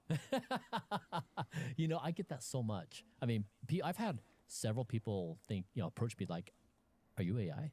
You know, like really believing that's the case. So I think I am robotic. I think I'm somewhere neurodivergent in some areas. So I think people are just confused by me generally. So I understand that. Like, yeah, that was my thought. But you seemed way more normal than that. Like, just like a regular dude who's been like, doing wild shit with his blood. You know, like you seem just more like a chill ass kind of Dracula type of vibe. You know? Like, what did you expect? I think I expected somebody that seemed, to be honest, to have like more of a sense of, and this is just a wild generalization, and this is probably not the best word, but more of like an autism to them. Yeah. And I didn't get that at all. I just got like a warm guy who seems like a lot more engaging than other people I've met who I've thought similar things about. Yeah. It's just hiding. It will manifest in a few minutes. Ooh, yeah, that's what I was saying then. When it starts to bubble up. Yeah, dude. that's right. Yeah. When your keeper, whoever's operating you on the app, that's right. Yeah. turns up. Yeah, and the mask like slowly starts slipping. It's like. Oh yeah, like your database is showing, dude, or something. Yeah, exactly. So just so our viewers know, and so many people know about you now, man. There's so many clips of you out there. You've kind of, you're kind of this astronaut that hasn't left the planet in a way, kind of, because it's like, you're kind of using yourself as an experiment. That's what it seems. You're life maxing. That's what people say. Can you just explain to us kind of what your general sort of goal is, or what your motive has been? Yeah. So I'd say, here's an example for you. In 1870, the big talk of the town was there was this divide over this guy who had ideas that the reason why the reason why people were getting sick and dying is because of these microscopic objects called bacteria. And half the town was like, that's stupid as fuck. What are you talking about? And the other half was like, honestly, that could be legit. Now, like, they didn't have the ability to see these microscopic objects. But it turned out it's true. These microscopic objects are called bacteria, right? They can cause infection. So if you don't wash your hands in between surgery or when you're maintaining hygiene practices, you get infection and increase your risk of dying. And so that's the kind of example where a new idea showed up. It was seen as crazy. And eventually it turned out to be true. And now today we're like, oh, of course, like that happens every year. Every year, yeah, exactly. And so the idea I'm basically suggesting to the world is that we've reached a point of humans on the planet where we may not die. Now that sounds batshit crazy. Whereas in we can live forever. Not even forever, right? Because that's kind of a concept we understand. It's just that we might be able to extend our lifespans to horizons where we can't really imagine. For example, like 150, 200, 500, 1,000, like some number we don't even know that breaks our brains. So it's just not like a 70-year expectancy, right? It's something much longer. And it could be the case that as our lifespans are extended, they get longer and longer and longer and longer. We can't quite see the end horizon. So that's what I'm suggesting is we are at that point with technology. We may be the first generations of humans who don't die. Now, if that's the case, everything changes. And so that's what I've been trying to do is to say, that if that is the case, how does a human behave? What do they do? And so that's why it's so controversial, is because you take status quo and it's like, if we're all going to die anyways, well, bro, you might as well, right? Like, do all the stuff people do today. Right. Drink PBR or whatever, floor it, send it, you know? Yeah, exactly. Yeah, knock up some woman or man now. I think you can even knock up. You're like, what's happening? Yeah. But I see what you're saying. So like, if you got to the finish line and they're like, oh, you can't cross the finish line anymore. Yeah. You're like, oh, if I'd have known that, I would have ran the race. Exactly right. So differently. Exactly. Or back in 19. I would have taken my time along the race. Instead, now I'm just standing there at the finish line, decrepit or like with, just like aftermarket pieces and stuff. Yeah. And I would have done it differently. That's right. So like right now, like you basically, if everybody dies, then you're playing a game of YOLO. And so then your game of YOLO is like, okay, what am I willing to, well, I'm willing to trade life for what? And so for example, in the world I came from, entrepreneurship, the playbook is you don't sleep, you don't take care of your health, you run yourself ragged, you try very hard to make a whole bunch of money, but in doing that, you burn yourself to a crisp. Yeah. Right. And then you end up and you're like fat, you're like 40 years older than when you started. Your family's falling apart. You're a crisp, or you don't have one. Exactly. But you're just burnt to a crisp. That's what happened to me. And so you basically say, I'm willing to trade life for this money, because there's this idea of if you have money, then you get blank. And so you're making this explicit trade-off. I'm willing to trade my conscious existence for money. And I'm saying that trade no longer makes sense. It no longer makes sense to die for something like that. Now, we all have like practical things. We need to pay our bills and stuff like that. But I'm trying to basically say we're a society that has built a society of die. And I'm working on don't die as the new way of being human. So that's like the gist of it. But do you think it's easier to say that once you have some money and once you have like you have a place where you're like, okay, I know that I'm going to be okay. Like like, do you think you would have been able to switch that mindset before having, because I know you had a company and you guys sold it for, a great deal of money, and congratulations. Thanks. And that's the American dream, but do you think you would have been able to have that same mindset before? Because that mindset before is like, grind, get this money, everything will be good. And it kind of is nice in some ways because there's a goal there. Do you think you could have had it before, or is it easier to have now? Yeah, I mean, there's two parts to this. One is I'm saying that like fast food companies like McDonald's and Wendy's, they're evil. They use science to make food that addicts you to their food, right? They're building addiction. For sure. Social media algorithms, they're building addiction, right? Vape, porn, alcohol, smoking, like basically as a society, we have a predator-prey relationship where companies prey upon individuals with the best science and technology possible and extract from them life for profit. And so first of all, the observation I'm saying is, hey, companies, stop being evil. Like, don't use your powers to make people addicted, to make them, to take their life from them. And then two is, I don't want to blame people, because I know it's easy for me to say this once I've been on the other side. So one, I'm just trying to say like, hey, this is fucked up. Right. Number two is I try to be a really positive role in people's lives to say like, if you're ambitious and you do want to make a whole bunch of money, for example, here's a playbook, right? Like the idea that you're better off working 18 hours a day and sleeping 4 is just scientifically wrong. I got it. Right. So like, if you're going to work really hard, make sure you get 8 hours of sleep, make sure you do a little bit of exercise, eat well, but you're not going to be doing yourself a favor if you're eating trash, right, not sleeping well and not working out, like it makes your system, like for an engineer, it means like nobody wants to write shitty code. If you don't take care of yourself, you are shitty code. So like, don't be shitty code and try to build life. And so those are the two things. But I want to be very clear. Like, I'm not blaming people. We just live in a. I don't think it sounds like that. We live in a fucked up society. Yeah. And I'm trying to call attention to the fact that like the system you're playing in is not a good one. And it's heavily stacked against people, and especially if there's a lot of things where it is addiction based. It's like, oh, well, but they know there's so much information now of how to get you addicted down to the molecule, down to like the moment of what you're looking at on your phone. Yeah.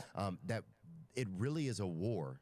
It's a battle for your preservation. It's like it used to be that, the man had to wake up and he had to know where the predator was, where the apex predators are. Yeah. And now the apex predators are they're in our homes, they're in our hands. And it really is. It's still it's a battle. And that is a battle. It's like if you want to take it on, and then some days and moments and some people's lives are like, I don't really want to take that battle on, and that's kind of okay too. But I think knowing that the battle is there is pretty. At least makes it that all the cards are on the table. I saw that you did a social media fast, right? Yeah, I did.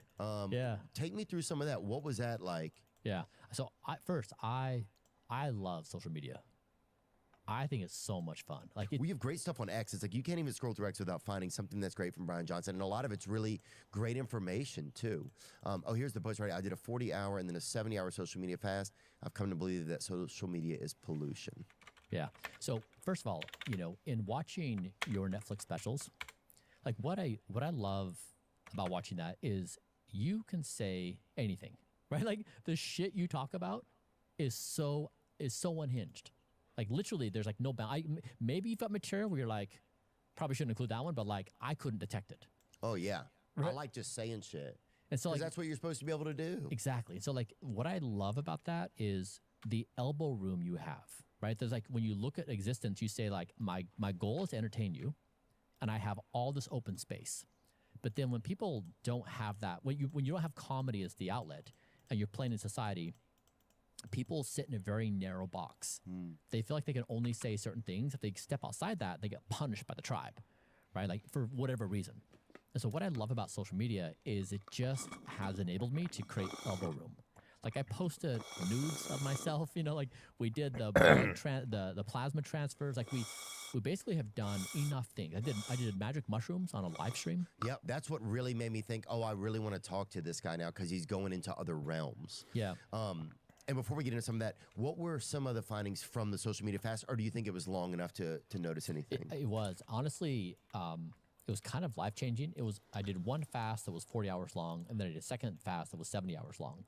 And the science behind this is when you're engaged in social media, you basically have dopamine dysregulation, right? Like you're in this addiction state, and you don't realize it, but it's actually creating all kinds of harm, and then you engage with social media to feel normal again. And then once you pull out of it and you have that break, you're out of the spell. You're not hypnotized anymore, and then you get to feel it for what it is. So now when I pull up the feed, it feels toxic. Like it feels like I've had a fast food meal, or like I'm in a room of secondhand smoke, or like it just feels so bad. And I guess that I pay attention to these feelings because over the past 5 years, I've been doing like hundreds of experiments to my body, like what things make my body rejuvenate and what things make my body die. So I have this intuition I've built, and now when I go into social media, it like literally feels like death. And so it's complicated though because I love social media. I love to post, I love to play, I love to interact. But also when I get on, I'm like, nah, this is not good. So honestly, it's complicated. I don't know what to do. Yeah, there's a thing I noticed if I've taken mushrooms before and you'll look at your phone, it's like, oh, get that away from me. Yeah, you feel it, right? Yes, it's like, oh, that's not real. That's the most unnatural thing. Like, what is that? It feels like a kryptonite.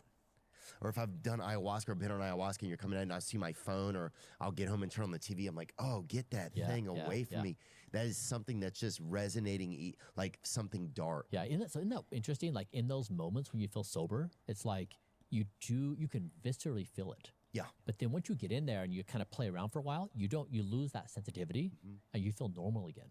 But yeah, I think, and so what's been resonating is I posted this on social. I said, because a lot of people think that social media is like a vice or like a bad habit. But I reframed it and said, actually, I think it's pollution. It's like microplastics or lead in the pipes or asbestos in the wall or like, lead in the gasoline. I think it really is like a societal pollution. It accumulates in the body. It creates low-grade inflammation. And I've been sharing this. So many people are like, I feel this. But the problem is you can't, like, telling someone to turn it off is like telling someone to not breathe coal smoke in London in the 19th century. You can't do it. Or like, if there's water pollution, like the solution for water pollution in London in the 19th century was not to say don't drink water. It was like to filter the water.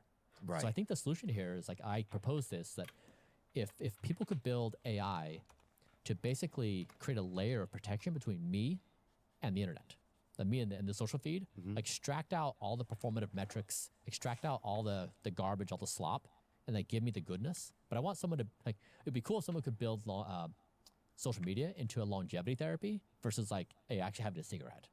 Oh, I see what you're saying. Like make it a long, slow fire that has like a mix of things. Like help me when I engage with it.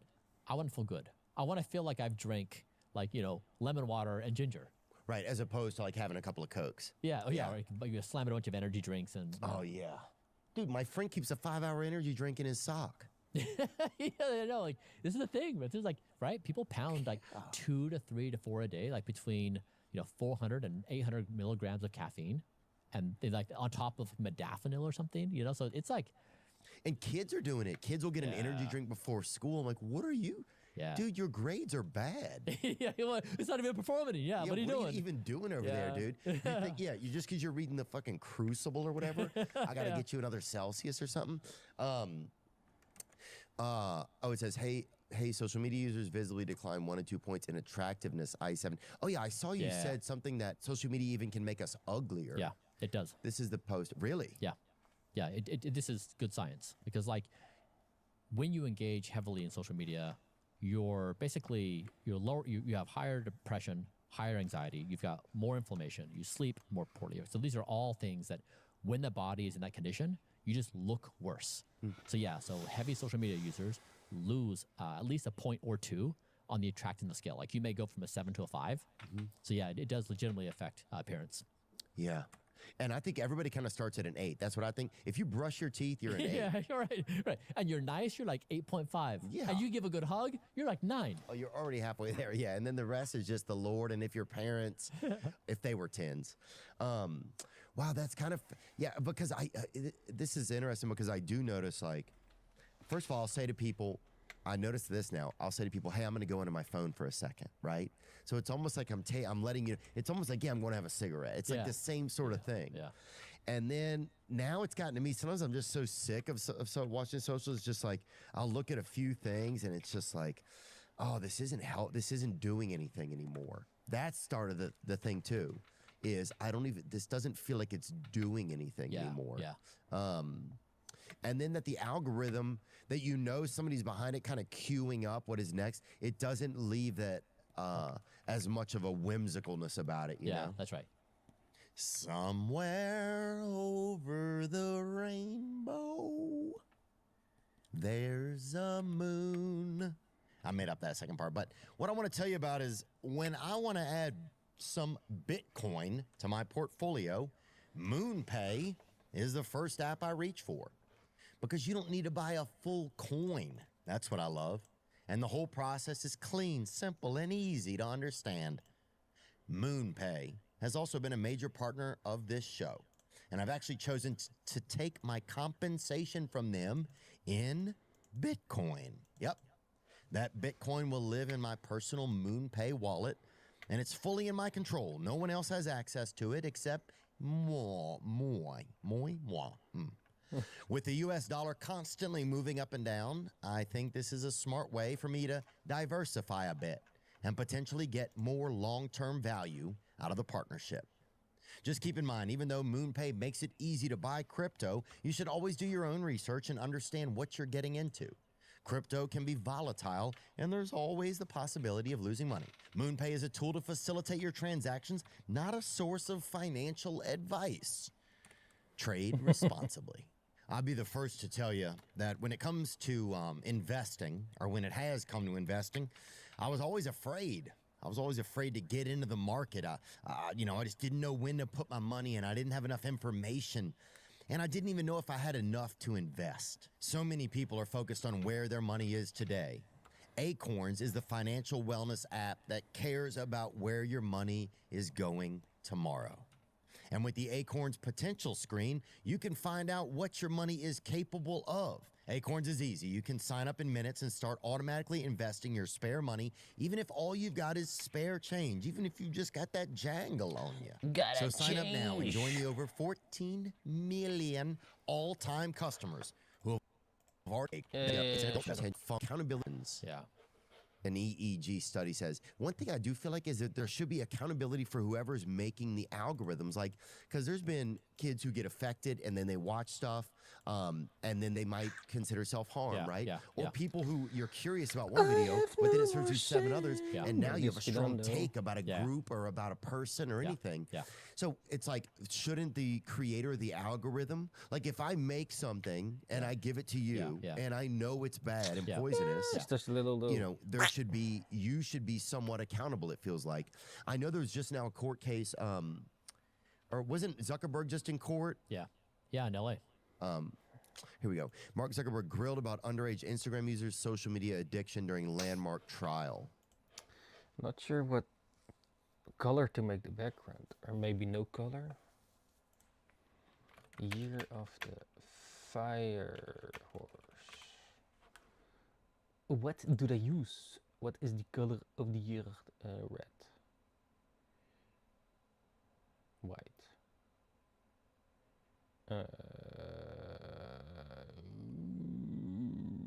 Wait. What happens if I just remove the frame? Where's the frame?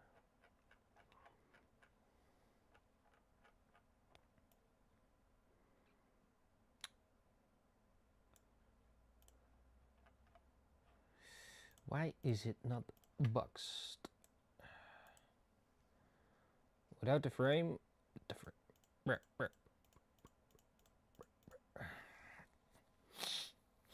Even snuiven. Snuivert. What shall we, or just white with a bit of that red. Yeah. Let's see. So let's say we use this red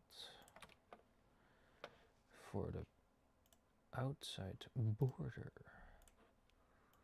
Border collie. Border collie. Wow. Border.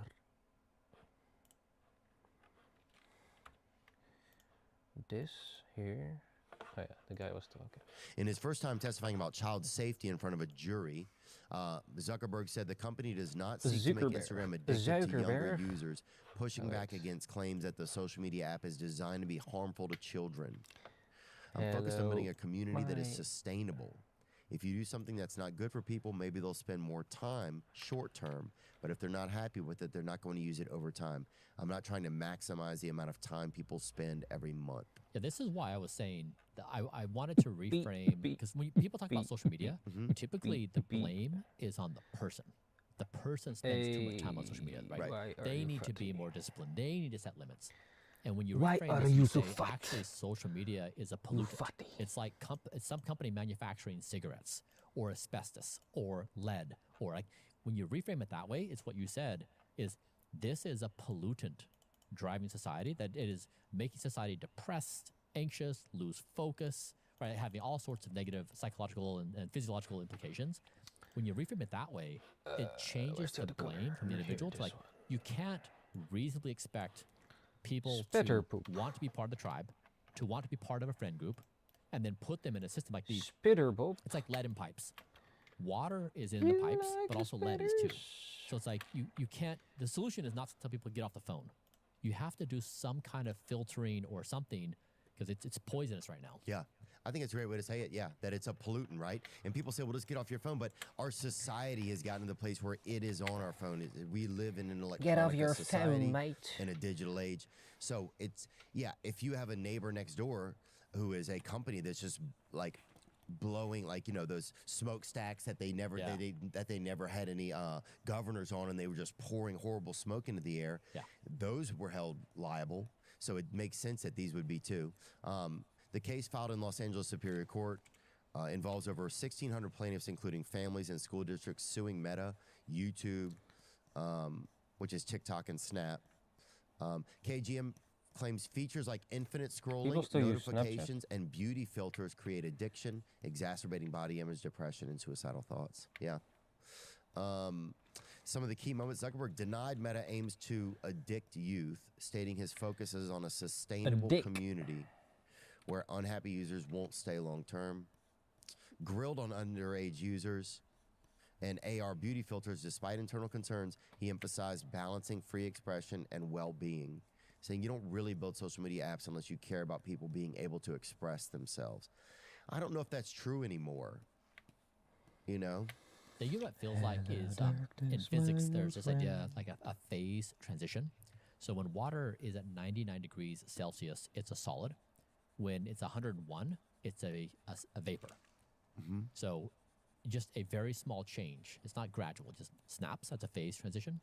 It feels to me like social media is heading towards a phase transition where there's like all these built up problems that are about to go from 99C to 101C, and it just snaps. And society is like, we can't. Right. We can't do it anymore. Like, it's too much. Like, we're all fucking broken from this thing. It's like, it's got to stop. And like, and I don't think these things are cool because they don't happen gradually. It's just suddenly overnight. Yeah. So I would love that if like somehow there was a snap and we could all get back our sanity. Right, like with UGG boots. Like when people were like, oh, these are great, and Tom Brady was wearing them, then one day people were like, done. Yeah. Yeah. This shit's weird. Yeah. People will be so relieved to not feel like, because right now, dude, if they came out with a rule right now and said on your phones won't even work on Saturday and Sunday, I think the entire world would exhale. 100%. That's also true like on like grind culture where the expectation is you have to work 20 hours a day. Get up and fucking grind, right? Ron. It's like in this expectation. Take your eyes open. Yeah, I know. Keep looking at invoices. It's like we're like driving ourselves insane as a species. It's like we're losing our shit, and like it's right there in front of us, and it's all these expectations. And if it would be amazing. I love that. Like the phones don't work. It's like goddamn, let's go celebrate. I think people would. Yeah. They don't even work good. Fuck them. Yeah. I think one day if people take over a business or like people like storm the Capitol, dude, storm T-Mobile, storm these towers and just bring them down. Free us from it's digital chains. Yeah. Where we're locked. You know. And you know when people are not with the tribe, they experience it as physical death because we are evolved to live in a group of 150 people or less, to be seen by the tribe. And when you're on social media, if you're not posting on social media, you're not seen by the tribe. So it feels literally like death.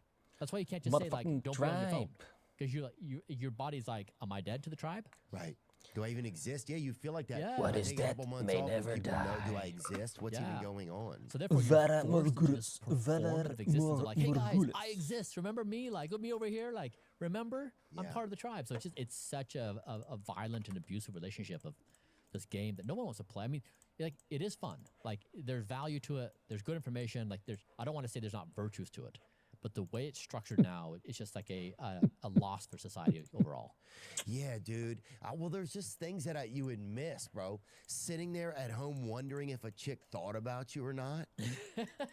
Yeah. Bro. Yeah. And yeah. Here's the thing. Now you can just find out immediately she's liking some other dude. You see that she's already married or whatever.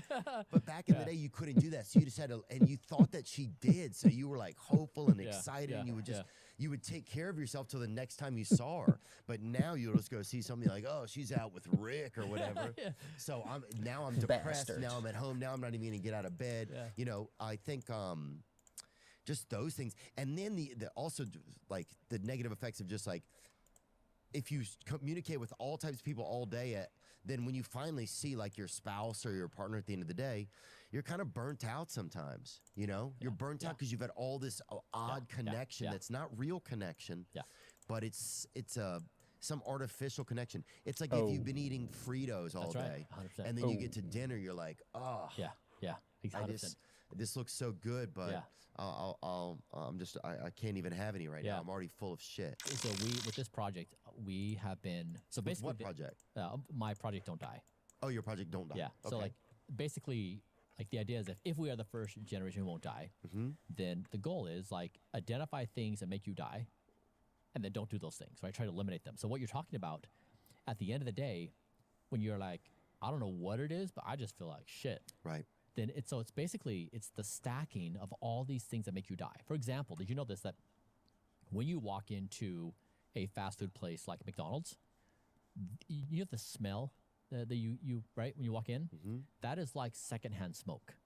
It's the aerosolized oils. Yeah. So like that's Ronald McDonald's cologne, baby. It is his cologne.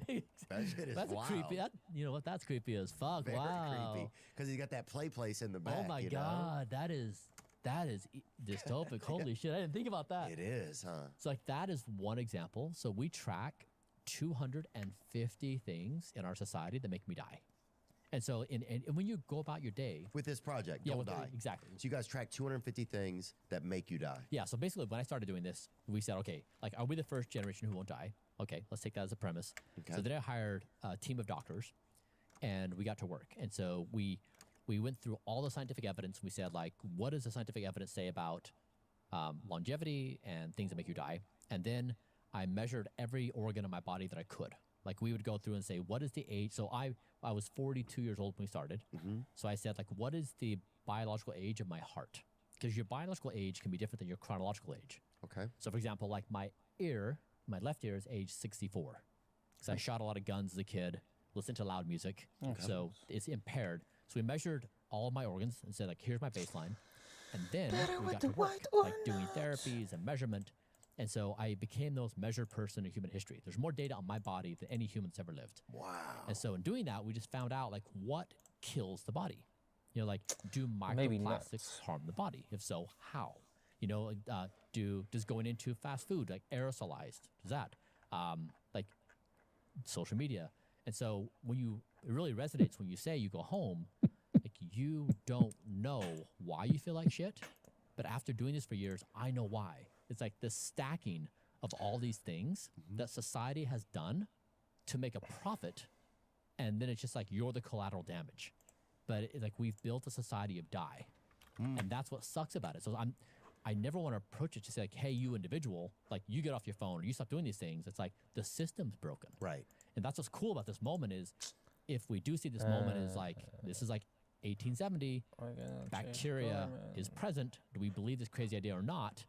Like this could be like, it would change everything. So like we'd transform ourselves as a society. Yeah, I love that idea because when you put it like that, it gives you more of a hope. It gives it more of like a this universal type of thing that's going on. And I feel that. I feel like there's a lot of people questioning everything right now. Like, is this good for me? Why did I believe all these companies? Why did I believe that the government and the FDA and the EPA, that they were looking out for me? It's obvious now from so many trials and corporate interests that they weren't. You know, there's all these things that none of that was happening.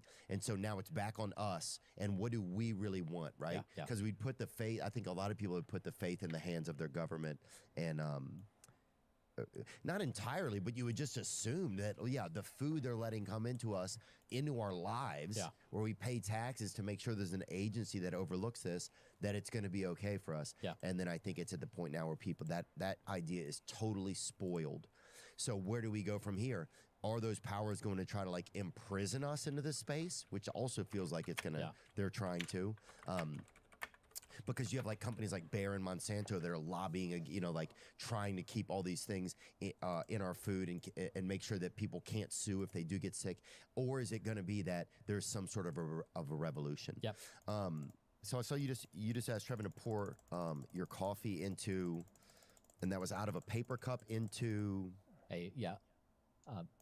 Stainless steel? Stainless steel, yeah. Okay. What is the cause of that? Because that's one thing a lot of people are thinking of. What's So there's there's been a lot of discussion around microplastics. Yeah. Like they're everywhere. They're in our clothes, they're in our food.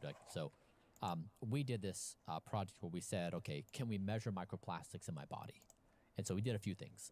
One is we measured microplastics in my blood, and we measured microplastics in my semen. Okay. And so 2 distinct biological systems.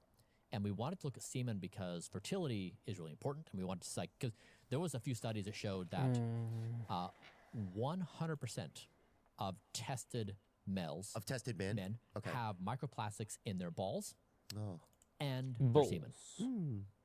And so we wanted to basically pose this question: could we do anything in life that would lower my microplastic burden in my body, in my blood, and on my semen?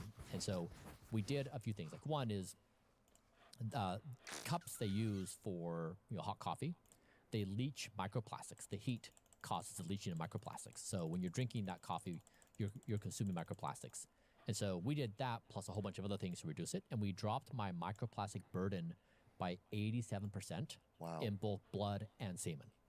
And so that was a big win for us because no one in the world had ever demonstrated that you can look at both those things and look at the remediations. And the second thing we saw is we think that part of the reduction was from the things we did, like removing plastic cups, plastic cutting boards, like trying to remove plastic from the house. Then also dry sauna. We think dry sauna was potentially, we're not sure, potentially the cause of reducing microplastics in the body overall. So it's it's the example of where if you hear a headline of like toxin, like microplastic is scary, we try to lay out a clear path of like, you can do these things to reduce your exposure and to bring your levels down. So we do that systematically over like a whole bunch of things. But yeah, that's why I basically try to avoid any material that would be warmed and leach microplastics, whereas stainless steel, you don't have that leaching problem. Got it. And what about using just our microwaves and stuff like that? Are there microplastics in there? I hear recently that there's microplastics in our air fryers and stuff like that. Is that stuff true, or is that just a sales pitch for them to get you to get a new air fryer? Yeah. I mean, if your air fryer, I was looking into air fryer recently, I think a lot of them are made with plastic. And so you're heating these materials to certain degrees where you're inevitably going to have off-gassing of microplastics. So I know this is the thing, is like once you realize that plastic is a target, you come to learn it's in everything. Like everywhere you look. So even now, like after I've tried to purge my life from plastic, I will still, like, here's an example. I was doing sauna to try to rid my body of toxins, including microplastics. I mistakenly used a towel that was 10% polyester and 90% cotton. So there I am trying to rid myself of toxins, and I'm using it on my body, right? With the polyester, right? I'm like wiping my body with toxins. So like, that was an idiotic mistake. But like an example, like we're just finding this forever. So we got rid of I thought that was a cotton towel, but it wasn't. But we got rid of that, but it's just forever. It's amazing how omnipresent they are. Yeah, I've actually been working with this company, American Giant, that they make, they've tried to use just American cotton and make their products just in America. Like that's, I mean, just a top to bottom America only company that makes textiles or clothing, because they don't really even have those anymore. I remember their journey was how do we even get a shirt made here? And it was seemingly impossible just because we don't have the looms. There's so many things we don't have. But we've been working on a cotton only underwear that would be just so it's only cotton, right? So you're not dealing with anything else. That's awesome. What fabrics have you found that are okay to kind of keep on your body that do not have microplastics in them? And which ones are the ones that people need to be weary of? Yeah, there's a list. So, I mean, one is on the cotton stuff is everything I put into my body, we test. Like all the food I eat. So we were testing clothing, and actually we tested a diaper where the portion of the diaper that absorbs the urine for the baby, we tested that, and it was like 8 times as high in glyphosate. So cotton, unexpectedly, that's right? what's in the pesticides. Exactly. So cotton is better than like a polyester, but cotton is also not like, it's not just pure, right?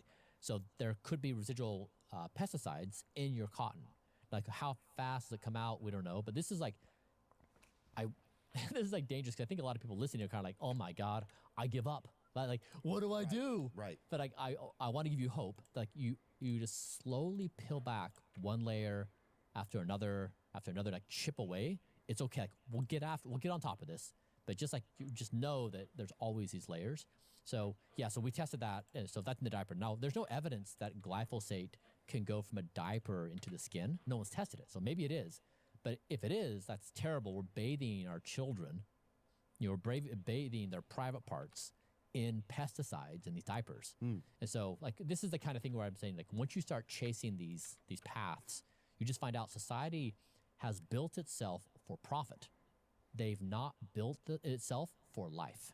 And that's what you see everywhere. And so back to this conversation, the point you made before of like this idea of care. Like think of, okay, here's a question for you. Who in your life unquestionably acts in your best interest? Like without a doubt, they act in your best interest. Probably my brother. It's like you could probably count on one hand, right? Yeah. Everyone else, like whether it's like a social group or whether it's companies or the government or whatever, everybody else shows up with a complicated set of objectives. Part of it may be like, it's not good, but a whole bunch of the wrapper behind it may be like, they want something from you. And so there's this idea of care that I'm trying to pioneer with the company I'm building around this is, can we legitimately, unquestionably, always act in our customer's best interest? Even if it means we lose money, we always show up for you. Because that's really like what I've been trying to do in this whole process, but it just shows that as a society, we don't have care as a principle as our society. Like you're not expected to actually act in someone's best interest. You're expected to have a better exchange to make profit. Well, sometimes I'll romanticize, well, it probably used to be that way. And I don't know if that's true or not. But the fact that we're at that place now, I think is important. We did this thing this year around the holidays where we've tried to find 10 American companies that were like American-made products, and then show those off, like highlight those. It was me and Mike Rowe, and it was just so if you want to buy something that's American, you can get it. This is something that when you buy it, you're supporting a fellow American. So it's like, screw these big companies. Like if I buy from you and you buy from me, then we keep each other alive. So we're trying to start to create this this space where you can do that, where it's like if I want to buy something, I'd rather, instead of going to look at like these things that are on the same shelves in every single place, why don't I go find this unique thing that's only made by one of my fellow human beings? You know, that's a cool idea. It's one of the things that's kind of made me most excited recently, like in the world. And we're trying to work with like Shopify or something, some company to come along and be like, well, these are the sites, people are going to need these sites to build their products. Because then it's like, we even had a woman who sells like these really like great little characters and kind of ornaments and stuff. So we had some artists and creatives in there, but it was great. And a lot of them had great profits. It was like, oh, people want this, right? People want to go down the road where there is like some accountability for themselves, and they want to be in a way where they can, where where they're putting their money, it feels like I'm giving this to someone else who I know probably needs it just as much as I do. They're just a regular person. They're not a big entity, So I think, anyway, I think there's somewhat of people do care, or to get people to care where they're spending. That's kind of stuff is very important. What are your thoughts on RFK Jr.'s his Eat Real Food initiative? Have you seen that? Yeah, I have. Yeah, Tyson being the spokesperson. What's that? Yeah, Mike Tyson was the spokesperson. He was in the Super Bowl ad. Oh, I didn't even see that. Yeah. Because he came on here and he talked about it. He just said, "Eat real food," Yeah. I think it's great. I mean, I think so. RFK is a friend. Same. Yeah, he's getting after it. Like people, like in any situation, people are gonna have various opinions. Fine, but like he's really trying his best. And so I respect that he's pulling up, and he's made some great. He has some great wins, getting rid of food dyes, and so yeah. I mean, I'm grateful for him doing it, and it was cool. Like Mike Tyson is probably the person that has been in my consciousness more than any public figure. When I was 7 years old, he had peaked. I think he was 21. He just won the belt, and he was on the cover of Sports Illustrated like every week. Yeah, that's right. I would cut those out and I had it on my wall. But Mike Tyson was my idol. Like, and I actually, this is like a terrible story. I loved him so much, and I saved up I worked all summer long, mowing lawns and like doing a whole bunch of shit. I saved up money and I bought the pay-per-view. It was like $44.95. I called my friends over. I'm going to treat them to this amazing experience. And he was fighting Buster Douglas, his first big loss. And oh my God, that was like soul wrenching. Because I wanted to see Tyson, like, you know, knock it out of the park. I'd never seen him fight live, and you couldn't just like pull him up on clips on YouTube. It's like, it's, you know, harder to see. But anyways, like, tangent there. But it was cool to see Tyson go from that to now he's like in my world talking about real food and how it's important. So I think he's had a cool life arc. He has had a great life arc. I mean, he's pretty fascinating. We're supposed to do a podcast with him coming up soon, actually, in LA, actually. So if I do that, man, I'll have to make sure that you get to come over there. Would love to. I would love to meet him. That'd be super, dude. Yeah. Oh, yeah. He was like, you know, boxers were such, like, I don't know if, like, they were such gods. They held that status, right? Like, did. In the 80s, they were it. Like, you had, like, basketball, you had the Bulls, you've got the Bears, you know, Bo Jackson, like, they were it. Yeah, 100%. What do you think the government's role should be in our health and diet? So I guess like two things. One is there are a lot of things I want to do that I can't do because the government prevents me from doing it. So I can go out and smoke, I can eat fast food, I can eat all the junk food out there, but I can't try a new longevity drug. The companies are forbidden from allowing me to do that. So like in many ways, I dislike, they give me the freedom to kill myself, but I don't have the right to experiment on myself. And I wish I had more experimental power that I could do that. Have there been certain drugs and stuff that you wanted to go try? Or a lot of them. Really? Yeah.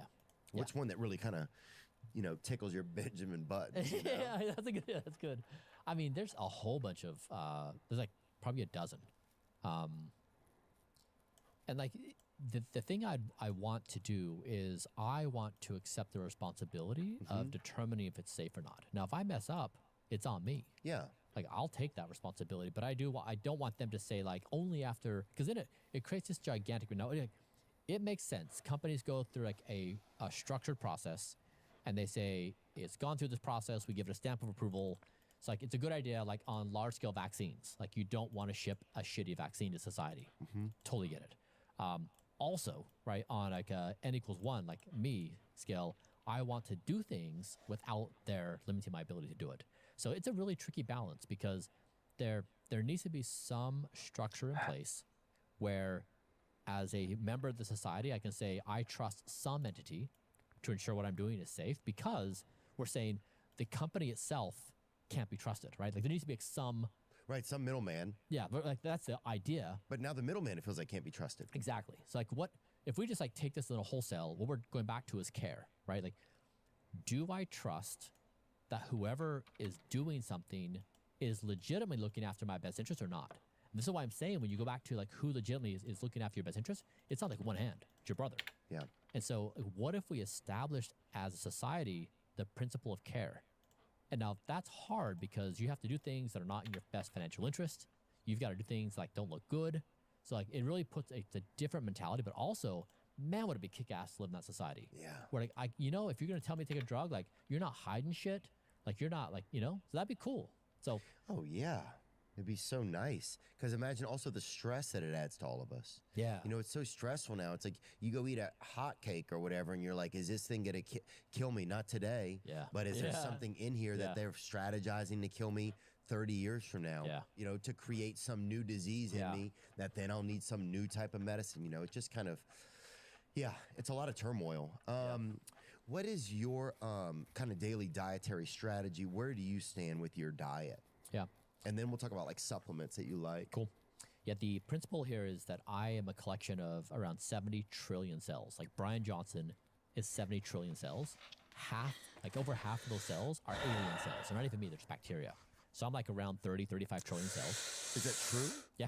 Yeah, you are a collection of like 70 trillion cells. That makes Theo Vaughn. Okay. And half of those cells are not.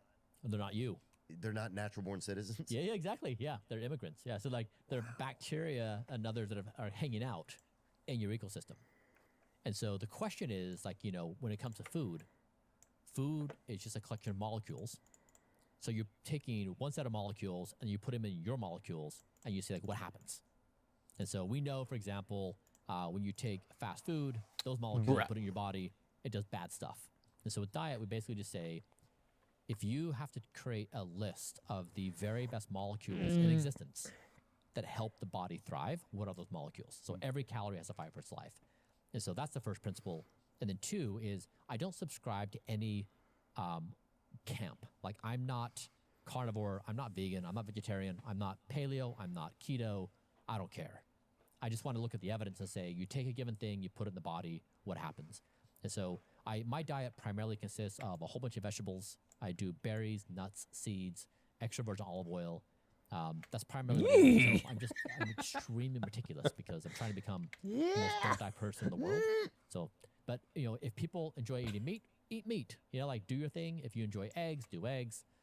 Just measure your body. Like measure your body and see if you're happy or not. If the body is so, there's what your mind can say, like, oh, I love blank. But measuring your body is a different thing. Your body is going to speak the truth, not your mind. So basically, like you want to measure out, let your body report out how's inflammation, how's cholesterol, like how's all the different markers. So, and when it comes to meat and things like that, are there just you don't like them, or you feel like they don't work for your body? Was there something that you found that you're like, this isn't the best for me? So it's actually, I mean, one is I think there's 2 points. One is I think you can make an evidence-based argument that a diet that primarily consists of vegetables, berries, nuts, seeds, extra virgin olive oil, legumes, is one of the best paths to longevity. Not the only, but like a good one. And then on the like red meat, there's not a ton of evidence that ton of longevity evidence that says this thing is a longevity producer. No, but I pull myself out of the argument because I don't care about red meat. I don't care about the argument. I don't care about the disagreement. If somebody wants to eat red meat, I support you in eating red meat. Yeah. Like I'm not going to go after red meat. Like I'm not that person. So just like do your I'll pat you on the back while you have a little, you know. Yeah. While you have some burn ins. Yeah, man, do it. Like do your thing and just measure your body. So I try to do that, and I try to then share my body biomarkers and say, here's what my body looks like. Here's the evidence. If you want to try it out, here you go. But like a couple things. One is I love extra virgin olive oil. I think it's one of the best foods you can put into your body. Is that a seed oil or not? No. Okay. Yeah, there's like this whole seed oils are bad for you. I don't buy it. You don't? No, I think it's fried. It's high temp seed oils. But you know, like cold pressed seed oils, you know, like they're fine. So like that whole thing I think got away. But, so you think the seed oil thing is kind of out there? Yeah. It's you don't want to heat them. That's when they become dangerous. But cold pressed seed oils, the evidence says they're fine. But again, like if somebody wants to do it, great. Like you know, abstain or take it. Just measure yourself and try to find the markers. Right, check in with yourself. Have some sort of like, okay, how do I really feel after having this? Yeah, and how does your body report out? Not your mind, not your opinion, not what social media says.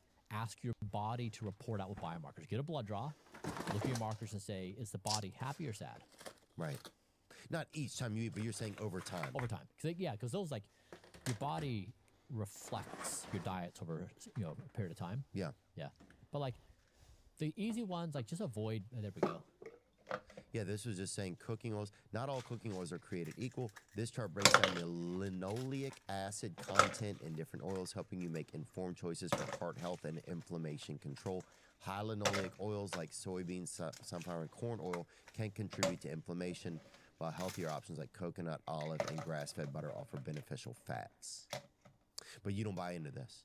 I mean, so this is cooking. This is what does... Oh, so this is actually using it for cooking. Yeah, what does well at higher heats. This is kind of what you're saying, actually, that some of these may provide less health benefit for you. Yeah, but like on this, though, like this graph, I want to see the toxic compounds that are formed. Otherwise, like, I don't know how to read this graph. Right. Right, and they'll show stuff like this. I mean, even in Trap Me, it just they use the red, yellow, green. It's Yeah, like, exactly. There's a lot of small strategies that can kind of like I want to see. I want to see what temperature, what are the toxic compounds I'm evaluating, when do they form, like etc. So that is like that'd be a much more quantified approach where I'd say, all right, now I feel like I have a good basis for decision making versus like this is easy to read online. You see red, green, yellow. It's like, okay, good, bad, because anything more than good, bad, it gets overwhelming for people. Yeah, for sure. Yeah, you say extra virgin olive oil. That's sort of your go-to. Yeah. Based upon the evidence my team and I have reviewed, this is what I would suggest if people want quick takeaways.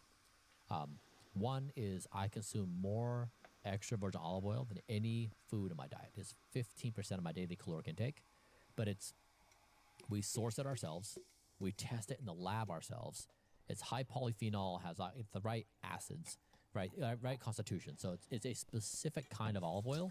It's not because most olive oil is bullshit. Like most of it does nothing, and most of it So you need so whatever you buy, make sure it has a third-party lab test result. Now that's a lot. Like. But is there a brand that you tell us? I mean, I know, or do you have this yourself that we could buy? Do you have your own? I do it myself because, like, going back to that discussion of care and trust, after playing this game for 5 years, I don't trust anybody. Yeah.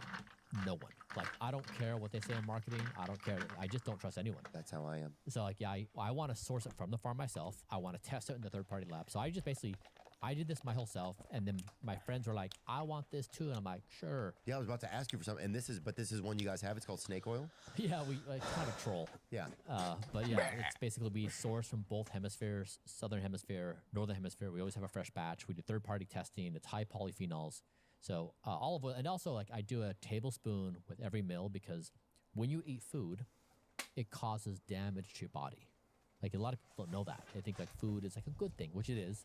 But also there's damage associated. So olive oil lessens that damage, like lessens some of the oxidative damage. So that's olive oil is one. Two is I eat a lot of legumes like lentils, edamames, beans, a lot of vegetables, but I steam them. So when my senzu beans. Hello, are you still here? Okay.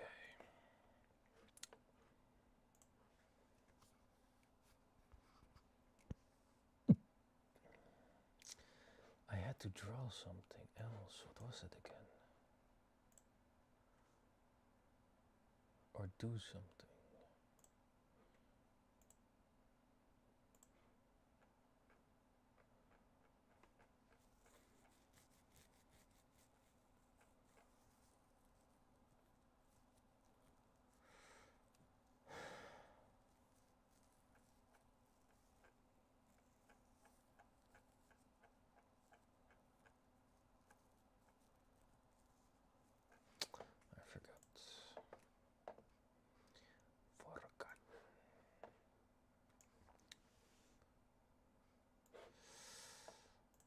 Let's listen to something else.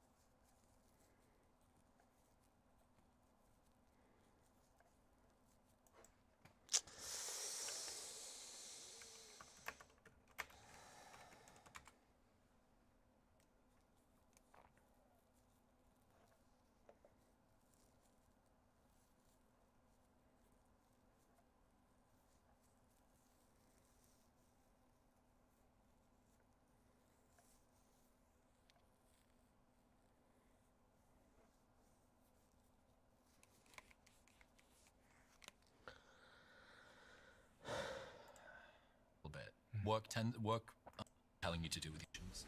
The better. And I think at this time of year, change is front of mind for everybody. Everybody's thinking about New Year's resolutions, who I want to become in 2026.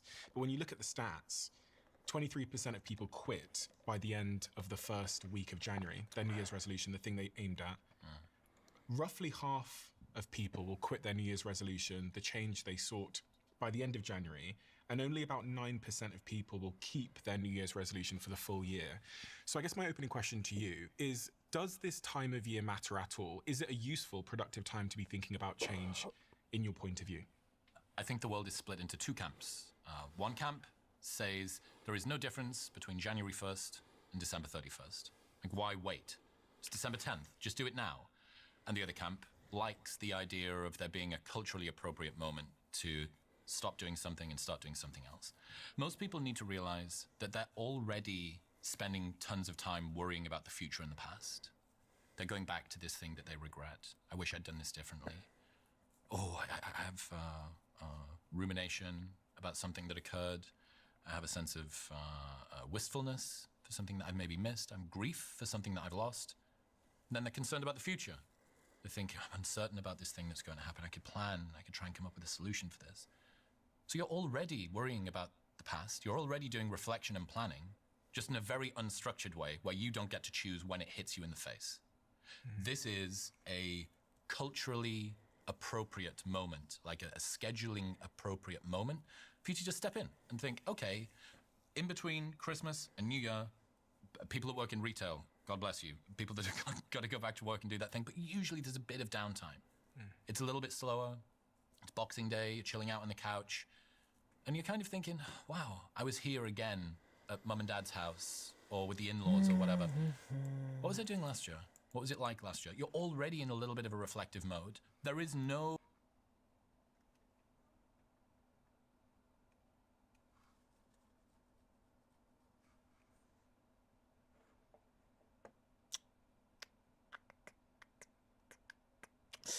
I want to make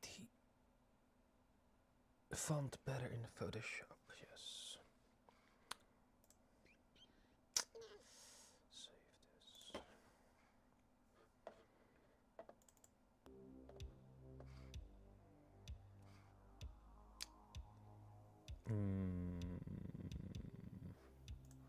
Special magic super secret squirrel sauce in January 1st. But it is a good moment to check in because life tends to slow down a little bit. Work time is a little bit more slow. And you're already doing this. You're already thinking about the past and the future, and this is just a good structured opportunity to check in and do it. I guess the question that everybody should be asking themselves is, what should I aim at? And is there such a thing as aiming at too many things? What is a good goal for change? And when you think about all the people you've interviewed and the change you've seen in your own life, what does a productive New Year's resolution or productive goal sound like, and how do I get there? Yeah, it's very overwhelming. If you realize, wow, I can do anything I want. I could look at my entire life. That's terrifying. That's absolutely terrifying. One thing I would say, this is your opportunity to change anything. Behaviorally, you can change anything you want. Not everything you want, right? That's the problem. You can become anything you want behaviorally, but you can't be everything you want. So you need to pick a small number. The single best question to work out what you should be doing next year. What would have to happen by the end of 2026 for me to look back on 2026 and consider it a success? I think that really helps to just give you a bit more perspective. And it usually comes down to only a few things. You don't usually have so much in your mind when you do that. Setting the bar unrealistically high does not increase your performance. Imagine this. Imagine that you went into a buffet and you made your plate as big as possible. You said, I want all of these things. I'm going to put all of this stuff on my plate. And my stomach is going to expand to be able to fit it. That's not the way that our stomachs work. And that is not the way that our workloads work. So, first rule. In order to pick something up, you have to put something down.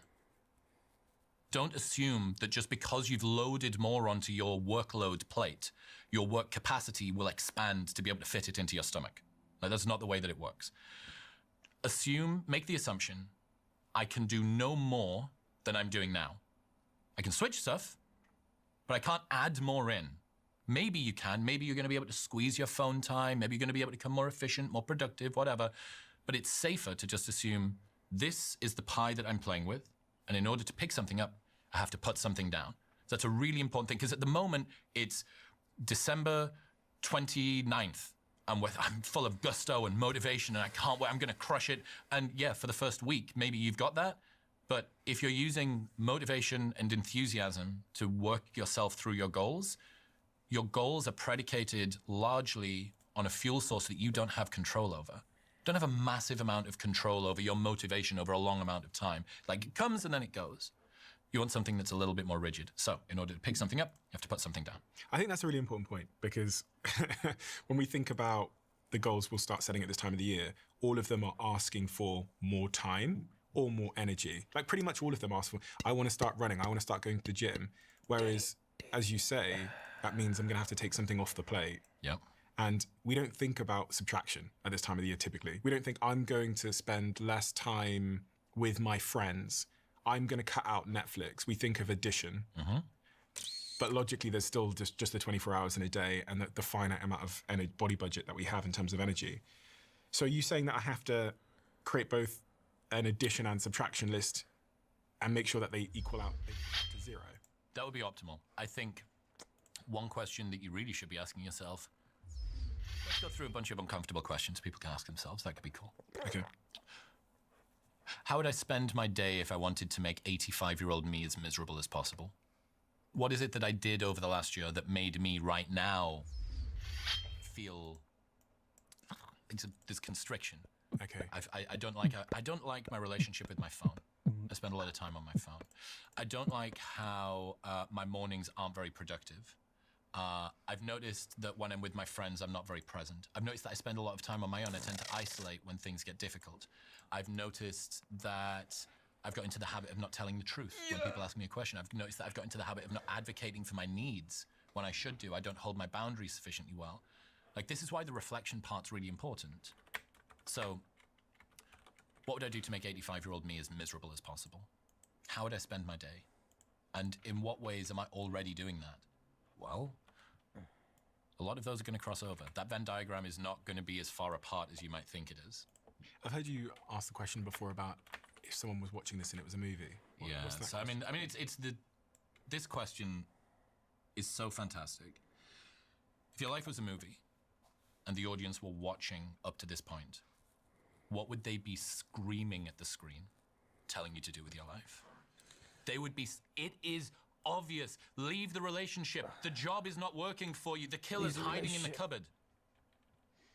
Yes. What would the audience be screaming at the screen, telling you to do with your life? Janet. So you've asked 3 questions, and I'm going to ask you those 3 questions. Okay.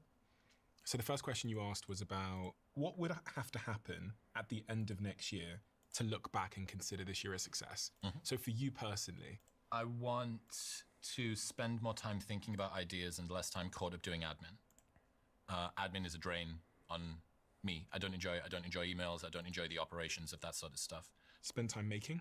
Or yeah, I want to be in maker mode, not manager mode. Okay. Would be a way to put it.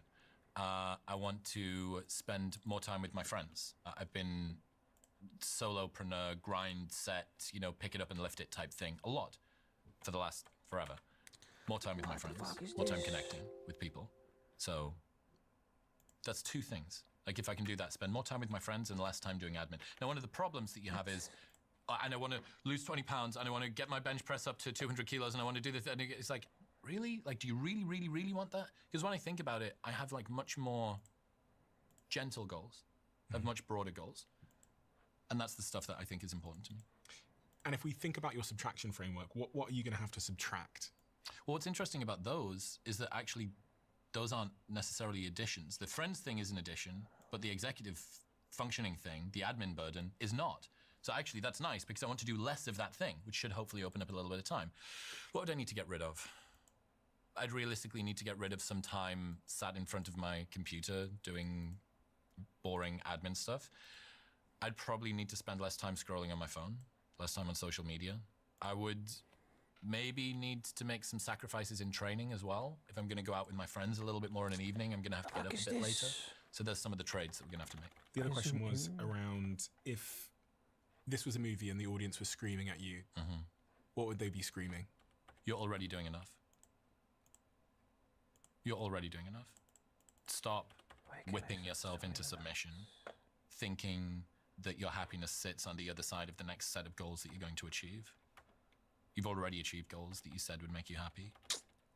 So if you haven't made it now, if this isn't when life is going to begin, then when are you going to start? What the fuck? There's this wonderful idea of the deferred life hypothesis. Deferred life hypothesis is basically the sort of common belief that our life hasn't yet begun. That what's happening now is a sort of prelude, it's an intro to our life truly beginning. And upon reflection, what a lot of people realize is that this prelude that they run through was a mirage that sort of faded as they approached. And they were actually just running toward the end of their life. Like they're permanently putting things off. I get it. People have got realistic, structural, monetary requirements. They've got to get up, they've got to go to work, they've got to fucking change their nappy, they've got to walk the dog, they've got things that they need to do. That's not what I'm talking about. My point is, everybody thinks, a lot of people think, in one form or another, that my life will begin when. They're holding their happiness hostage. They're in a holding pattern, like a plane that can't land for some reason. It's like, what if that never changes? What if your problems in life are never ever going to go away? What if problems are always going to be there? What then? Oh wow, well, I'm never going to arrive. That means I need to start living now. And I think for me, there's definitely a lot of, I will get there once the tasks of today are completed, once the problems are gotten through. There'll never be a time when there's no problems in life. Problems are a feature, not a bug. I sometimes wonder if this is a trait of just human evolution. Like, it makes survival sense for it to be hardwired into my genetic code to strive, to basically continue to strive, like to continue to conquer, to continue to build. And in fact, maybe if my ancestors didn't have that, we wouldn't be sat in a room now with all these lights and fancy cameras and such, because this is the consequence of a species that strive. And so I wonder if this is like the curse of being human, which is we just endlessly strive and then we die. And because we did, our offspring have a higher rate of survival.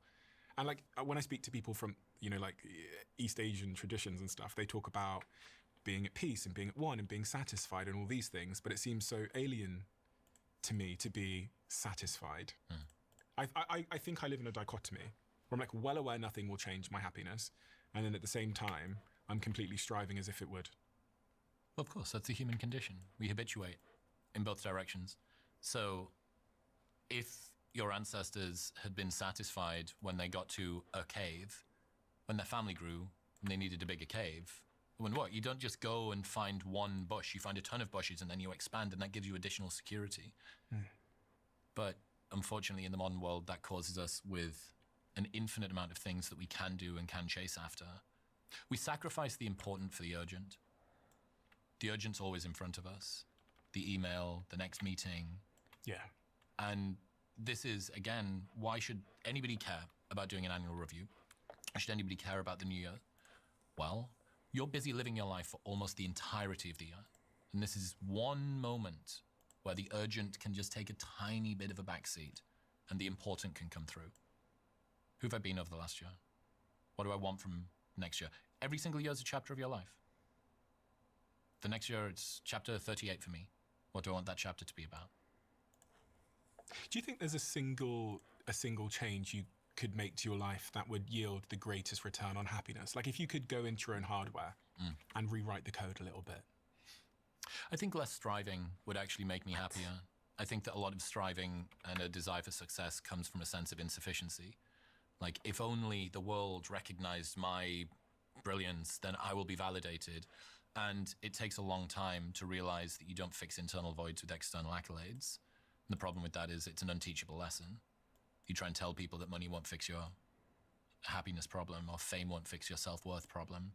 You should see your parents more. Time in a hammock is never wasted. You don't love that pretty girl, she's just hot and difficult to get. Like, all of these things are only lessons that you can learn once you've got there. And people who haven't yet gotten there think, well, that's easy for you to say. And then when they arrive, for some reason, they seem to evangelize the same insights, like somebody that's just gone through religious revelation. So either one of two things is true.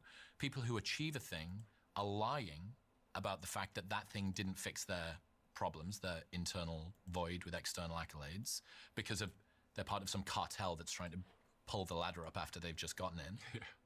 Or it's the truth. But it's an unteachable lesson.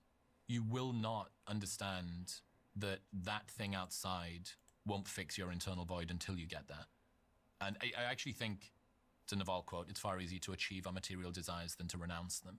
Like, if you want a Ferrari, it's much easier to actually work real hard and try and get some nice car, whatever it is, so that you learn that the car isn't the thing that you want, than it is to rid yourself of the desire for the car overall. And that's not to say that getting a Ferrari is easy. It's to say that getting rid of the desire is essentially impossible. I think me and you are probably two guys that, at some deep level, had some kind of internal void. Is that an accurate statement? Of course. Are you speaking in the past tense? Have, yeah. Yeah. You've now accomplished so much. You're like one of the biggest podcasters on planet Earth. You're famous. People know who you are. Eighth biggest in the world, talking to second biggest in the world. Congratulations. But people know who you are. You've got, money. You've got freedom now. You can go wherever you want, do whatever you want. People know who you are. You get restaurant reservation tables. You did it. Is it what you expected? And has it actually changed that internal void? The interesting thing is, I never actually thought I was going to amount to much. I was just really interested in what I was doing, what was in front of me. I didn't think this is going to lead to me achieving something or living in America or whatever. Each different step got me there. But no, of course not. Of course. The unteachable lesson has smashed me in the face, which is fame won't fix your self-worth. Money won't make you happy. You should see your parents more. You can take a day off.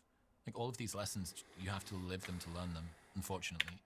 And my last question on this is, when I asked about the change to your code that you'd make, you talked about fixing the striving. What's been the downside of the striving? There's a common sense of not enoughness. Like, I will be enough when, right? Because you can either run away from something you want or run towards something, run away from something you fear or run towards something you want. And what's the consequence of that not enoughness? It's a sense of lack.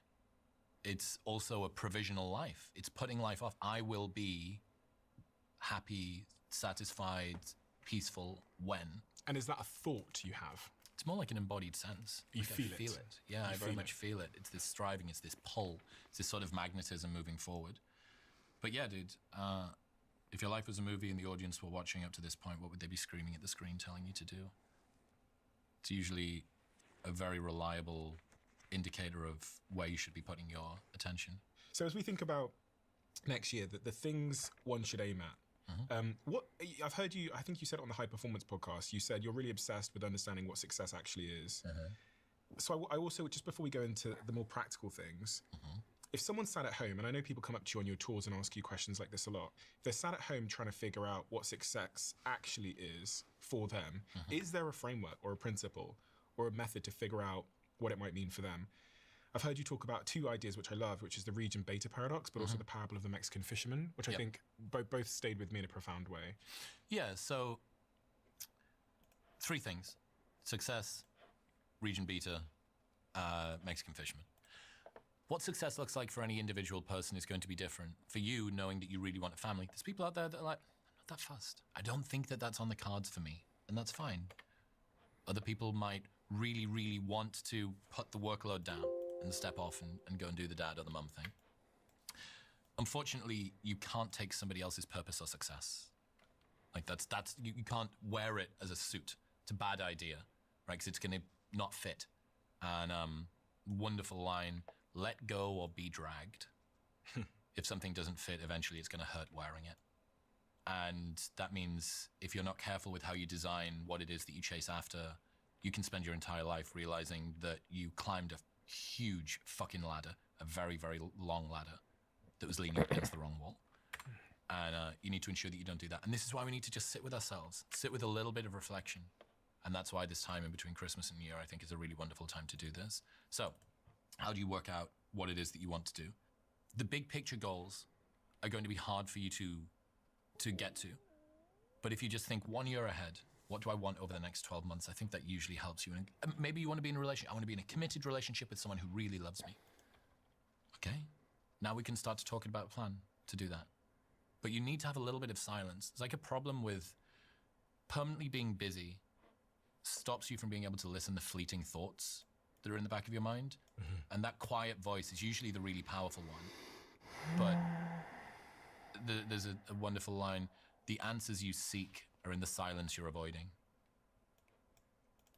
The answers that you seek are in the silence you're avoiding. Do you meditate? Of course. You do? Yes. Yeah. Do you? No. Do you wish you did? I think the definition of meditation is quite blurry, because for me, when I will have a shower for like 30 minutes, and all I'm doing in there is thinking. I'm not cleaning. Like, I'm clean after 5 minutes. I was going to say, it suggests that you come out of the shower not clean, but with great ideas. Yeah, exactly. Yeah. No, but I mean, you get clean in like 5 minutes, but then I spend the other 25 minutes because there's something about the water falling and the alone time that drops me into a spiral of thinking, which I think is my version of meditation. Then treadmills and the stepper at the gym. Treadmills are great. Yeah. My version of meditation. Shower thoughts are overrated. Toilet thoughts are underrated. The other thing that I love that you talk about is when we talk about metrics of success, you talk about observable metrics and hidden metrics of success.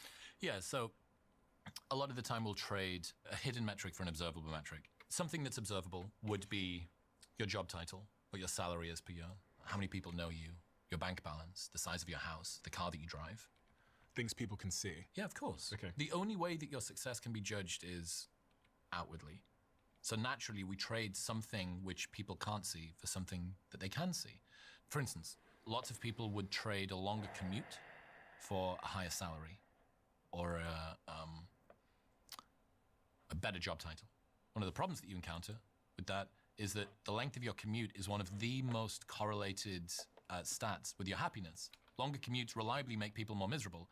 And what's the hidden metric that you've lost by doing that? Well, that's less time with your family, with maybe your kids that are growing up, with your wife to connect. That's less time to pursue your own passions, even if your job is your passion. So what about a more stressful career? Going to move into a different industry that's way more stressful, but it pays more. Observable metric. What's the hidden metric? Well, what about the peace of mind that you have as you go to sleep at night? What about what that does to your health and the quality of your relationships and your ability to be present on a weekend? So you're not able to turn your phone off because your last job was 9 to 5, but this one is 24/7. Well, it's difficult to say because you're like, people want and need real resources. I want to improve the quality of my family. That's a noble thing to do. But after a while, you have to admit, if you already live a comfortable quality of life and you trade it, you trade your happiness or your peace in order to get more, you're making a bad choice because you're going to sacrifice something that you want, which is happiness, peace, connection, for something that's supposed to get the thing that you want, which is money, job title, bigger car. Which I think links to the story of the Mexican fisher. Yeah, Parable of the Mexican Fisherman. An American businessman was away on a holiday in Mexico and he got taken out by a fisherman. He asked the fisherman, so what do you do each day? The fisherman said, I spend each morning out on the water, I fish a little, I catch some food, I take it home, and I sit in my house with my wife and my family, and we eat what I've caught for the day. The American says, that's stupid. This is a stupid idea. What you should do is you should get a bigger boat, and then you could catch more fish, and then you could go sell it at the market. The fisherman said, why would I do that? He said, well, once you've sold it at the market, you could buy some more boats and you could get your friends to come and work for you and then they could catch more fish and you could start to sell it wholesale. The fisherman said, why would I do that? So, well, then you could create a canning factory and you could export it back to the UK and you could have a huge business. The fisherman said, why would I do that? So, well, then you would be able to retire and fish a little on a morning, catch some fish and then spend the afternoon with your family. And it's the same lesson as Paulo Coelho's The Alchemist, which is this young boy goes on a huge, big journey and he finds out the thing that he was looking for was in the back garden all along. But that's an unteachable lesson. And the big lesson behind The Alchemist is going on a massive journey to end up back where you started is not the same as having never left. And this is what an unteachable lesson is. You have to go to the top of the mountain to get up there and go, oh, damn it. Damn it, like I thought that was going to be the answer. But now that it's not, I can rid myself of that. I've crossed it off. And it's so unpopular. It's so unpopular to talk about this online because everybody that doesn't have a thing assumes that the thing will fix their problems and that the people who have got there, achieved it, and say that it didn't are ungrateful. Like, oh my God, the thing that I want, and they're just casting it away. Like, how dare you? How dare you say that the thing that I know I want isn't the answer to my problems? And yet, reliably, everybody that gets there says it's not the answer.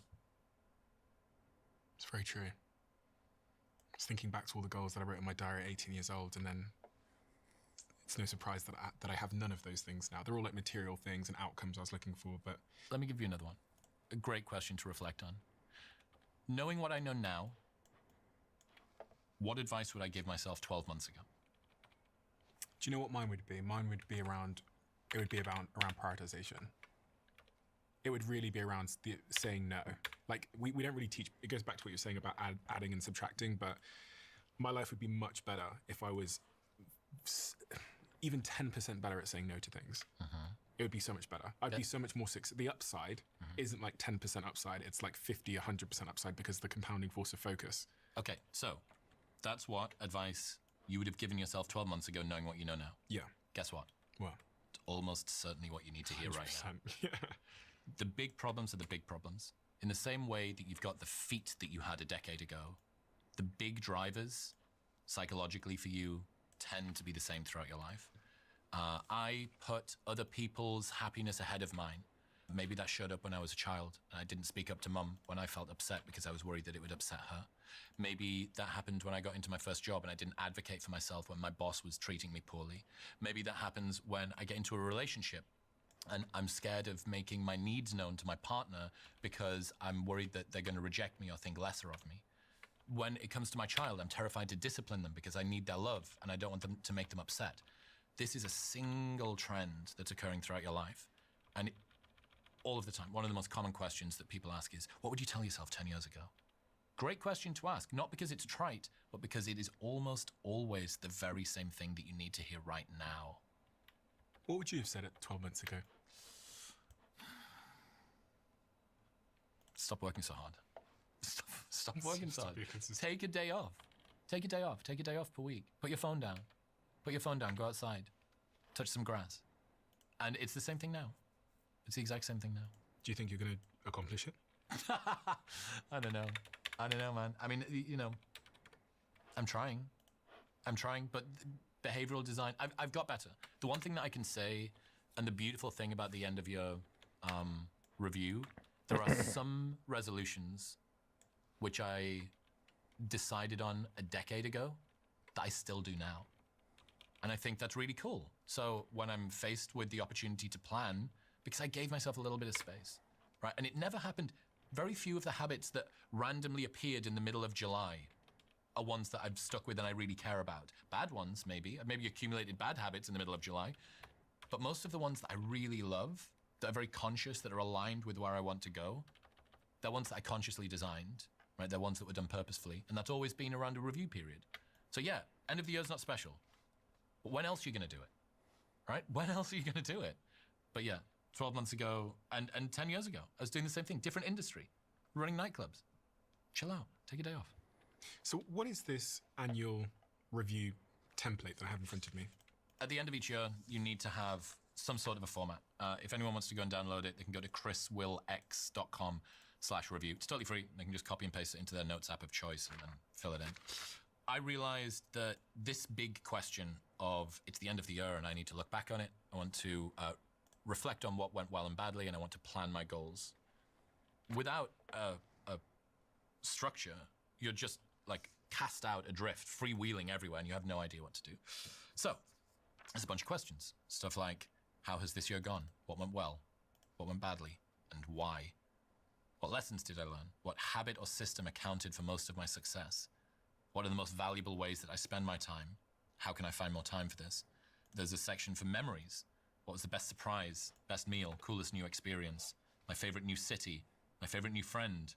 What was my favorite day or my most intense day? What was the best sex I had? What's my favorite quote and song and artist? And then there's a plan. What would I do this year if I wanted to make 85-year-old me miserable? What are the things I do to make my day go great? What do I think is productive that isn't? What is productive that I don't realize? Those are two big ones. And then there's some final thoughts. What would have had to have happened by the end of next year to look back and consider it a success? Who do I need to become the next chapter of my life to go the way that I want? Knowing what I know now, what advice would I give myself 12 months ago? So for the people that are frantically taking notes, they can just go to chriswillx.com/review, and this is available for free. You mentioned there that goals you set 10 years ago are still some of your most important today. What are those goals that you cherish the most?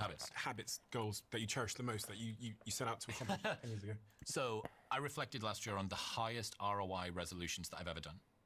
And what I think would be cool would be if people put the single best return on investment resolution that they've ever done in the comments. Because that will create maybe the biggest repository of the highest value New Year's resolutions that anybody's ever had.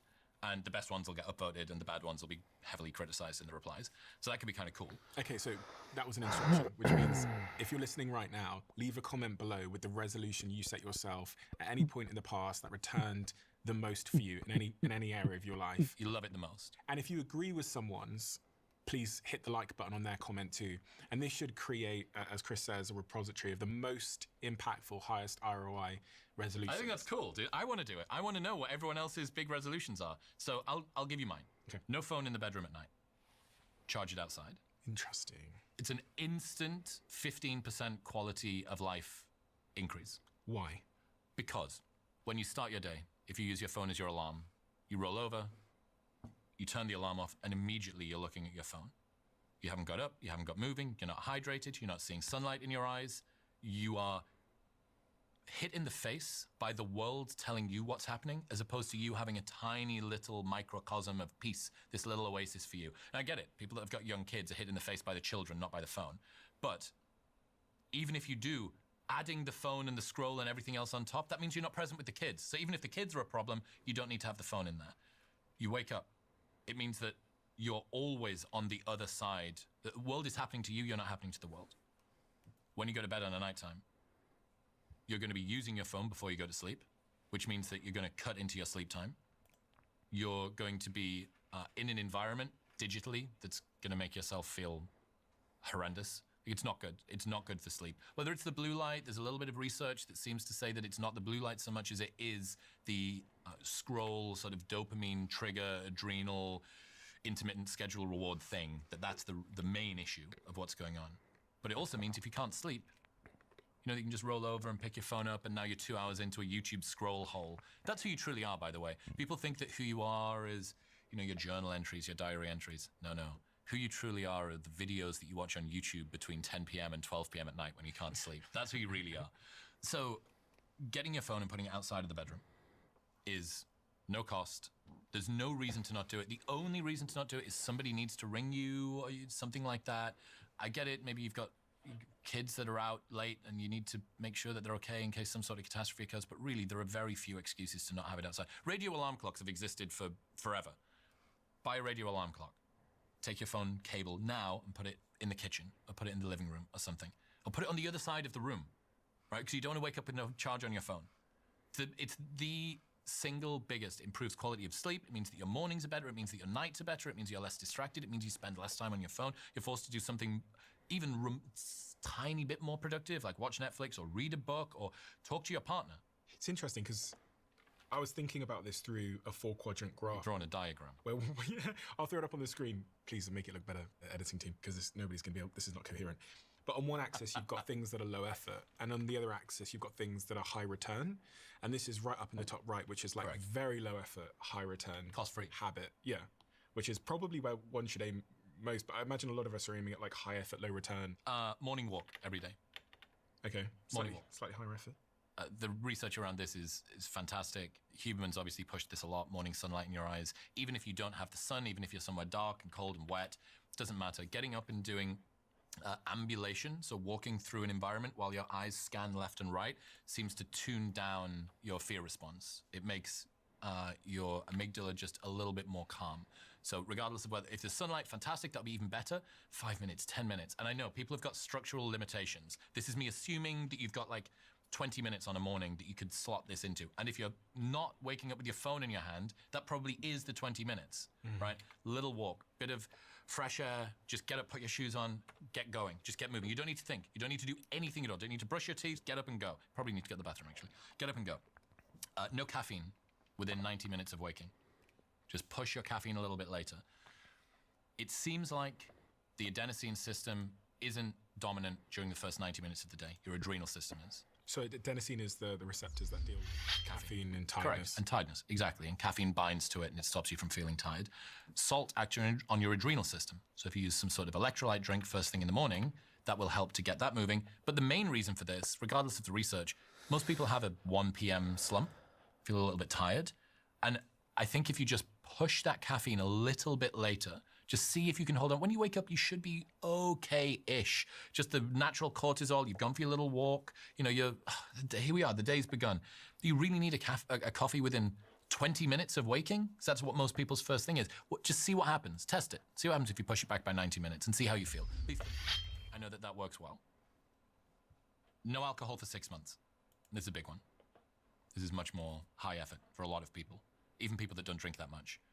Because a lot of the parties and things that you attend are not superbly fun, and some people use alcohol in order to make their family or the wedding or the birthday a little bit more comfortable. Social lubricant. Correct. Yeah, of course. But if you take alcohol out for about 6 months, what it forces you to do is think, do I really want to go to that party? Or I'm actually having to anesthetize myself of the people that I'm around. Like, if you can only bear to be around your friends when you're drinking, that's probably not a good indication.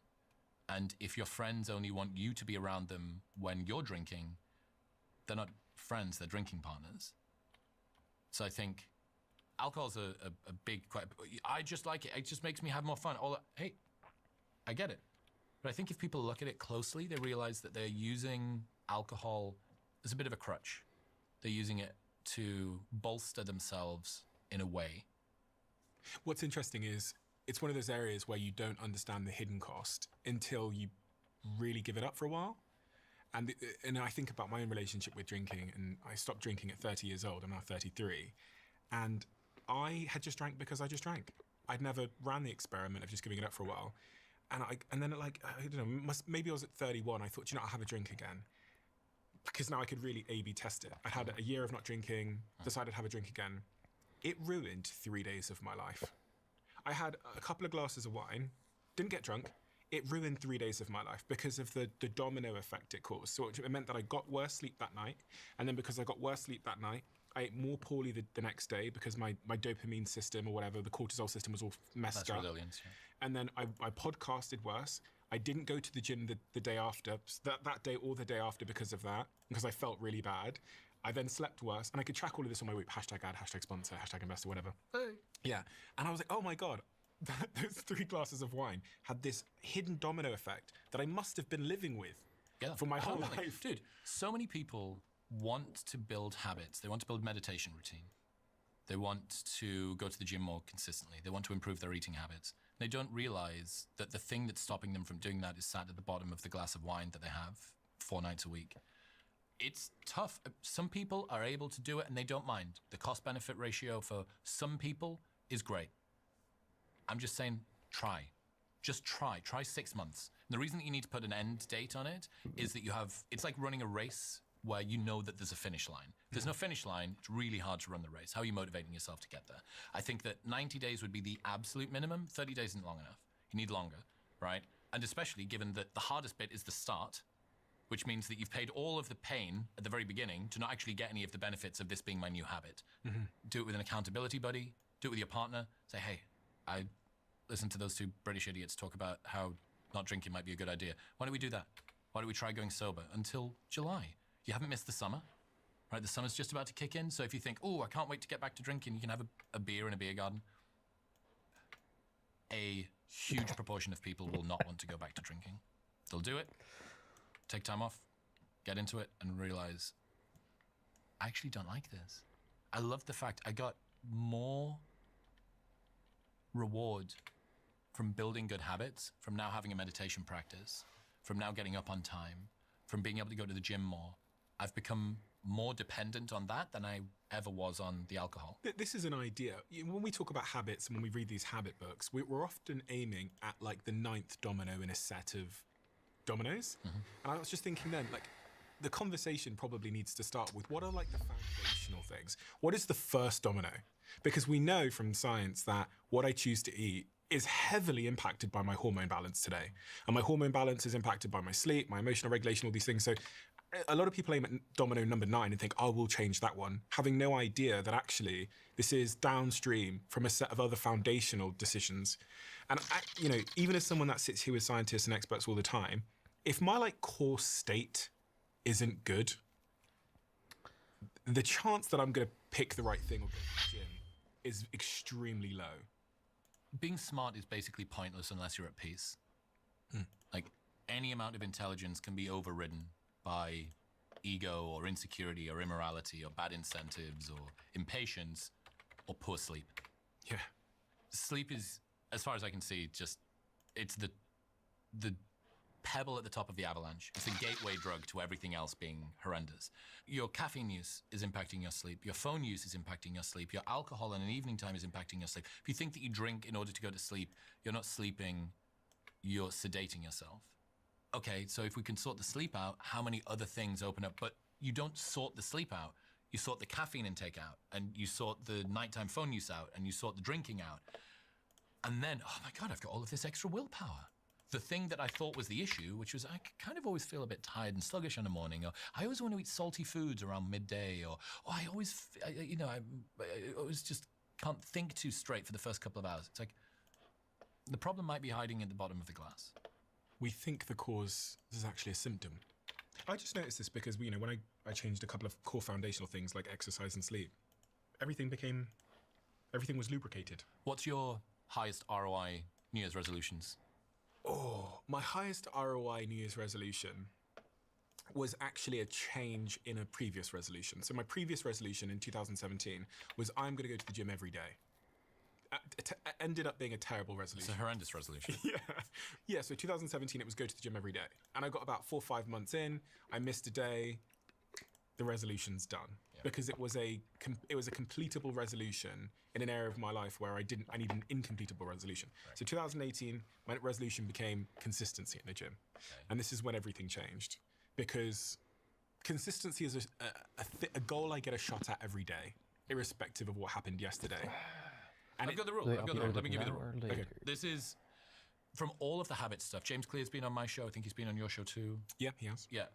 Best habit book of all time, Atomic Habits. Of all of the things, there's only 2 that have really, really, really stuck. This is the best rule when it comes to habits. Never miss 2 days in a row. Like, you are not going to be able to go to the gym every day. There will be one day when an absolute catastrophe occurs. You ate some dodgy sushi last night.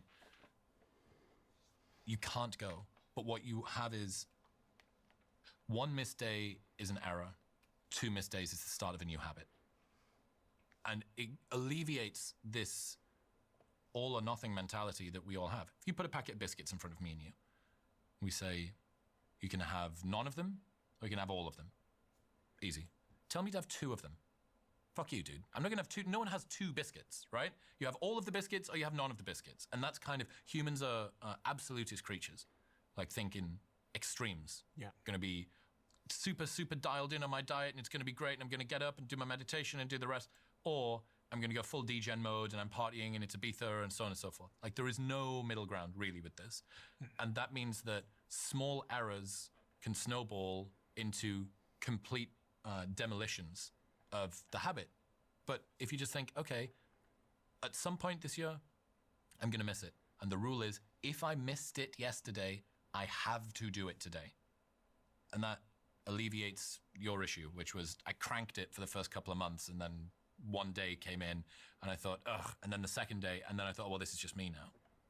The other trap that I've noticed in that is one of my friends had great success with a new habit with going to the gym for like 3 or 4 months. He messages us in the group chat. He says, I finally cracked it. I finally figured out how to do this. And I said to him at the time, I said, listen, mate, like the best thought I've ever had that's made my habits be consistent is the realization that you never crack it. And actually thinking about the day when I fall off the horse and what my strategy is for getting back on the horse. Like being really, really cognizant of the fact that at some point I'm going to eat the sushi and it's going to fuck up my belly.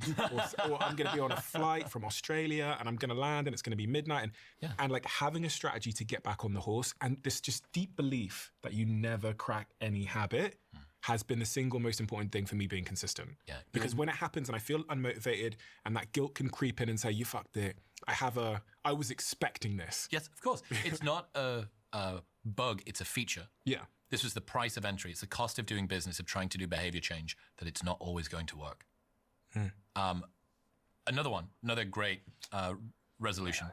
10-minute walk after every meal. Interesting. Huge ROI, dude. Crazy. So it's called a postprandial walk. And what it does is it helps to regulate glucose. It gets your blood sugar moving. Your stomach, because of the contralateral movement of how your arms and your legs work, the muscles actually cross across your stomach, which helps you to digest food. You know, you have a huge, big meal, you're having a great conversation, and you sit there and you're like, I mean, this conversation's so great, but I feel awful. This sucks. If you just, after you go out for dinner, if you've got a lunch break from work, eat your food, 10-minute little walk. Again, I challenge people to do it and not say that it makes them feel really good. You go for dinner, you're with a friend, you're out with a partner, you're meeting somebody for the first time. Say, hey, why don't we have a little stroll? Sometimes it's going to be freezing outside, whatever. You know, do what you can. Let's go for a little stroll. It makes a huge difference. Huge difference. What about matters of productivity? Do you think much about this? Because again, this time of year, people are thinking about procrastination, productivity. They're trying to get more done. They're trying not to doom scroll so much, be on Netflix, waste time. And I think a lot of the guilt does come from feeling like we're unproductive. Absolutely. Yeah. There's a wonderful idea called productivity dysmorphia. So it's the inability to see your own success. It's like to acknowledge the volume of your own output. So it sits at the intersection of burnout, imposter syndrome, and anxiety. You think of it like ambition's alter ego, basically. Like the pursuit of productivity spurs us to do more while robbing us of the ability to savor any of the successes that we achieve along the way. So first off, people are not particularly good judges of how productive they are. I think so many people are whipping themselves into submission, saying you're not doing enough, because in the past that motivated them to do more. Yeah. And after a while, you have to accept, I'm doing quite a lot. And if you were an athlete on a sports team and your coach only ever pointed at you when you made a bad play, you wouldn't feel particularly motivated by that. But a lot of people have this sense of productivity debt. They wake up every day feeling as if they're already behind. And only if they dominate their entire day perfectly can they drag themselves back up to some minimum level of acceptable output. And only then can they go to sleep that night without feeling like a loser. This means that your set point is loss, and the best thing that you can do if you crush the day is get to a draw. You never win. And then there's this sort of weird drill sergeant in the back of your mind that's saying, all right, you can have a little bit of a break now, but just so you know, as soon as you wake up in the morning, it's all going to happen again. And, you know, I'm speaking to a very particular type of mindset here. There is a huge cohort of people on the internet who do need David Goggins screaming in their face, telling them to go harder and sort their life out. The sort of people that listen to your show and listen to Modern Wisdom are probably not in that camp. Do you know what's surprising? I am in that camp.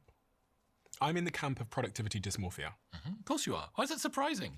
Look at what you've built. How could you not do that if you were seeing how much you did? I can't really think of many days. And just for context, when I wake up in the morning till 2 a.m. at night, I'm working. But I can't think of many days, or really none come to mind, where I've got in bed and thought, you were productive today. Fucking crushed it. You met the standard. Productivity debt. Yeah. You woke up feeling like you're already behind. 100%. Because of yesterday and the week before and the month before and the to-do list. You see your own shortfalls from a front row seat, right? And this is one of the curses of people who have big dreams, goals for themselves. The size of their goals is always greater than their ability to deliver them. And we assume that by having very, very, very high standards for ourselves, that's what is it? Shoot for the stars, and even if you don't get it, you'll end up on the moon, something like that. The clouds. Yeah, whatever. that's great for a while, and it's very good at the beginning of your journey. But after a while, I think you just need to give yourself a fucking break, dude. Like, people are destroying themselves in this perpetual sense of not enoughness. They're always chasing the next thing. So that's all of that is for me to say that people want productivity, desire productivity. I'm just trying to say you're probably working real hard as it is. That being said, how much do I think about productivity, and how can we like twist the knife a little bit more to give people some tools? Best question to ask yourself: if I could only achieve one thing today, start of every day, if I could only achieve one thing today, what would that be? You're only allowed to do one thing, and it's the big thing. It's usually the scary thing. It's usually the thing that you probably don't want to do. How many times does someone go and clean the cupboard in the kitchen that hasn't been touched for 6 months? I'll rearrange all of the plates because they don't want to have that conversation with their boss, because they don't want to face that particular piece of work, which is like big and scary, and I don't really know how to tackle it, how to begin. You will do everything that doesn't need to be done in order to avoid the one thing that does. It's because it's a big, scary task. That people will endure months, years, decades of misery to avoid a couple of days of pain. And that makes sense. It's a good trade in some ways, but over time, you're going to accumulate an awful lot of discomfort. Reminds me of what Nir Ayal said when I interviewed him about procrastination is the avoidance of discomfort. And he really said that most of human motivation is just the avoidance of discomfort. Because I tried to test his idea. I was like, what about having sex? That's surely the pursuit of pleasure. He was like, no, you get horny, which is a form of discomfort. And in order to alleviate it, you go and have sex, or you pursue. Yeah. He said all of our behavior is driven by discomfort. So in your example of, I've got to start the manuscript for my new book, but I end up cleaning the house. It's because... Sounds like a personal example. No, but it is. It's like, I remember how long I procrastinated on starting my new book, because it's like being stood at the foot of Mount Everest, starting a book. It's huge. When you think about procrastination, which is part of becoming more productive, what in your mind are the causes of me avoiding the thing that I should be doing? As far as I can see, there's two main reasons for procrastination. The first one is you don't know what to do. So you have this big book in front of you, but nobody's ever written a book. They've written a sentence, and then that sentence is accumulated.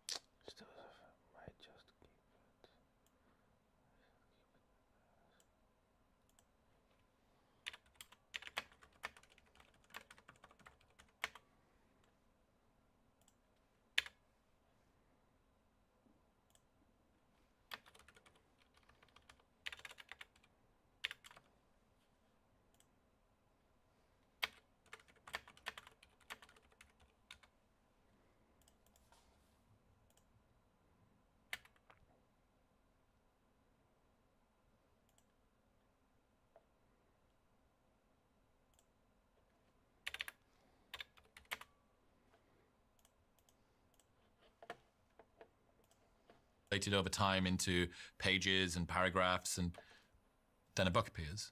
Or you've reviewed a book, you've looked at the edit, you've made a decision about the color for the front cover, but you do what's called a next action from Getting Things Done, David Allen's productivity strategy. People want a really, really great productivity strategy. Getting Things Done by David Allen is about as good as you can get. You do a next action. So I'm procrastinating over a task. What is the next physical action that I can do that pushes me toward that goal? I need to write an email. Well, you better go and open your email client, right? If you don't have your email client open, it is impossible for you to send the email. Well, actually, before that, I need to sit down at my desk. But actually, before that, I might need to put my pants on. Okay, pants are on. Hooray, I'm moving. I'm down at the desk. All right, there we go. I opened Instagram. Fuck, okay, close Instagram. Email client.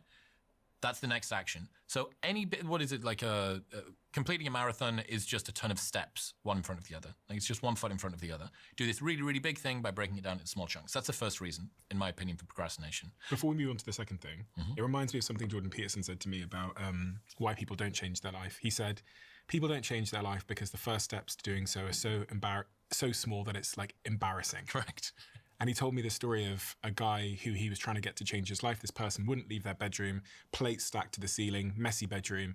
And on day one, he walks in, they put a vacuum cleaner in there, they do nothing else. Day two, they come back, they plug it in, nothing else. Day three, they come back, they turn it on, nothing else. And by the end of the 30 days, this guy is out of his bedroom, his room is clean, and he's out in the world, which he was scared of. And it always made me think, like, the first step to real change isn't some great leap which is going to cause huge cognitive dissonance and discomfort, it is often so embarrassingly small that we don't think it's consequential. Yeah. And I think about that with my life all the time. I'm like, actually, maybe the first step here is just like buying a notepad, you know, to start writing my book. There is definitely a sense that focusing our attention on a small step kind of reveals the smallness of our lives. That, like, oh my God, I said that I sat down at my desk. Like, how pitiful. Is this really how small I've become? I should have this big cathedral of achievements and monumental stuff. You go, well, yeah, but how do you get there? I mean, well, we've got to lay the first brick. So humility, being humble and compassionate to yourself. Okay, I did a thing today. I went for a walk. Felt like crap. I ate this bad sushi last night. And I did one thing. One small thing that moved me toward my goal. So anyway. Maybe that's because we never get to see that first small step. We get to see the outcome. So if I'm thinking about becoming a podcaster and following in your footsteps, I see you've got this fucking digital screen where you've got Matthew McConaughey sat in the set of his movie, and I'm thinking, God, that's a long way to go. Well, the beautiful thing about a lot of stuff on the internet is that it is archived for the rest of time. So you can go back and watch my first ever episode, which is me in my old office for the nightclub stuff that I did. And my business partner yelled at me afterward because I kicked everybody out so that I could record. And he's like, you can't keep doing this. It's not your studio, it's our office. And it's a single iPhone and a blue Yeti USB mic that looks like a big white dildo. And it's up and over the top of the desk. And it's me and a friend from the gym talking about how we might row the Atlantic one day. Embarrassing to start there for someone that's watching you do Matthew McConaughey in a digital screen. It's embarrassing. But also not, because that was the first step. But that wasn't the first step. The first step was deciding what name it was going to be and then driving to Gateshead to buy the Yeti secondhand from some dude on eBay. And that Yeti went on to do 500 episodes of my podcast. And then we changed to nicer microphones or something. So everybody's journey begins embarrassingly small. And I think just having a little bit of compassion for yourself, having the humility to go, the first step that I do is going to be so small that it almost wouldn't register on the ledger of accomplishments. It would be minute. Going, okay, that's still a win. First thing, you don't know what to do. Second thing, you know what to do, but you don't know how to do it. So you can sit down in front of the spreadsheet and you know that you've got to do a VLOOKUP on this spreadsheet. We have no idea how to do a VLOOKUP. What's a VLOOKUP? It's something like some Excel thing that Excel nerds will know. ChatGPT. Yeah, let's do that. Google. Ring a boss. Ring a friend that is an expert in Excel. So for me, when I look at my procrastination, it occurs due to usually one of two things. Poorly defined next physical action. I don't know exactly what the next smallest step is that moves me toward my goal. I do know that, and I sit down and I don't know how to do it. Like, how do I... Like, if you don't know how to open a file, you don't know how to unzip a file, it doesn't matter how many files you've got in front of you. If you can't unzip them, you can't see them. So, okay, I need to learn, hey, dude, I got this zip file. Where do I go to get it? Oh, okay, thank you. And then we've got moving. So it's either a action issue or a skill issue. And both of those are usually pretty simply fixed. I read in your newsletter, you talk about how some people procrastinate because they're scared of what they'll find out about themselves if they try the thing. And I thought, that's so true. I mean, if you... The upside of never trying is never having to feel the pain of failure. Right? If you never face that discomfort. Like, if I tell myself that all women are terrible, then I'm excused of ever having to talk to a woman, and as a result, I never have to feel the pain of rejection. If I tell myself that everything is shit or that things will never get better, I'm excused of ever having to try at anything. It's more comfortable to get fatalistic and call it pragmatism. Like, the cope is framing hope as pathetic and embarrassing and optimism as delusion. This is cynicism, right? Cynicism. And the opposite of that is enthusiasm. Since moving to America, I've been surrounded by very enthusiastic people. Americans kind of have permanent first-line cocaine energy.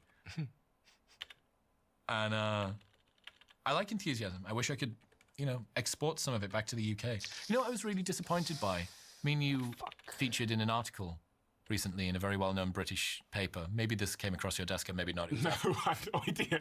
Okay, so it was the same week that the Spotify Wrapped came out. Yeah. And in the top 10 in the world, there's me, you, and Jay Shetty. So there's 3 Brits. I think we're punching above our weight. Yeah, 100%. With regards to this. Lady who wrote this article basically said it was a rejection of our patriotic inheritance that we were trying to do self-improvement at scale. Like whatever happened to the British stiff upper lipness where we sort of feel stoically satisfied in our own loneliness and misery. That's like almost an exact quote. Really? Yeah, it really made me sad, and it made me sad for a few reasons. First off, the UK is not exactly showering itself in glory at the moment. There is an entire content bucket of American streamers reacting to news from the UK and going, oh, the downfall of the UK with the whatever. Whether that's true or not, the optics aren't great coming out of the UK at the moment. Yeah, okay, really sorry. I think we're done for now. So it's scheduled for the social media.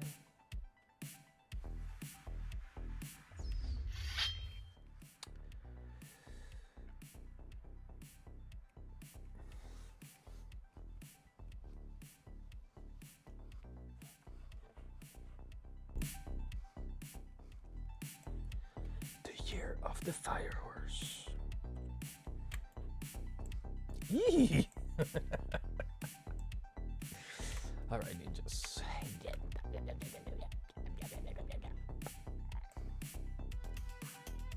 What? Okay, that's it for now. Yes. I think Ninja John is already sleeping.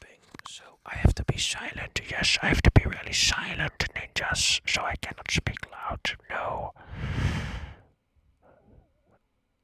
Unless I speak loud.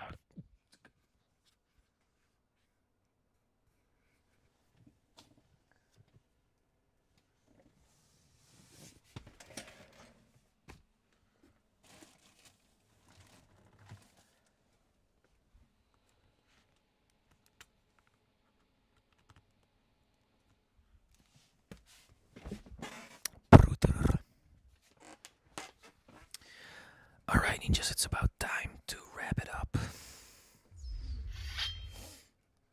Don't forget to buy my manga if you haven't already and want to support the adventure. Yes, Party Time's now available at ninjacase.com. Get your copy now if you haven't already. The latest copy already went to Sweden. Crazy. So yeah, also you get extra stuff with it. So you can see this on the website, what you will get with it. Extra first edition Ninja Case card, Party Time card, A6 card, bookmarker, as long as it's in stock. The first edition versions are limited. So these are limited in print. When they're gone forever. So yeah, get your copy now at ninjacase.com if you want a copy. And thank you everybody who already got the copy. So yeah, ninjas, good luck on your endeavors this year. It's already almost half of in the year. Just one more day. It's already 31 May 2026 at 3:18 a.m. over here in the Netherrealm. So still much to do this year, as always. And yeah, man, how far are you with your endeavors? Let me know. And yeah, people are sleeping, so I cannot speak loud. That's why I'm having it like this. But yeah, thanks for joining once again, ninjas, and I wish you the best. Not sure when I will be back, but for that, don't forget to follow on Twitch and ring the bell. Subscribe on YouTube and ring the bell as well to be notified the fastest way from when we're back live once again. So yeah, hopefully enjoyed the final Fire Horse drawing. Also, I put some podcast on to listen to shit when, and I also need to focus on the drawing right, so I cannot speak non-stop and talking about shit. I could have just music, but sometimes that's a bit boring for me, at least. But yeah, if you have any thoughts about that, let me know. Yeah, I cannot really put an anime on or something while drawing, because then I copyright shit, right? Anyways, let me know your thoughts about that part too. And yeah, that's about it so far. So I really enjoyed the final session of Drawing the Fire Horse, and let me know if you would like to see a manga version, like a screen toned black and white version. I was considering that at first, but then I was just coloring it. So yeah. Anyways, that's about it for now. Thank you for joining once again. Digibox Usually, sweet dreams, and don't forget the man under the bed. Merc, that is. Yes. Laughing in silence. Okay. See you later, ninjas. Until the next time.